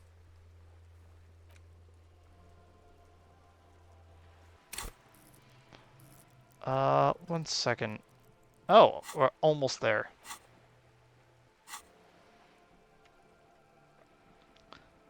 Okay, tell me about this alleged drug trafficking. It's quite straightforward. Someone is using Terminal B to smuggle raw ingredients from the Samaran Isola into Revachol with the Union's blessing. Wild Pines has suspected it for years. Ingredients for what, ma'am? Meth and dextroamphetamine, GBL and various synthetic psychedelics. Honestly, it might be quicker to say what you can't make from the stuff. So the materials come from Samara to Revachol through the terminal. Yes. After they clear the terminal, we lose track. The actual production is taking place at various sites in and around Jamrock Quarter, north of here. Wild Pine seems to be well apprised of the local drug trade, ma'am. Do you mean to say the Union also produces the product? Sells drugs, I mean? We're in logistics. It's our business to know. And no. As far as the company knows, the Union does not produce it. They transport the ingredients for a cut. And you want us to investigate? Yes, but you won't get anything out of Evrat and the Dockworkers Union. Still, every chain has its weak link. The handoff. The motor lorries at the roundabout. The lorries? Precisely. Someone needs to move the ingredients from the harbour into the city. Once they reach Jamrock, they're distributed to a network of local manufacturers well beyond our grasp. But in transit, they're vulnerable. Perhaps you've noticed that a number of lorries are tangled in a traffic jam at the roundabout just now. Interview the drivers who are still hanging about. One of them might be waiting for a crucial shipment. I'll be explicit. If you find this driver, I will share company secrets with you. Why didn't you come to us earlier? We did. On more than one occasion. Apparently, there's some sort of inter-precinct disagreement about whose jurisdiction this area falls under. Great. We know the company has launched its own probe into the Union's alleged involvement. We also know it's come up empty. It's not just the RCN. No one's been able to find any hard evidence. Well, here's your chance, officers. It's no coincidence the lorries are stranded there like that, is it? No. We asked East Motor Track to raise the drawbridge. The road company is a partner of one of our subsidiaries. However, this is a limited time opportunity. Once the complaint has been processed by the Trade Committee, they'll have no choice but to lower the drawbridge, and the operation will continue. Thousands of litres of raw ingredients will pour onto the streets of Revachol. Not the east across the river, but the west. The vulnerable, the weary. Well, at least this solves one mystery. What is that, Lieutenant? Why I had to call East Motor Track and beg them to open a drawbridge for me. I'd wondered since I first drove in, on my motor carriage. I am sorry for the inconvenience, Lieutenant Kisaragi, but we need them trapped here. This is a unique opportunity. I'm sure you understand. What proof do you have that the Union is involved? How do you think they're financing this strike? There are thousands of unpaid dock workers going strong for the 4th month straight. Huh. There was a shakedown of local businesses preceding the strike. Many were squeezed to bankruptcy to fund it. With all due respect to these desert cacti, the contents of a few cash registers cannot provide for 2,000 men. The local businesses can scarcely provide for themselves. So you think the strike is being funded with the source ingredients of the drugs? Precisely. Smuggled out of that very gate at night, most likely, then loaded onto lorries and driven to Jamrock. You simply need to find one driver who will open up to you. Well, we already have some suspicion of one of the drivers was present at the lynching. The two might even be connected. Or not. Though, if you have evidence to the contrary, I'm eager to hear it. As eager as I am to share it, Lieutenant, once the job is done. Okay, I've made up my mind about the smuggling investigation. Yes? We'll take the case and probe the drivers and see what it yields. Excellent. According to my reports, there are at least 3 lorry drivers lingering near the roundabout. Hopefully one of them will know something. Gonna guess it's the one that actually has a name, and not the one that has a farce of a name. It may come to nothing, or it may just blow the case wide open. I can keep the drawbridge up for a few more days at least. You should have the time you need. In the meantime, let me know if there's any other way I may be of assistance. Do you know something about these tattoos? That's the man who was killed.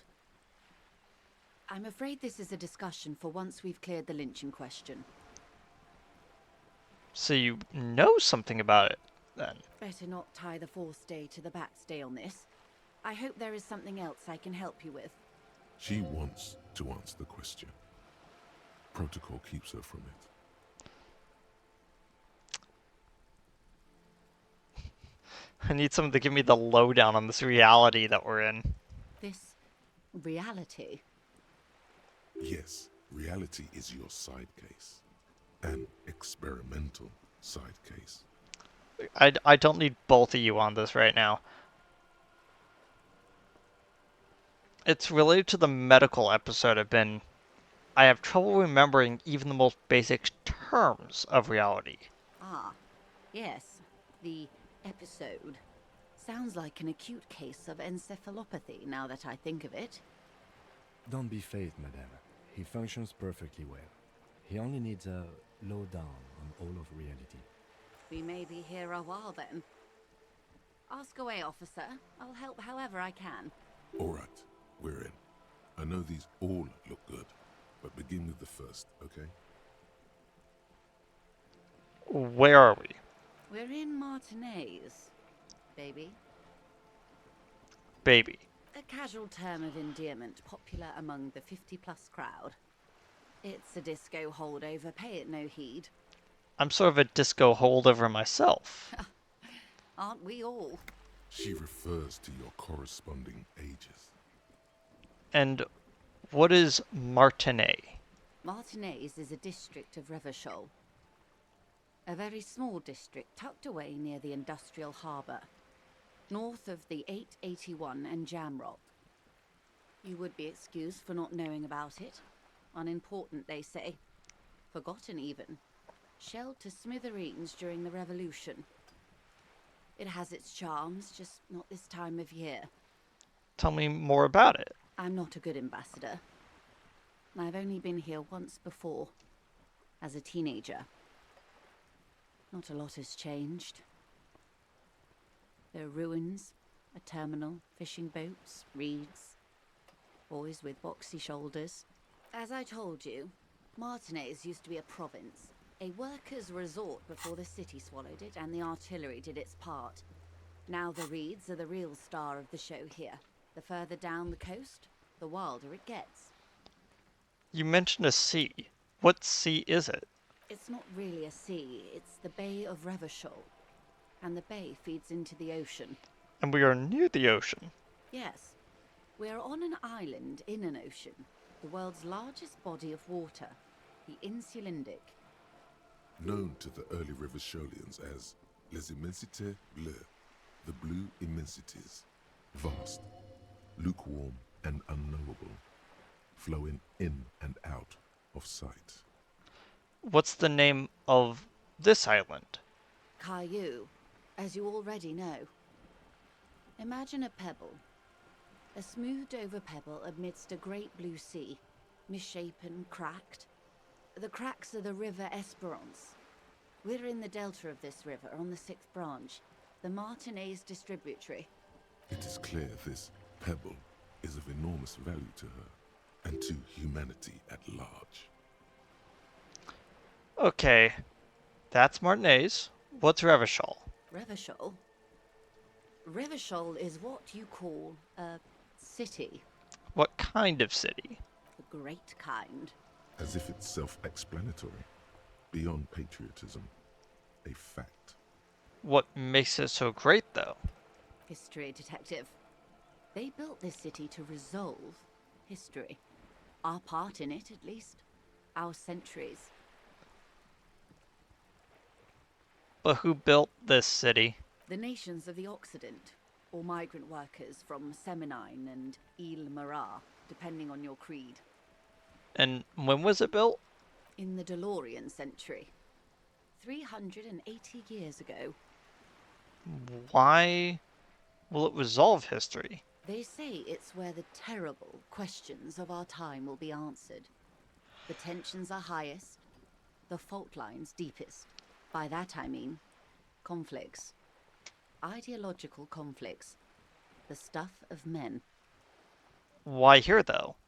We are standing on a fertile, self-sufficient island able to sustain up to 200 million people in the middle of the Insulindic Ocean, the world's connective tissue. It's where the money is. So we're an important part of an important place. I think it's fair to say so. Martinez is about 22 kilometers from the center of the world. That soldering iron is the bank of the world building. The bottom floors are Insiacom. Coalition government, Insulindian Mission Command. Silence. She lowers her hand. The water, the light. It's as though you're seeing it for the first time. There is no recognition, only the immensity of the sea and the cold radiating from it. Where are we? We are where we are. I have no truer answer to give, unfortunately. I did not actually expect to unlock Jamais Vu this early. Okay, I'm gonna just internalize that right now. Temporary research bonus, none. I will explain what that gets to us when we get in 3 hours.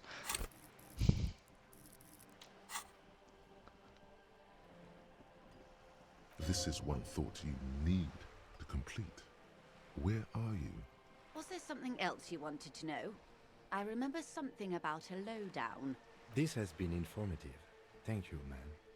I'm sure my memory-impaired partner has many more questions to ask, about even more fundamental aspects of reality. Might I suggest not asking them all right now? Messier will be here later too, and tomorrow. Isn't that true, ma'am? Absolutely. My commitment here is long-term. You're right, Lieutenant. I'll continue tomorrow. It's better not to eat all your candy at once. Indeed. I'm always at your service.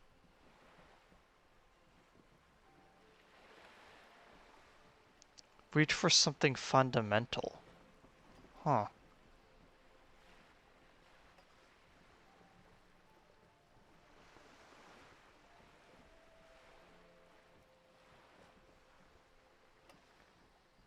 Think of something close to you. 6 kilometers southwest in the Valley of Dogs. Junior Officer Chad Tilbrook takes aim at a rabid black dog licking its wounds in the grass. To his left, his partner, Emil Mullins, whispers, "You heard what happened to Tequila Sunset in Martinez?" "Yes, he lost his mind," Tilbrook answers, fingers on the trigger. "Don't worry, Emil." He pulls it out slowly. Slowly now. He'll find it again. We always do. What am I? You? You're an officer of the RCM. Revachol Citizens Militia. Preciso mundo. Good, and what is the Revachol Citizens Militia? Nothing more nor less than the de facto law enforcement body of post-revolutionary Revachol, Detective. Yes, we are the Revachol Citizens Militia. He's being sarcastic. Are we? We are. And you said de facto. Yes, that means not de jure. The RCM acts in what is poetically called the twilight of international law, both at the behest of the coalition government and to its chagrin. What do you mean by that? The RCM's responsibilities are defined by the Emergency, Wayfarer and Aliments Acts, 3 pieces of legislation keeping the city in a, let's be honest, laissez-faire stasis to the benefit of foreign capital. All 3 are good to know when we are out policing.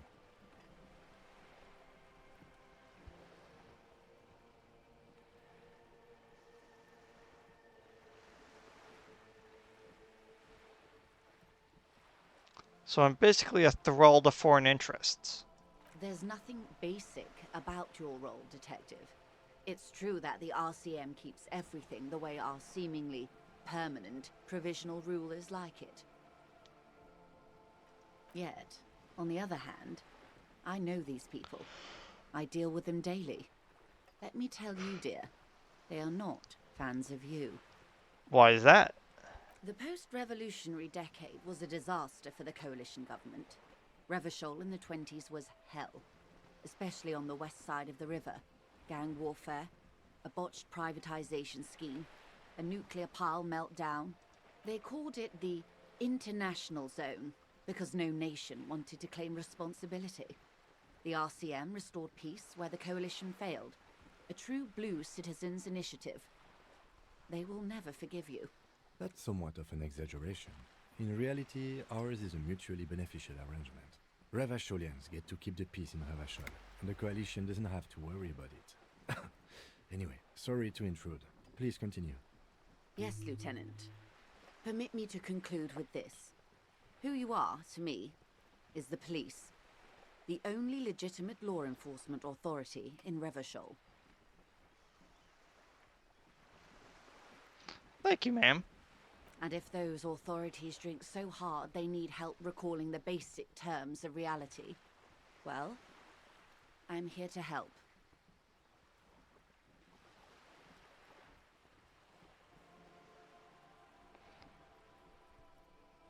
And what is this? A bird? A sphenicid? A flightless bird of the polar regions?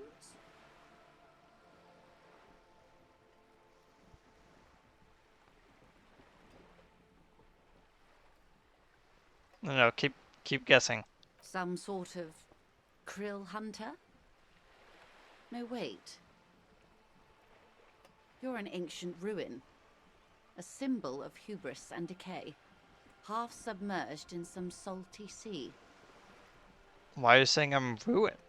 Of course you're not, my dear. I'm just terrible at guessing games. I mean, it's like, what is this place here? Ah. This is the pier of Rue de Saint-Ghislain, 33A, where the tenants have been kind enough to rent me a slot. Or 2. A pre-revolutionary tenement. Old buildings are called tenements, you see. And new buildings, bâtiments. After les bâtiments nouveaux. But 33A and 33B are not nouveaux. They're old. I mean, technically. This one used to be 8 to 10 stories tall. A real high-rise by the standards of the last century. Built to mirror the skyscrapers across the bay in the Delta. That was before the war, of course. Who lived in them? Mostly the urban middle class, I believe. This was once primo real estate, before the cannons lopped 4 or 5 stories off. Splat, splat. Cindy the Skull gives Joyce an evil eye, her red paintbrush to her throat. Wonderful.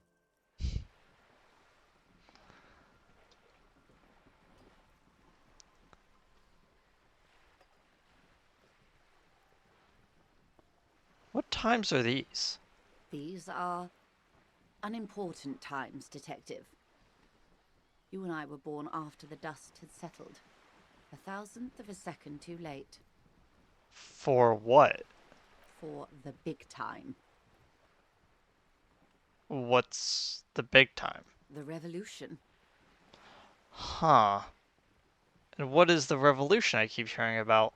It's quite easy. Every 100 years or so, our species gets together to decide what's next, who gets shot in the head, and who gets the mineral rights. It's a real Kerfuffle. You could say it's a bunch of apes duking it out on a small blue ball or something. Why, of course. We're talking Duke Out Central. Full swing intraspecies warfare. And the apes, they were evil? No. I would say the apes were neutral. I don't know, it's that kind of evil to me. On the other hand, maybe you're right. Who got shot in the head then? Those would be the communists. Generally speaking, 40 million people got shot in the head during the World Revolution. But the communists, they all got shot in the head. She's not gloating. It's a relieved celebration. Oh, and the anarchists too. They shot them well. So well, one forgets they even existed. Did the communists and anarchists even get the shoot back? Did they ever?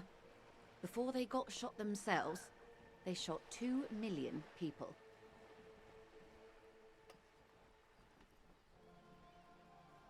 Sounds like they could have done more. This does not represent the official RCM opinion. Oh, right. Don't worry. Kras Mazov shot 15 million people in the head.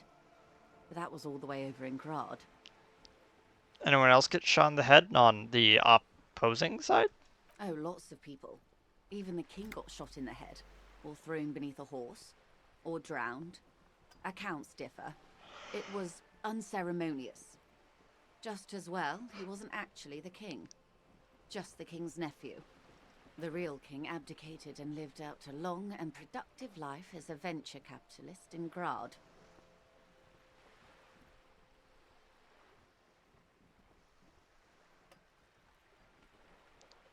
Kind of a coward.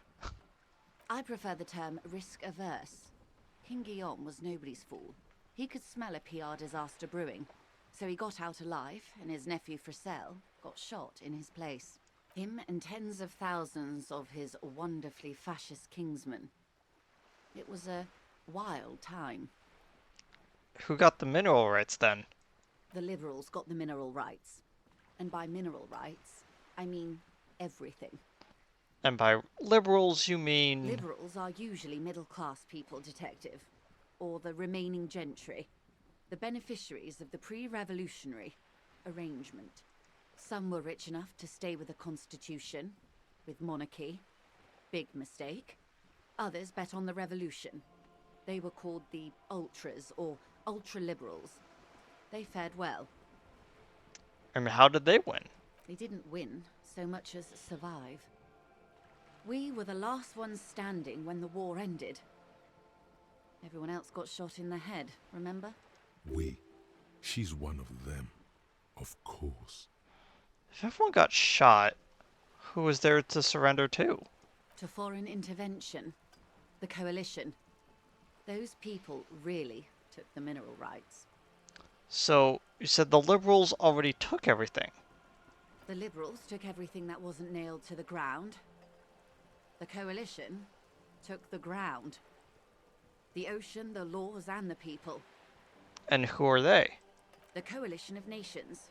Grad, Mesk, Vesper, Messina, Oranje, and Sur-la-Clay. The armed center of the world.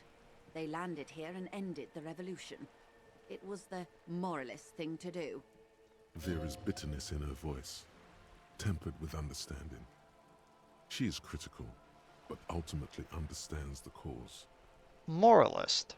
The moralists believe in keeping everything exactly the way it is. They believe in mineral rights, and not shooting people in the head. At least not in the same manner and volume as the others do. They are the long-standing provisional rulers of Revachol now, the coalition government. This is their zone of control. They embolden the RCM with crumbs of the same law they took. Technically speaking, you are a moralist. The color of moralism is blue. The official motto of Moral Intern, or Moralist International, is a blue forget-me-not, a piece of grey sky. Unofficial. For a moment, there was hope.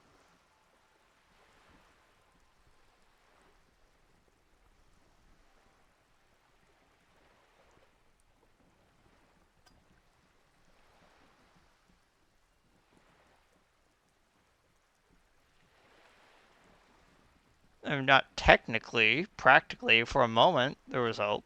A devout man of the center. Hard to come by. It's good to have someone who takes a moderate approach to head shooting. In your line of work, I mean. Well, then what was this kerfuffle, I guess? The turn of the century revolution? Don't answer it. It's a trick question. The revolution began in '02 on the Isla of Grad, though by the end, nearly the whole world had gotten involved. It wasn't a who, but a what. A pandemic of Zarat, a particularly virulent prion disease, which the authorities in Grad proved unable to contain. Then Marzolf came along and overthrew the government. What did Tezzereth do?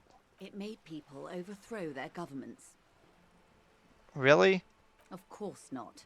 It was a highly infectious microorganism that destroyed brain tissue. The actual causes of the revolution were material.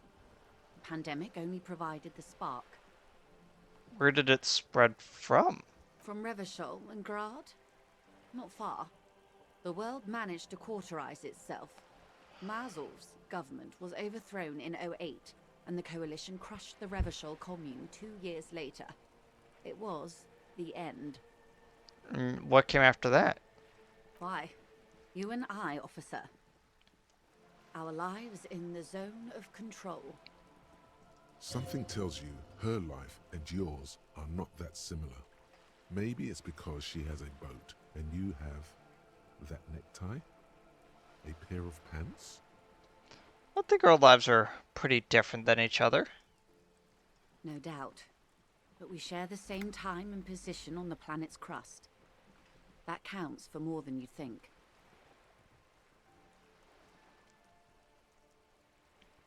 I don't know why, I actually kind of like that one. What is this zone of control? A city-state divided into free market zones under the everlasting interregnum of the Coalition of Nations. And you, of course, the citizens' militia. The clatter of typewriter keys fills the main hall of the reappropriated silk mill. Precinct 41. Chad Tilbrook presses enter. Outside, Officer Elfboy Williams slams the door of an armored motor carriage. The Zone of Control is the third incarnation of Revachol, after the failure of the Suzerain and the Commune. What happened to the rest of the world? Modernity. They developed the marvels of the inter-eastlery communication. Telematic milieus, radiation, colored plastics. Meanwhile, in Revachol West, the aftermath continues for the 5th decade. 51 minus 8 equals 43. So you're saying it's been like this for 43 years? Time flies. And what have we been doing for all that time? The 20s saw a decade of urban war, west of the river leveled, offshore platforms in flames. Still, it's regarded as an improvement on what came before. '08 to '19 was simply hell. And then? The 30s? Things settled down in the 30s.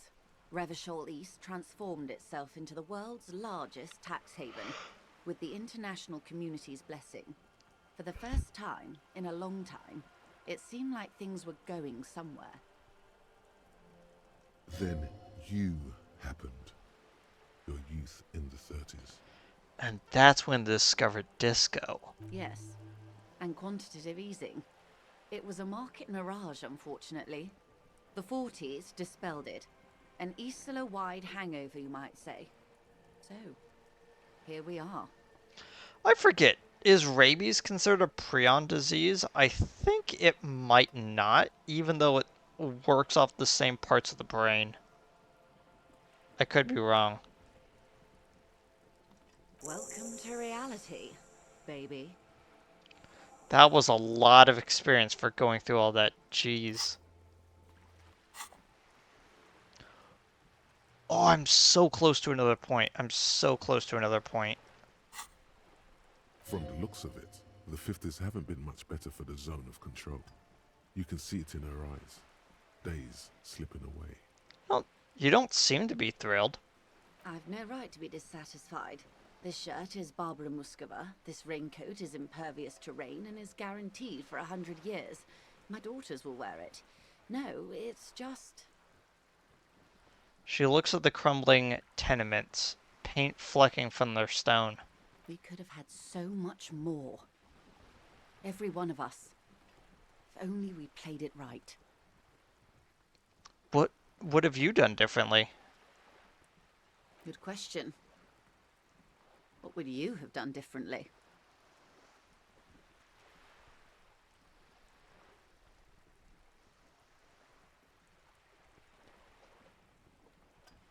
I don't know, I probably would have sought a medical solution for that thing that you talked about earlier. So a quarter of humanity simply lost their minds.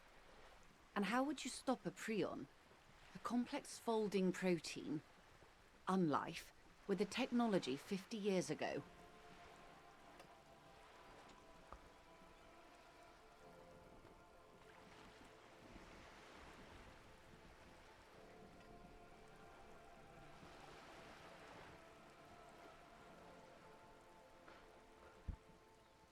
Oh my gosh.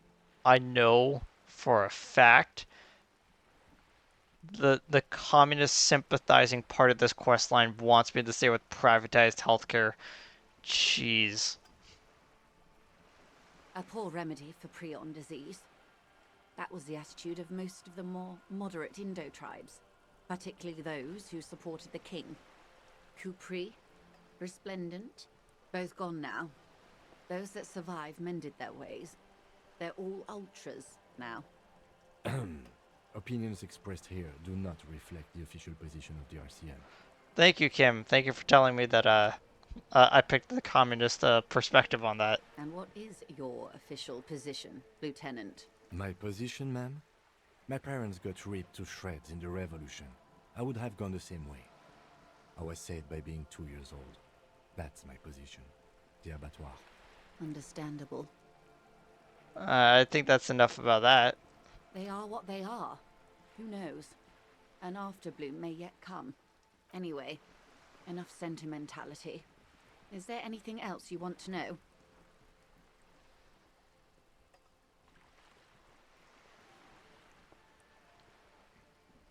Not so fast.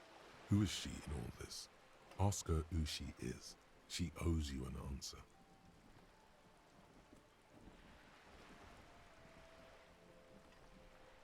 I just want to know what you are. She won't maneuver her way out of this one.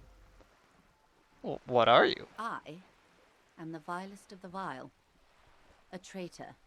A devourer of nations and infants. I am an ultra. Oh my gosh. Oh.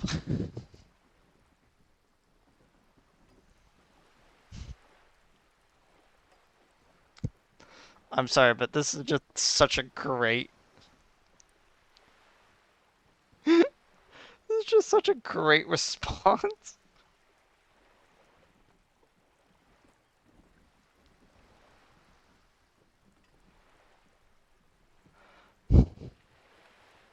Yes.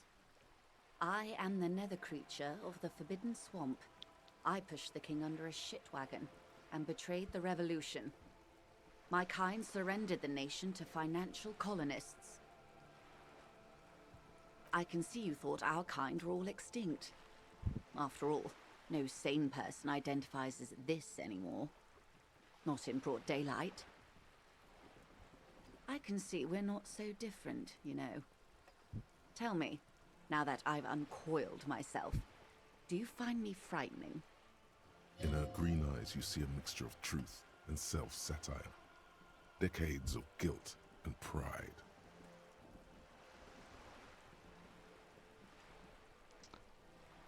I forgive you, but only because you're charming. A devil, who being of great charm and guile, sneaketh into the homes of the godly.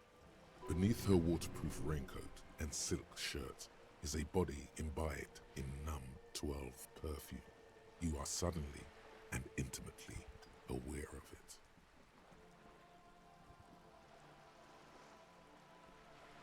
Oh my gosh, what the...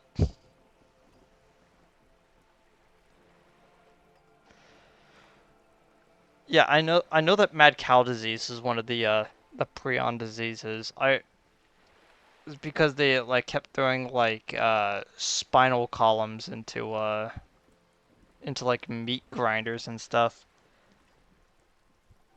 It's like, dang. Faire de mille. I hope we're able to continue as friends, despite my scaly bulk and my intimidating liberal credentials. This was not the plan all along.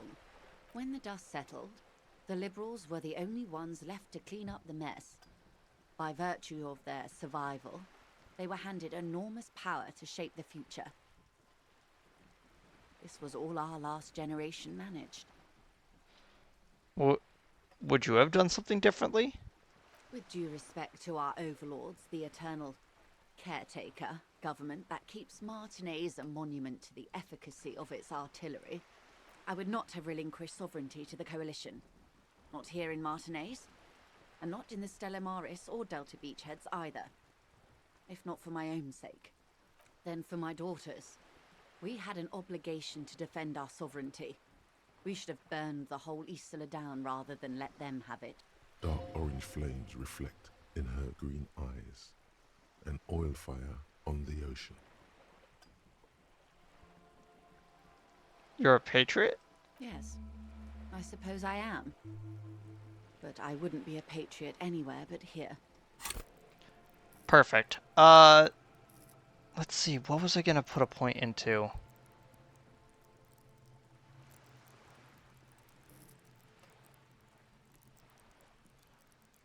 Oh, map. There we go.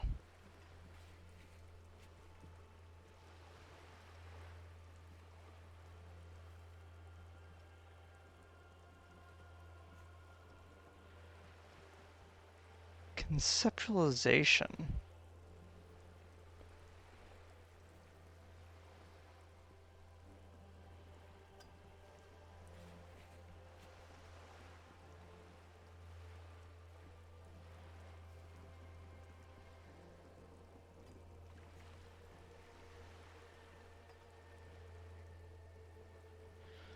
Composure. Pain threshold. Drama. Right. I needed to put a point into drama.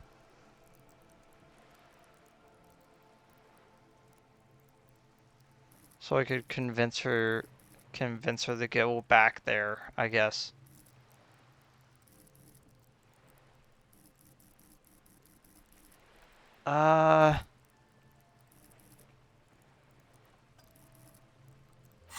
Dang.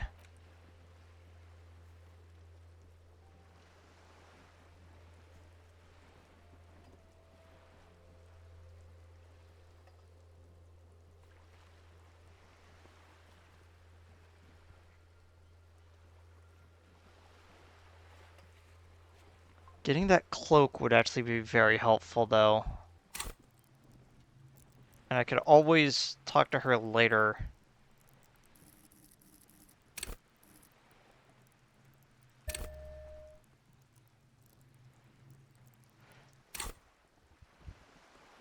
Seditious talk, man. You're pretty smart. Perhaps. My intellectual vanity will be my undoing. You're no dummy yourself. I mean, so am I. A smart boy getting smarter, one basic term of reality at a time. You have daughters? Yes. Whatever else I am, I'm also a mother and a wife. Now, shall we return to reality?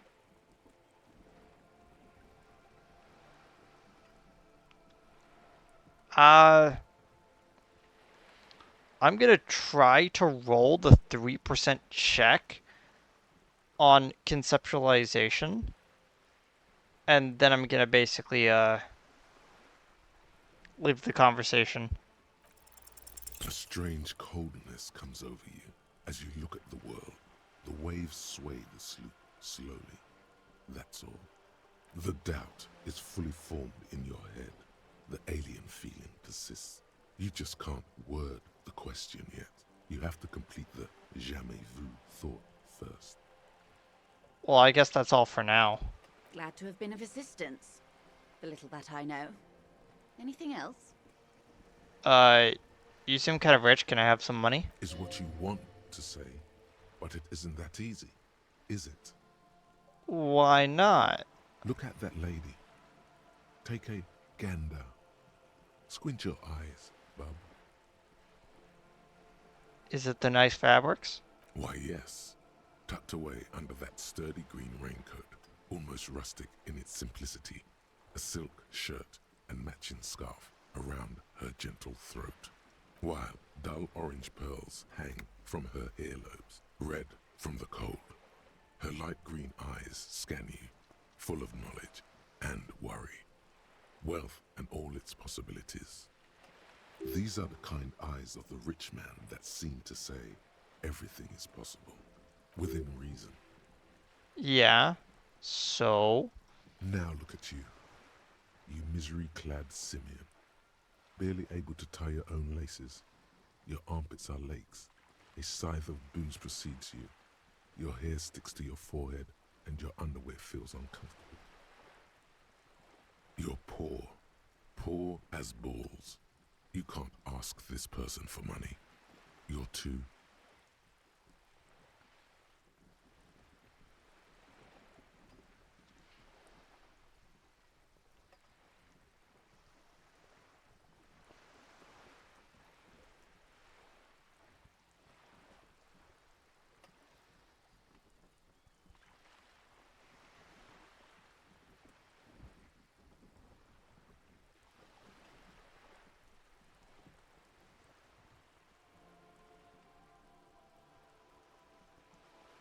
What is this feeling? I've never felt it before. Shame? You haven't really been in the presence of gentlefolk either, have you? What shame is there to be felt in front of these dock workers, cops, and hotel clerks, but to belittle yourself in these eyes of Odinil? As I was saying, if there's any way I may be of assistance, please don't hesitate to ask. Herd of billions. Your socioeconomic approval of it. Might as well ask. Voila, you're doing it. You seem rich. Can I have some money? Why, yes, I am rich. How much money do you need? Hopefully not too much. I couldn't bring all of it with me. She's surprisingly nonchalant about this. Could it be that she somehow knows more about your predicament than she's letting on? I just need about like 100 real. That's a good sum. Not too small, not fantastically large.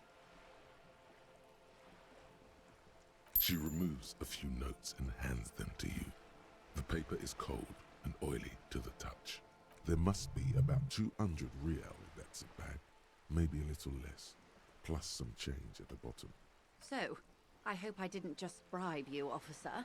It may not be technically illegal under the Emergency Act, but still.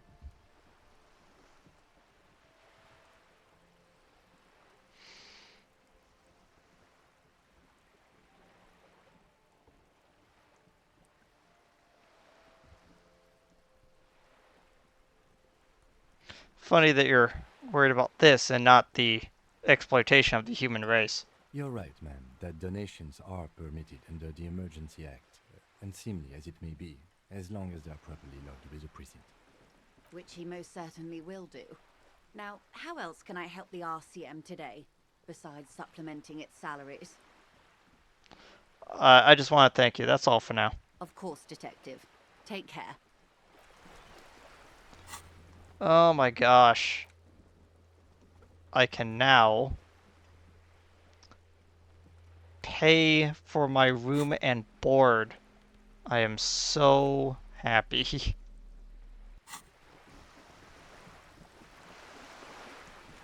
We should think about calling it a day, maybe. The nights are still miserably cold this time of year.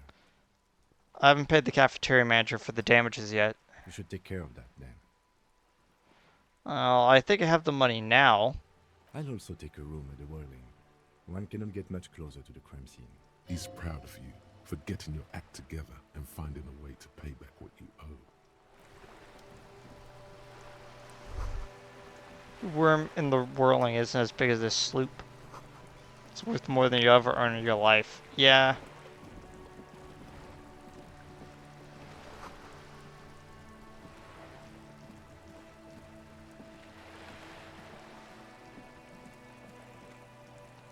Oh.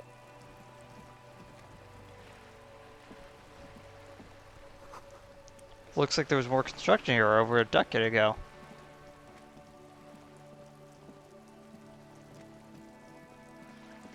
Yeah, let's just head back.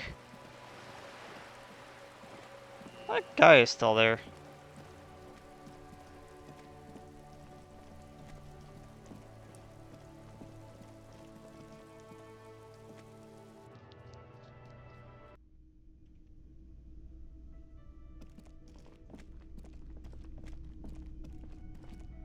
Can I help you? So about that money I owe you. Yes. Have you got it? Here it is. Well?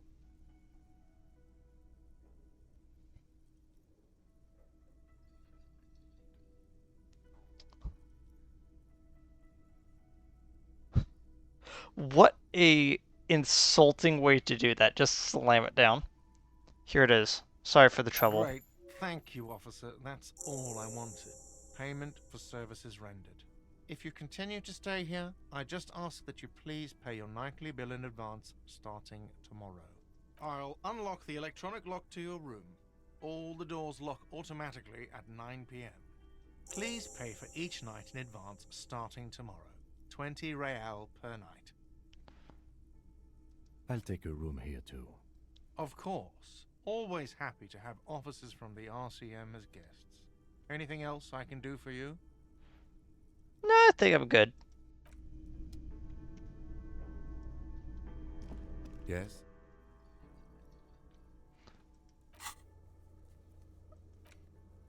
Find money for rent and pay cart for another 20 real for tomorrow.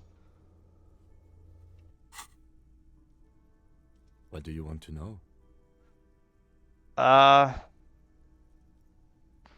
Preliminary info again. You mean like a brief? Do you want me to brief you again? No, I'll There's just no wing it. reason to wing anything. If you didn't get the brief, that's okay. I did. 3 days ago, the RCM emergencies desk received a report about a security guard who was found hanged in Martinez. During that time, the victim had been stripped of his belongings. The Mega caller cool. did not I've heard identify enough. him. Okay then. Was there anything else you wanted to know? It's all the info I kind of needed. Good. Right, I needed to put a point to Inland Empire. Forgot about that.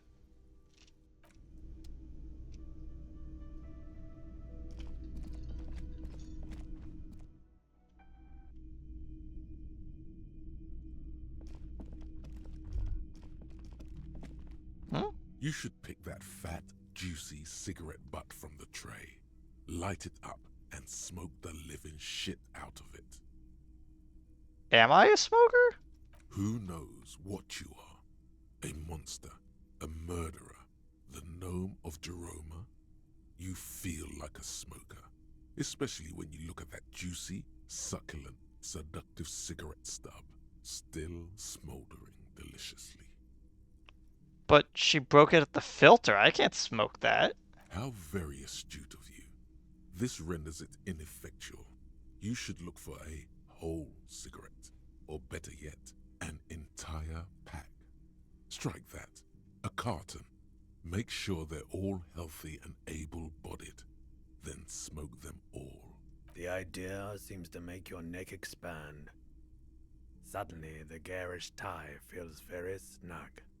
Like a cat rubbing itself against its owner's calves. A cat that wants you to smoke a lot. I should do that. Good. They'll make you stronger and better. You're too old to be cool now. But find cigarettes, smoke them, blam. Instantly a cool renegade man. A mystical red dragon with smoke rising from his nostrils. Plus, smoking them gives massive bonuses.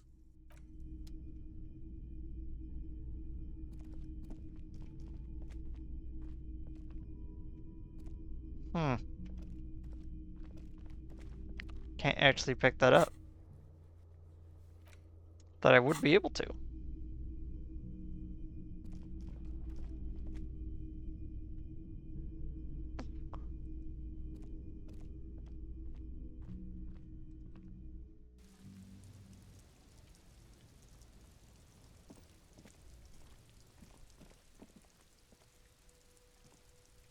Yes?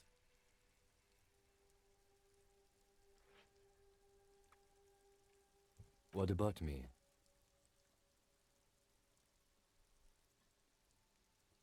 Let's try to ask him about the secret again. No. Your brain sends the signal to your lips, but they refuse the order. Something is paralyzing them. Something the matter? What's going on? It's like you're a puppet in... The lieutenant relaxes his eyebrow, and you seem to regain control of yourself. Good. Let's change the subject.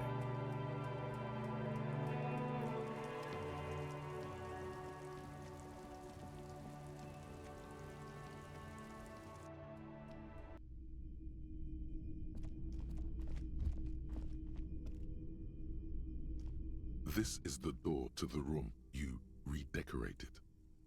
I guess good night, Lieutenant. Just a moment. You had some questions earlier, I believe. And besides, we should discuss our progress on the investigation. Let's go out to the balcony. Okay, that's how you activate this. I knew you go out to the balcony, I just didn't know how you do it. The air outside is brisk. The lieutenant is silent for a moment. He listens to the traffic hum. Then... Where shall we begin? We should talk about the investigation, first and foremost. But I also remember you wanting to discuss the RCM? I didn't know you smoked, Kim. I have a cigarette every night when I go over my notes. It's something of a ritual. Oh man, he looks so devastatingly cool with that cigarette. How'd you get to be so cool, Kim? You mean this? This isn't cool. It's an unnecessary trial of will, and unhealthy. Keeping the habit within the parameters he's given himself takes a lot of focus. It would be easier to simply quit. I think I might pick up smoking. Do you have any more? I apologize, but I only brought one with me. I have exactly one cigarette every night while going over my notes. Fair enough, I guess. Right then. Yes.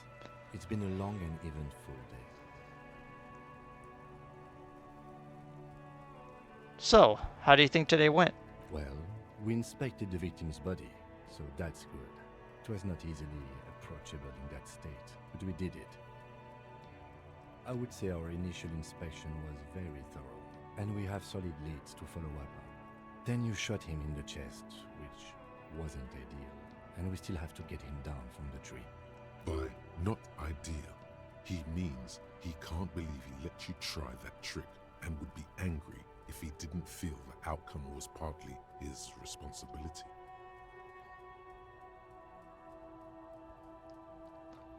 I kind of like the line of, I wanted to make sure he was really dead. I admit I'm a little bit out of practice. Being sober also tends to help with precision. But moving on to the interviews, we weren't able to find the union leader, Everard Clare, much less interview him. So that's on the to-do list for tomorrow. We tried to interview the Wild Pines rep, but she asked us to do something for her first. Fine, so be it. I have a feeling Joyce knows how dangerous the situation really is. We have to get her to talk to us. If Kim is emphasizing something this much, it really must be important. Above all, though, today was exhausting. What's with all the running? You run a lot. Is that a standard Precinct 41 practice? No, I'm just trying to get places. I have a really good theory about why you're running so fast, son. Just you wait until we get up tomorrow. I'll like wasting my time, you know? My mind moves fast. Let's just try to keep up, you know? It's impressive, especially for a man your age. And in those hills. Nice shoes, by the way. I like the green. Goes with the orange. So, what are our powers exactly, you know, at the RCM? They're quite limited, actually. The power officers of the Revachol Citizens Militia exercise most frequently is imposing fines of up to 1,000 real for offenses, in accordance with an interdepartmental schedule. 1,000? Why not more? The RCM's primary role is to ensure safety. We are not really supposed to play any part in the economic structure of Revachol. Wouldn't that be an easy power to abuse? Yes, although indirectly, as citizens can always request records from their local station. Officers of the RCM have been known to take bribes of less than the prescribed fine amount. It undermines trust in the RCM. Okay, what else? We can arrest people, of course, but rather than bringing someone in directly, it's preferable to serve a station cold sleep. It prevents confusion and overcrowding. Wait, so how can you even be sure that the arrestee will even show up? You can't. Those who don't show up become fugitives, though, and have fewer legal rights when they are eventually caught. It's about power projection.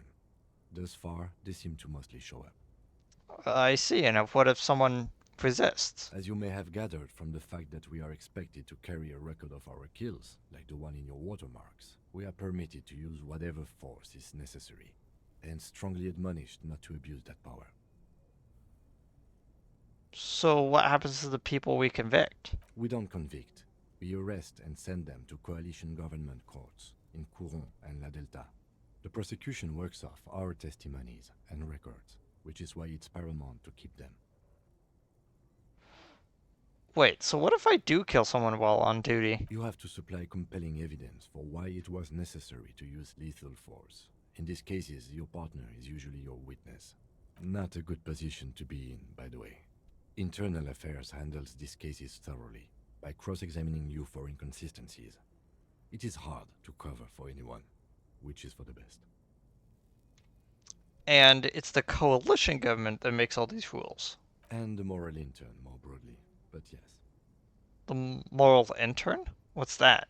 The Moralist International are the world's largest political organization. You know who they are. They have been running this place after the revolution failed. If I didn't know, would you be able to describe them? They're a union of center-left and center-right parties across the Real Belt.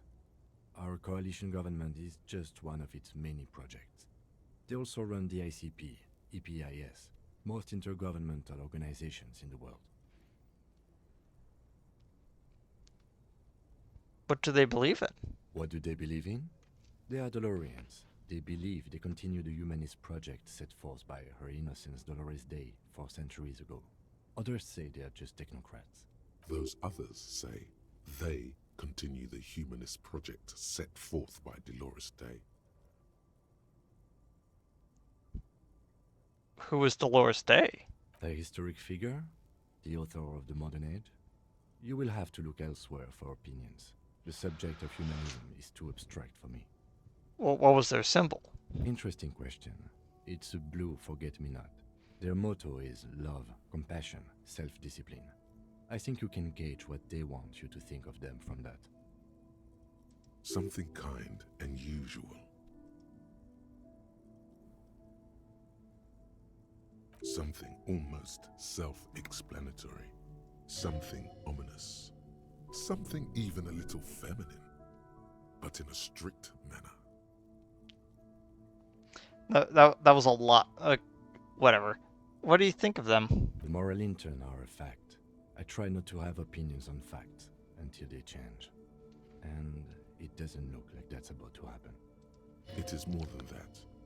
There's some kind of affection in him. You kind of like them, don't you? Yes, I did, when I was younger. In my 20s, I considered myself a moralist. A blue forget-me-not, a piece of the sky. They're not all that bad.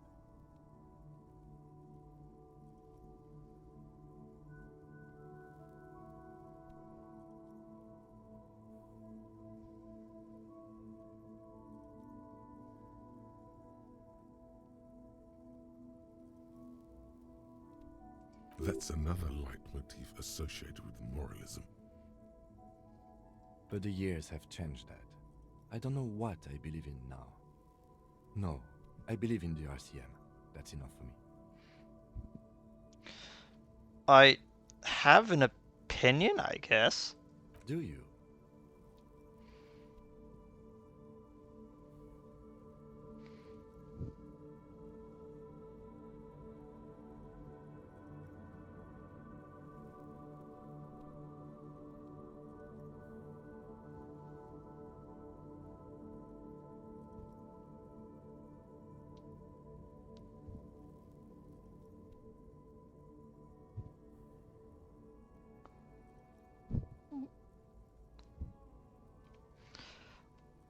Honestly, if I was, if I was our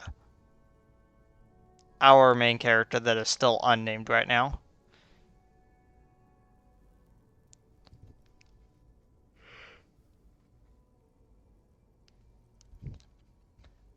I would actually say the top one. I am that type of like lawful good individual that I'm like, well, I'm actually both of these. I would probably say both of them in tandem. But unironically, yeah, we are just stooges for the world's largest bourgeois organization. No, we are stooges of the world's biggest bourgeois organization, protecting the people of Revachol. That's the hand we were dealt. Without the MI, we would be common vigilantes.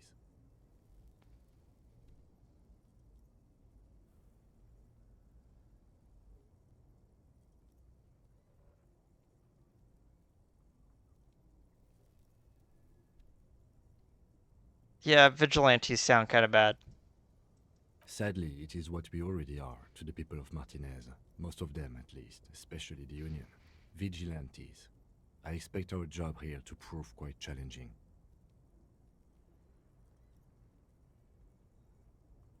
The dying lights of the city shimmer below.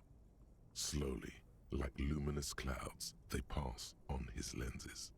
The lieutenant looks at his slim cigarette, contemplating the next drag.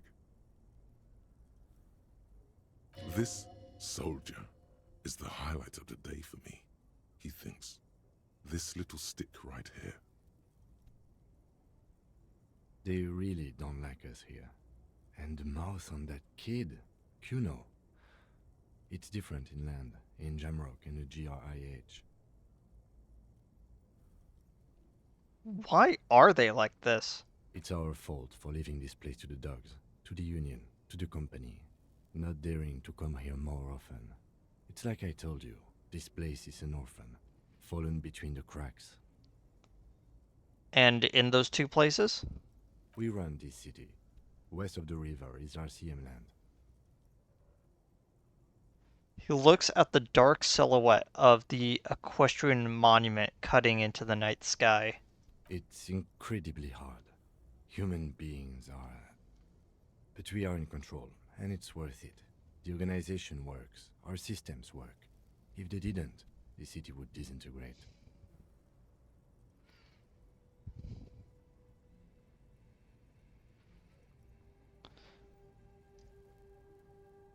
I hope our investigation will help improve the situation here. At least do some good. Me too. But I wouldn't count on any drastic changes in our lifetimes. Thank you for this. Yeah, it's getting very cold now. Let's go.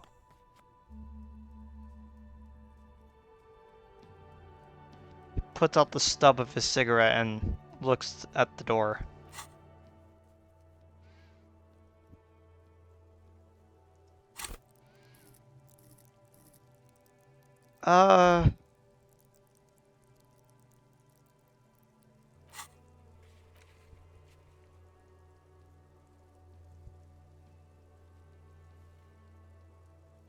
Oh, right. Inland Empire. I was gonna put a point to that.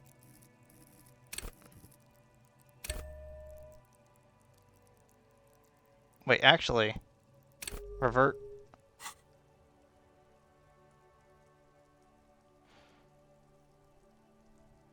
Alright, we have White Morning, but I kind of don't want to do that. Rendezvous takes up another 2 hours. So yeah, let's put that point into Inland Empire.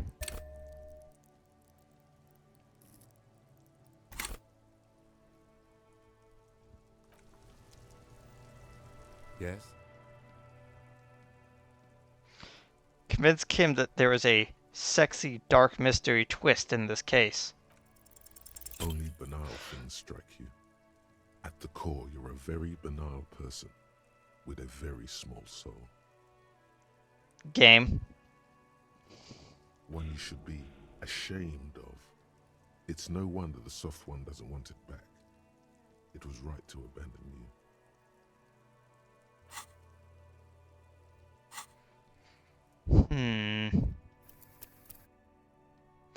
Oh my gosh. That autosave is so far away. I should have saved before that. Oh my gosh.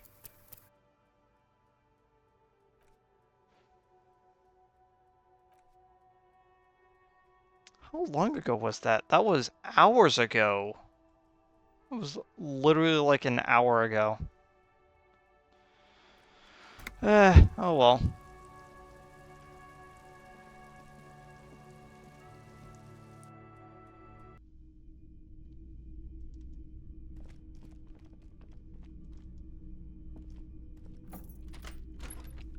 See you in the morning.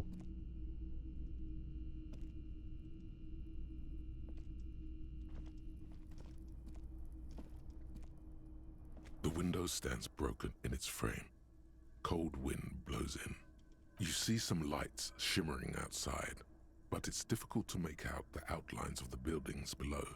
Dark phantoms with many tiny eyes, chaotically arranged and not looking at you.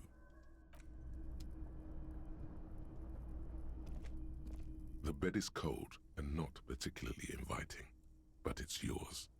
The sheets look awful. No time to rest yet.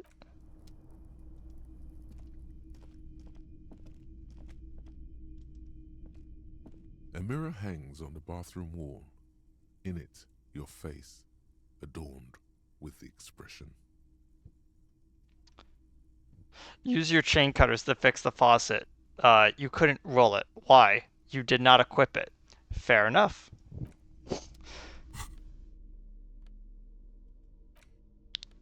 Tools, chain cutters. A mirror hangs on the bathroom wall. Oh my gosh. No, cancel.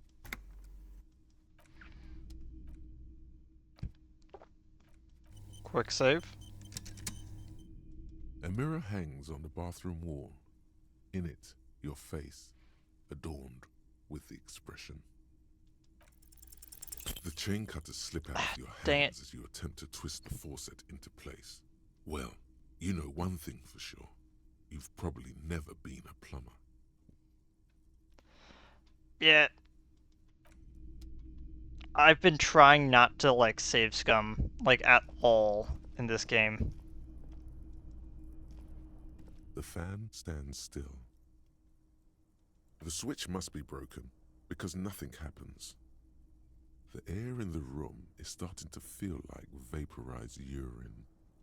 Okay, I'll just leave it off then, jerk. Oh. Package cigarettes right there. Guess not.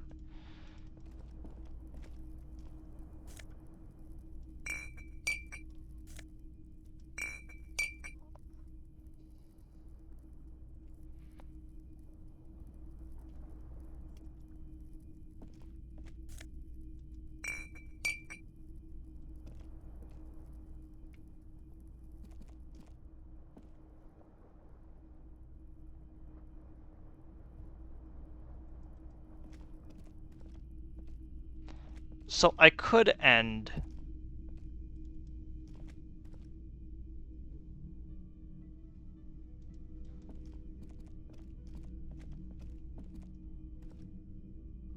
could end right now.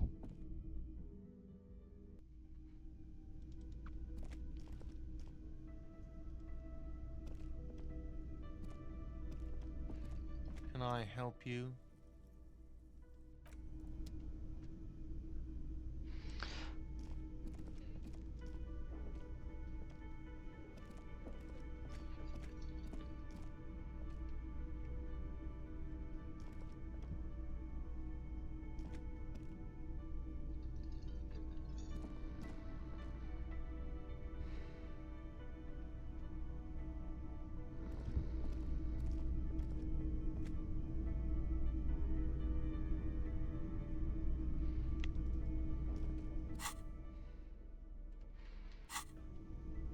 Oh, wait.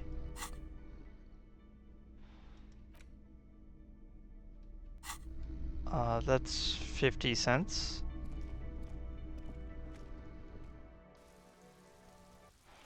I do kind of wish that I was able to, have a secondary save file, but I guess not.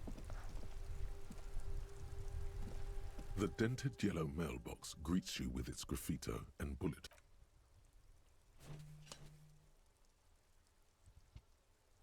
The box seems happy. Okay, one last thing.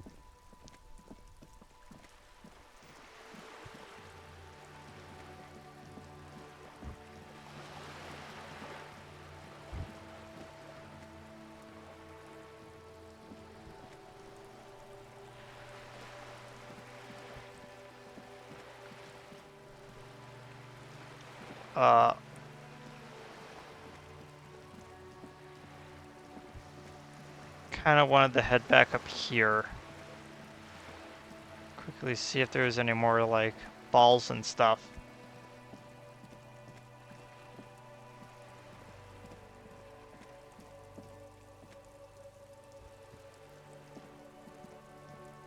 Hello again, officers. Have you come to admire my mural? Actually, it's just me today. Do you know anything about the recent murder? I ain't no snitch, pigstein. Go forth and forage in someone else's shit. No shortage of squealers in these parts. Fair enough. Catch you later. What? Why was this not here earlier? A signal blue naval coat. -1 half-light, +1 suggestion.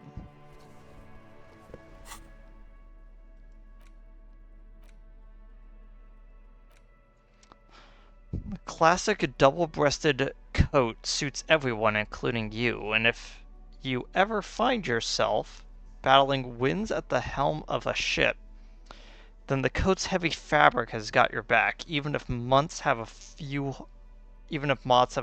holes in it. Get rid of our esprit de corps, for one suggestion? Maybe his half-light a little bit less, egregious.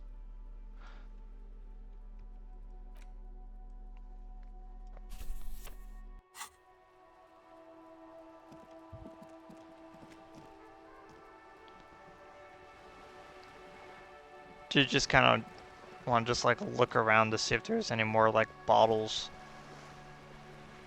just, like, laying about over here since I didn't get a chance to look around?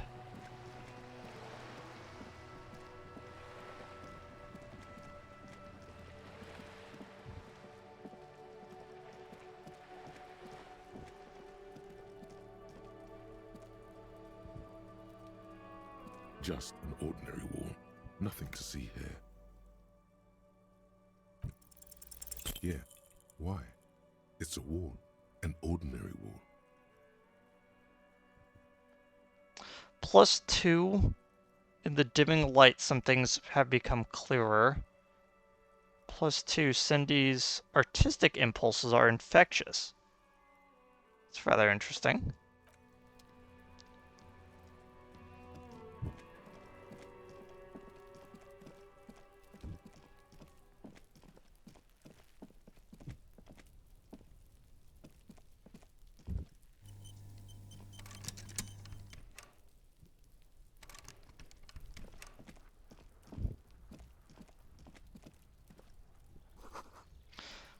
balcony is a view to the yard and the hanging.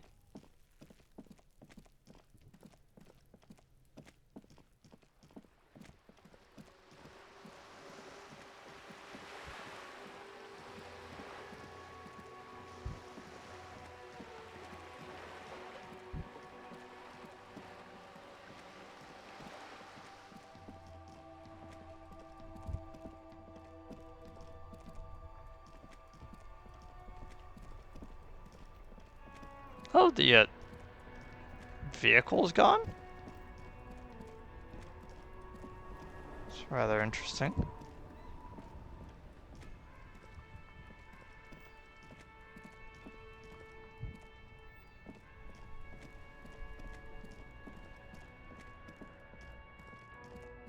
Oh. Guy over here is gone too.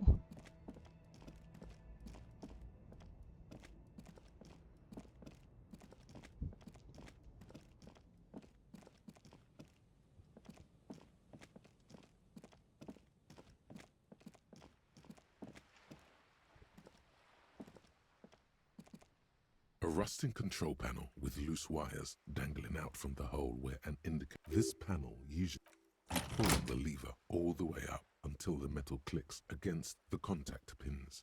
You hear a soft clunk. Then nothing happens. Nothing happens. A cold gust of wind blowing in from the sea interrupts the silence of the situation. A spring brings the lever back to its original position. You still need to close the water lock to get across the canal. Some other way. Wasn't there a sign over there saying functionality will be restored on Wednesday morning?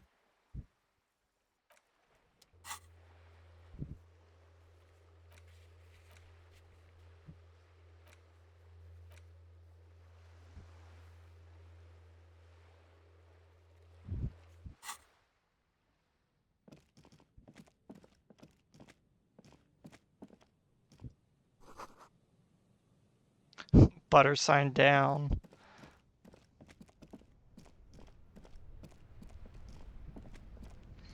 Yeah, it's a little bit too late for, like, regular characters to be, like, sitting around here, I guess.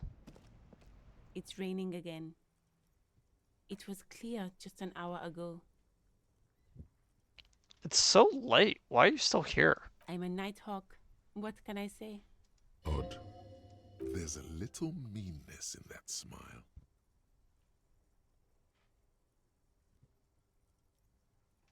Oh, I have to run.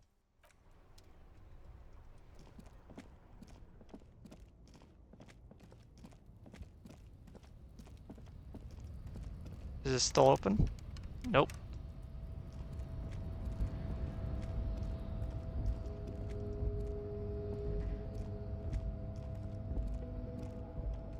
A lorry stuck in the traffic jam. This big, heavy grad-made machine is where the windows are clear. They've been recently washed. You can see a lorryman's cabin. With the back end of the cabin as a small perch to sleep. Large ashtrays. Then a book with ragged edges catch it.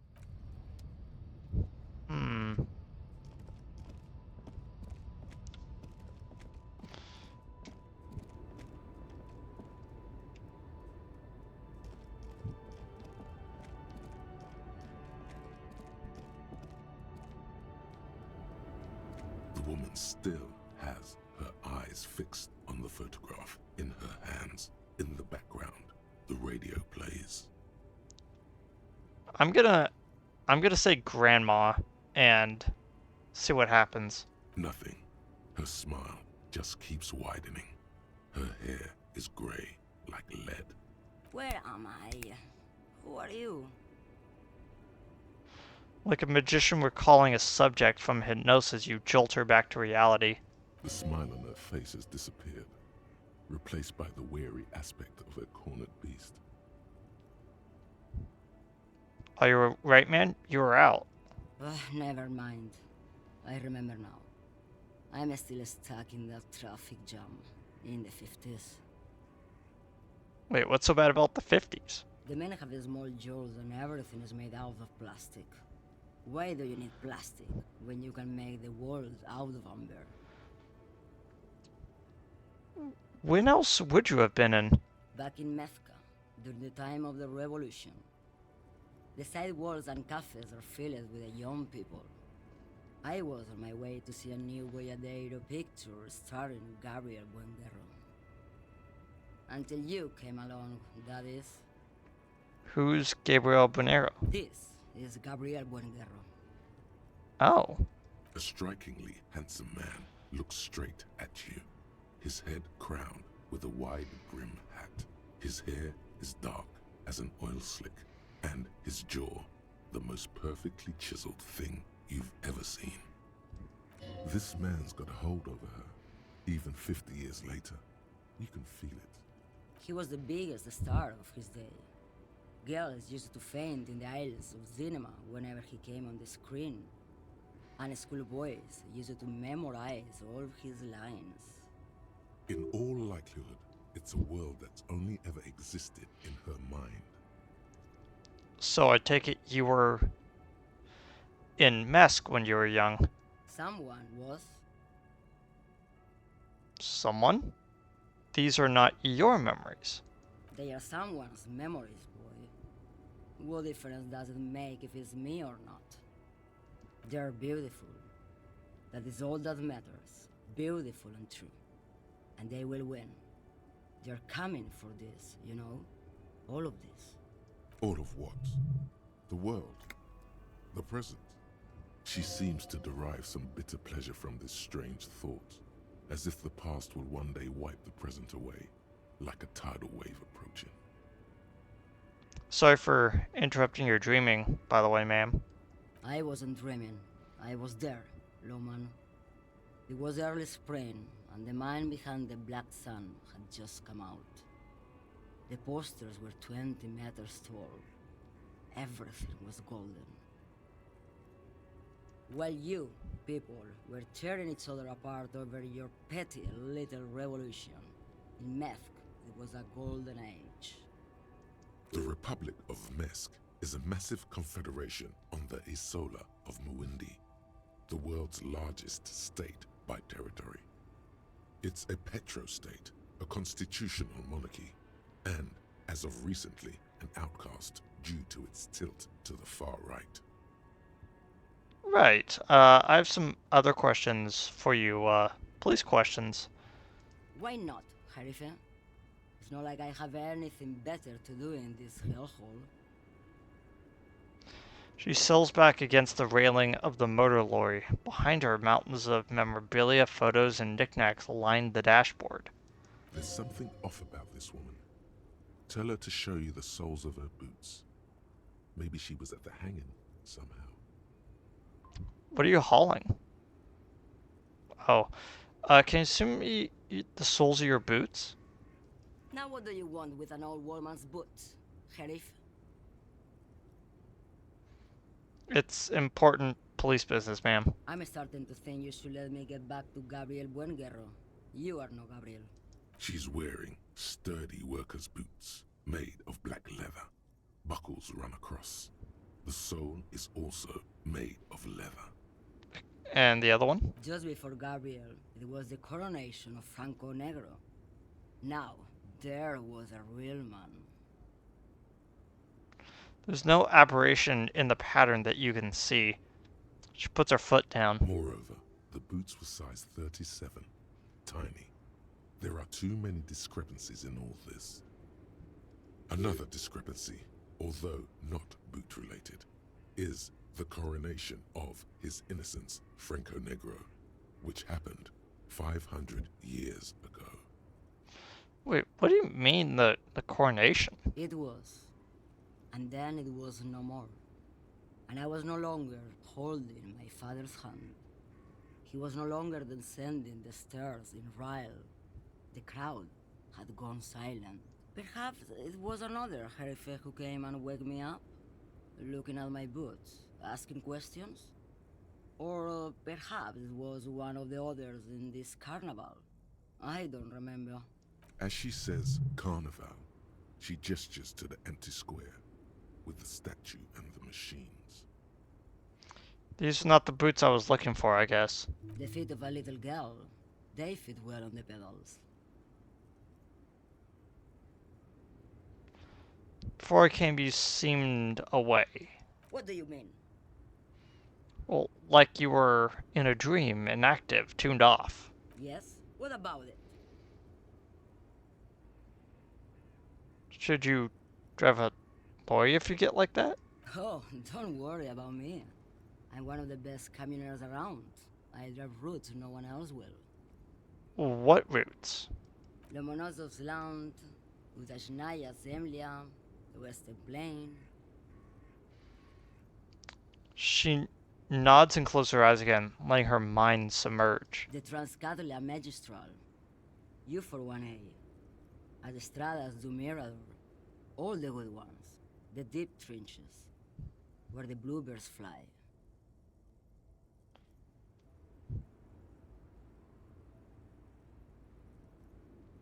I'm something of an expert in blacking out. You should probably take care of yourself. You're right, Lowman. I'm the one who should take my health more seriously. Thank you for looking out for me. A correct appraisal. You're quite shabby. Is that all you woke me up to say? No, I was just wondering what you were hauling. Diamonds. Really? Of course not. But wouldn't it be marvelous if I was? Okay, but what are you really hauling? Whatever stupid things they put in the lorry, I imagine. So you don't know what you're hauling? I quit concerning myself with that a long time ago. Besides, I don't drive the lorry for the cargo, if you know what I mean. She says that as if something narcotic is the real reason. Wait, you get high off of driving a lorry? Oh, it's so much more than a high where I go, Harife. It's low. I go to the bottom. Yeah, it's definitely some kick. Some terrible kick in the dark. A sleep kick. Perhaps you can find out later. What if the cargo is a contraband? Then it's contraband, Lowman. What? Do you want to take an old woman in? Be my guest. Lock me away like Bad Hand Hermenegildo. Bad Hand, Hermenegildos' bad hand, strangled 300 people. What can I say? Some people just really like strangling people. So I don't understand this whole boyadeo thing. Of course not. To truly understand the boyadero, you need to listen to on the Western Plain. A boyadero, boya for short, is a cowherder from upstream Magritte, the great steppes of northern Mesk. He is a rugged individualist and explorer. Okay, what's that? It's an old ballad about a young girl who falls in love with a daring boyadero. He promises to marry her as soon as he returns from the Western Plain. I'm guessing that doesn't happen. Of course not. The boyadero returns from the Western Plain a changed man. One night, as he and his beloved are out walking along the river Maigret, she pleads with him to give up his riding and settle down. In the background, you can hear the orchestra swell as the screen fills with the maiden's imploring eyes. I think I could see where this is going. So the boyadero strangles his beloved and throws her body in the Magritte. Then he rides off, because the Western Plain is calling to him. That's not actually where I thought this was going. You have to understand. A true boyadero needs a whole horizon to himself. He can't be tied down by man or woman. His beloved was selfish. She didn't know what it meant to love a boyadero. What if to truly love a boyadero is to float lifeless downstream? Seems like a woman who knows a thing or two about drugs. What do I need drugs for, Lowman? What I see, what I feel, the great adversary, no drugs can compare. The adversary? Yes. There is a protagonista and an adversario. I am on the side of the adversary. There's no coming back from that hole. Those epithets are familiar somehow. The great adversary, the great unrest. That's not really what I'm getting at. Then what were you getting at? Maybe if she thought you're corrupt.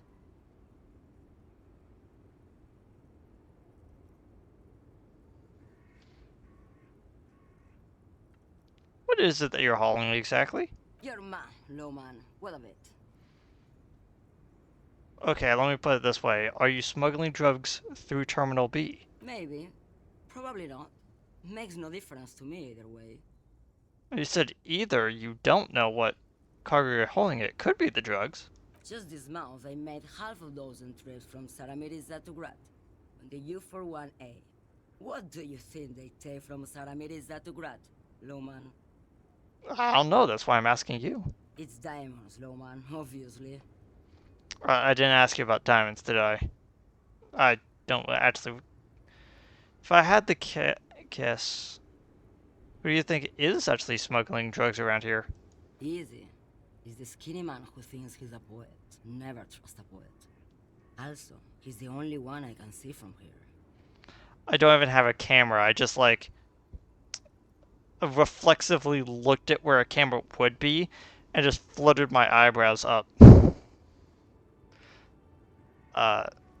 That's correct. There is no visibility of any of the others.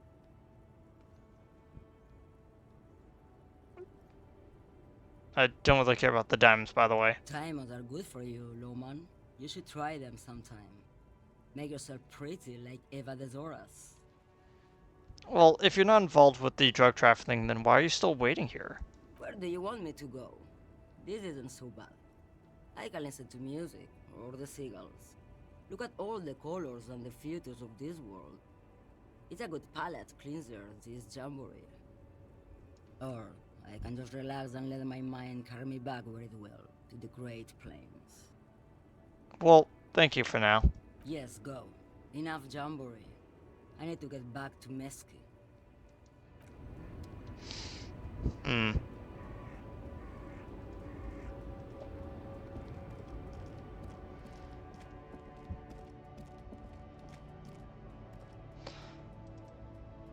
So yeah, there's a lot of cultural stuff that you can tell is kind of transposed from one cultural group to another, but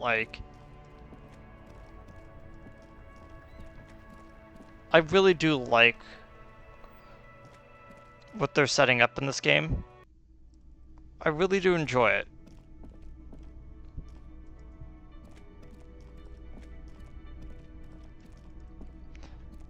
And I'm kind of sad that it's we're seemingly not getting more content in this world from the creators of this world.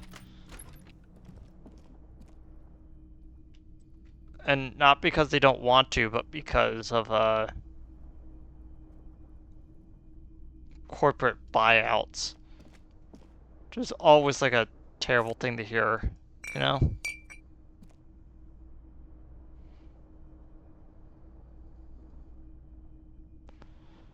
Well, the bed is cold and not particularly inviting, but it's yours.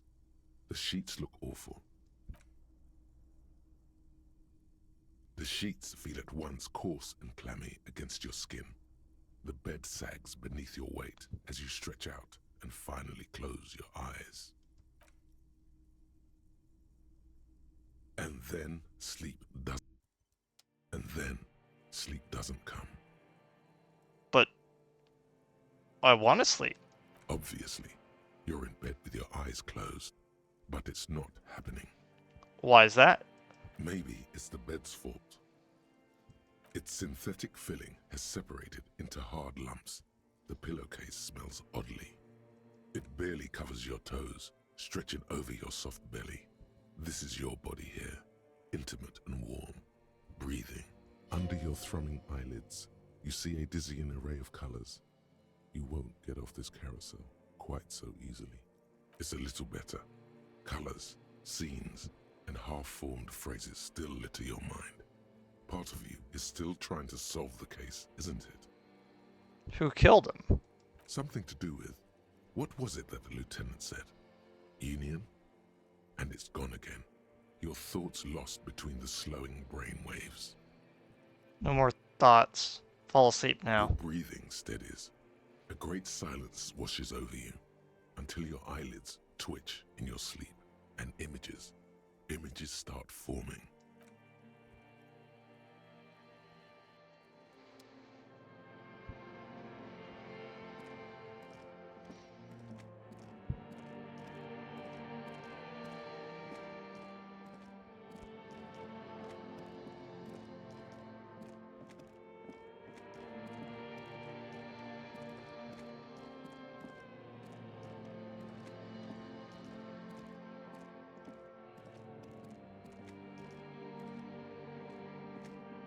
Do you remember the scent of your childhood?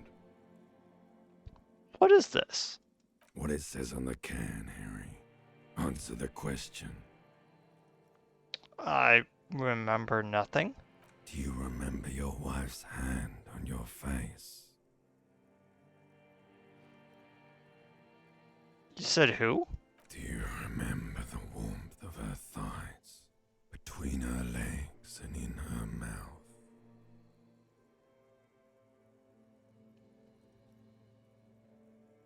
Just tell me what this is. You know who I am. I'm the bad day. The one where you ask her, and then later in the streets, wandering. It's the worst day of all time, Harry dear. And it's coming. She will hear about it on the phone. Reality will turn into a grotesque nightmare. This will be the last thing you did to her. Tell me, do you remember the love of your life? I was left. That's right, funky baby. And you just stood there. One hand on the bottle and the other on your dick. Watching her go. Let it all be dragged away from you. Tell me, where are your friends? Human beings have friends, Harry boy. Where the hell are yours?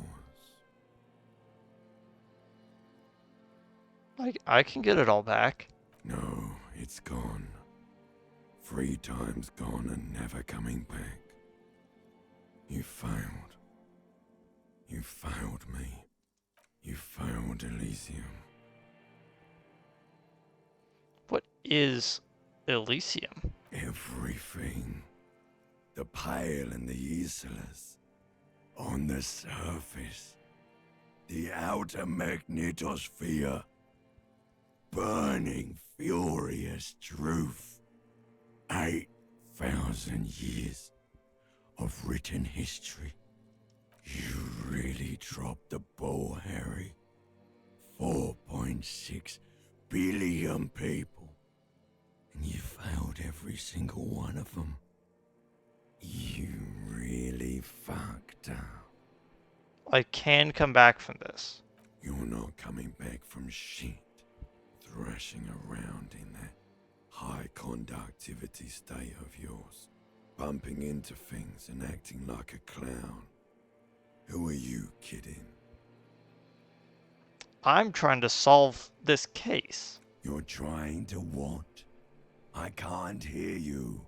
This is just a word dream now. Jumbled up garbage. The pictures are gone. The bed rises to meet you. A thin, sleep-like state. More glass than velvet, grinding in your head. So something is wrong. Sleep shouldn't be this bad, this dry, this unnourishing. There's something wrong with your thoughts. Some kind of new type of hangover. What do you mean by that? Oh yes, party boy, and it's worse than the one before. Just think of the shit you saw. Here it comes too, so soon already, A silent alarm goes off in your head like clockwork, barely let you sleep at all. Time to get those clothes on, Harry. Time to go to work in the shit factory.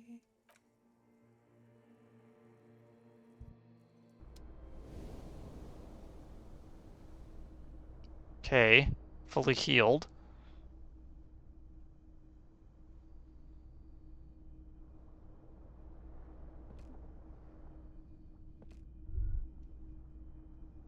Good going, buddy.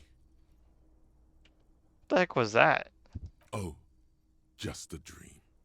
You have ones like that all the time. You feel even worse this morning than you did last night. And what's going on with me? You mean, why are you so tired? Too tired and down to even think? It is worrying, isn't it? You can't be a detective like this.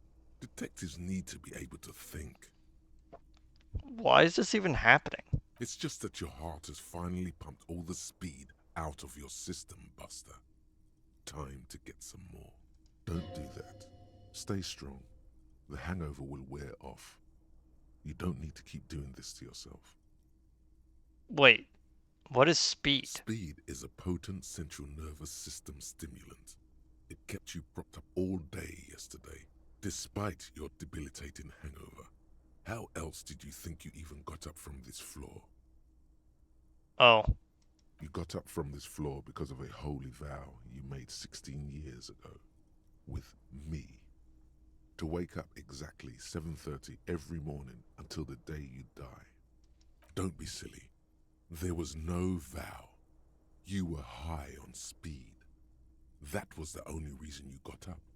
You can't detect without it. It's that simple. So I know for a fact that I actually do need to do this to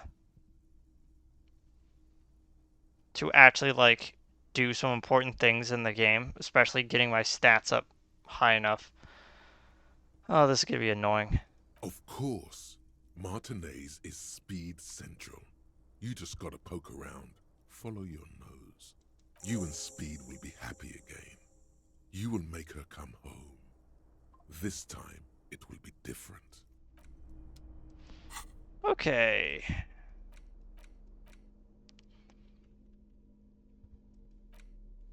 The worn map features the patchwork grid. Your finger moves. Finally, come.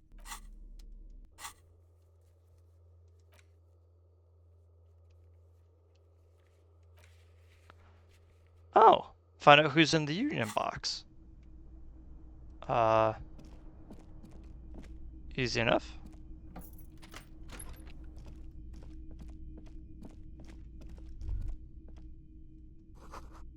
Nothing on the front page rings a bell.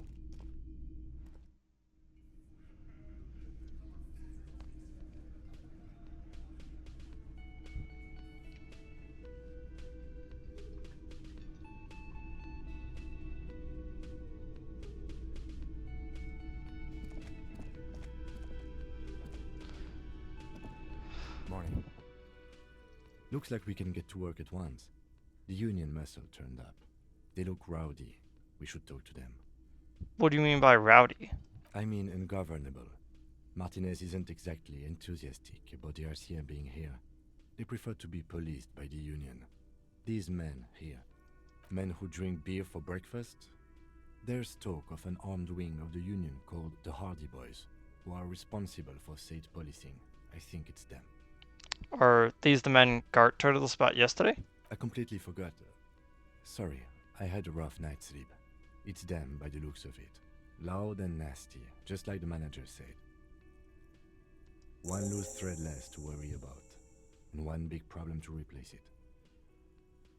Why do we need to talk to them again? Everything points to the dock workers' union.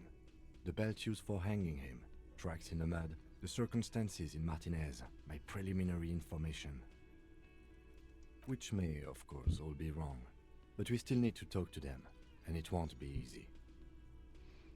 So, There's so many of them, maybe we should just call in reinforcements. That would just escalate tensions.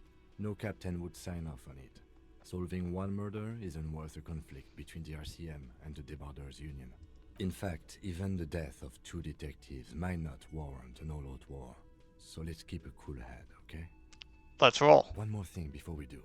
We don't have to talk to them immediately. We can walk right past them, continue with our business. Okay.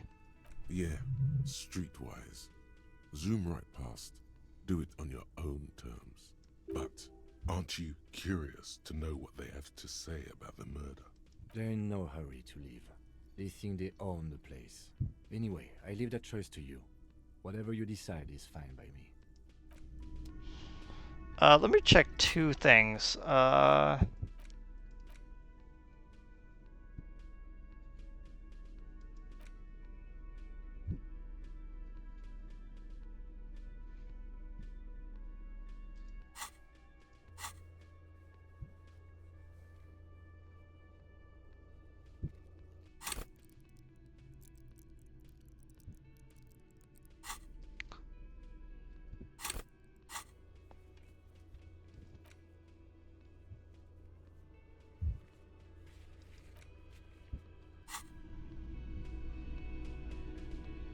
Actually, no.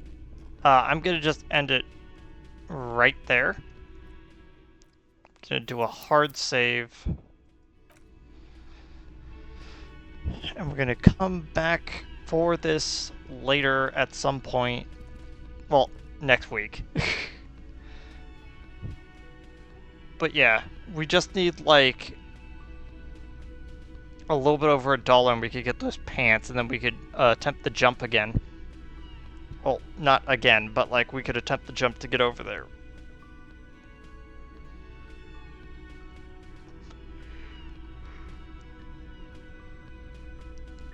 Oh, I'm tired.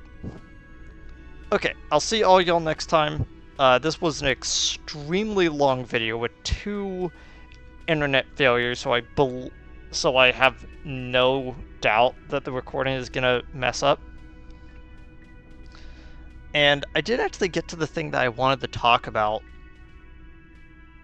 but that should be fine. Either way, I'll see all y'all next time. I'm gonna go to bed.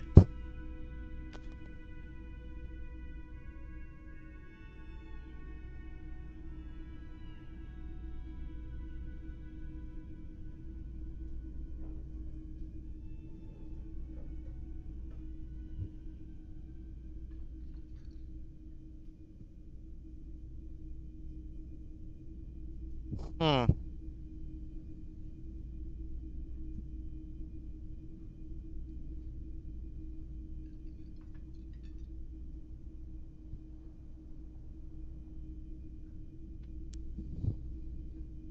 Sorry, I'm just check my phone. Yeah. Well, I'm done. I'm done for the night. Probably if I get up early enough, I'll probably like stream something for like an hour, but like I doubt it. Anyway, I'll see y'all next time. Goodbye.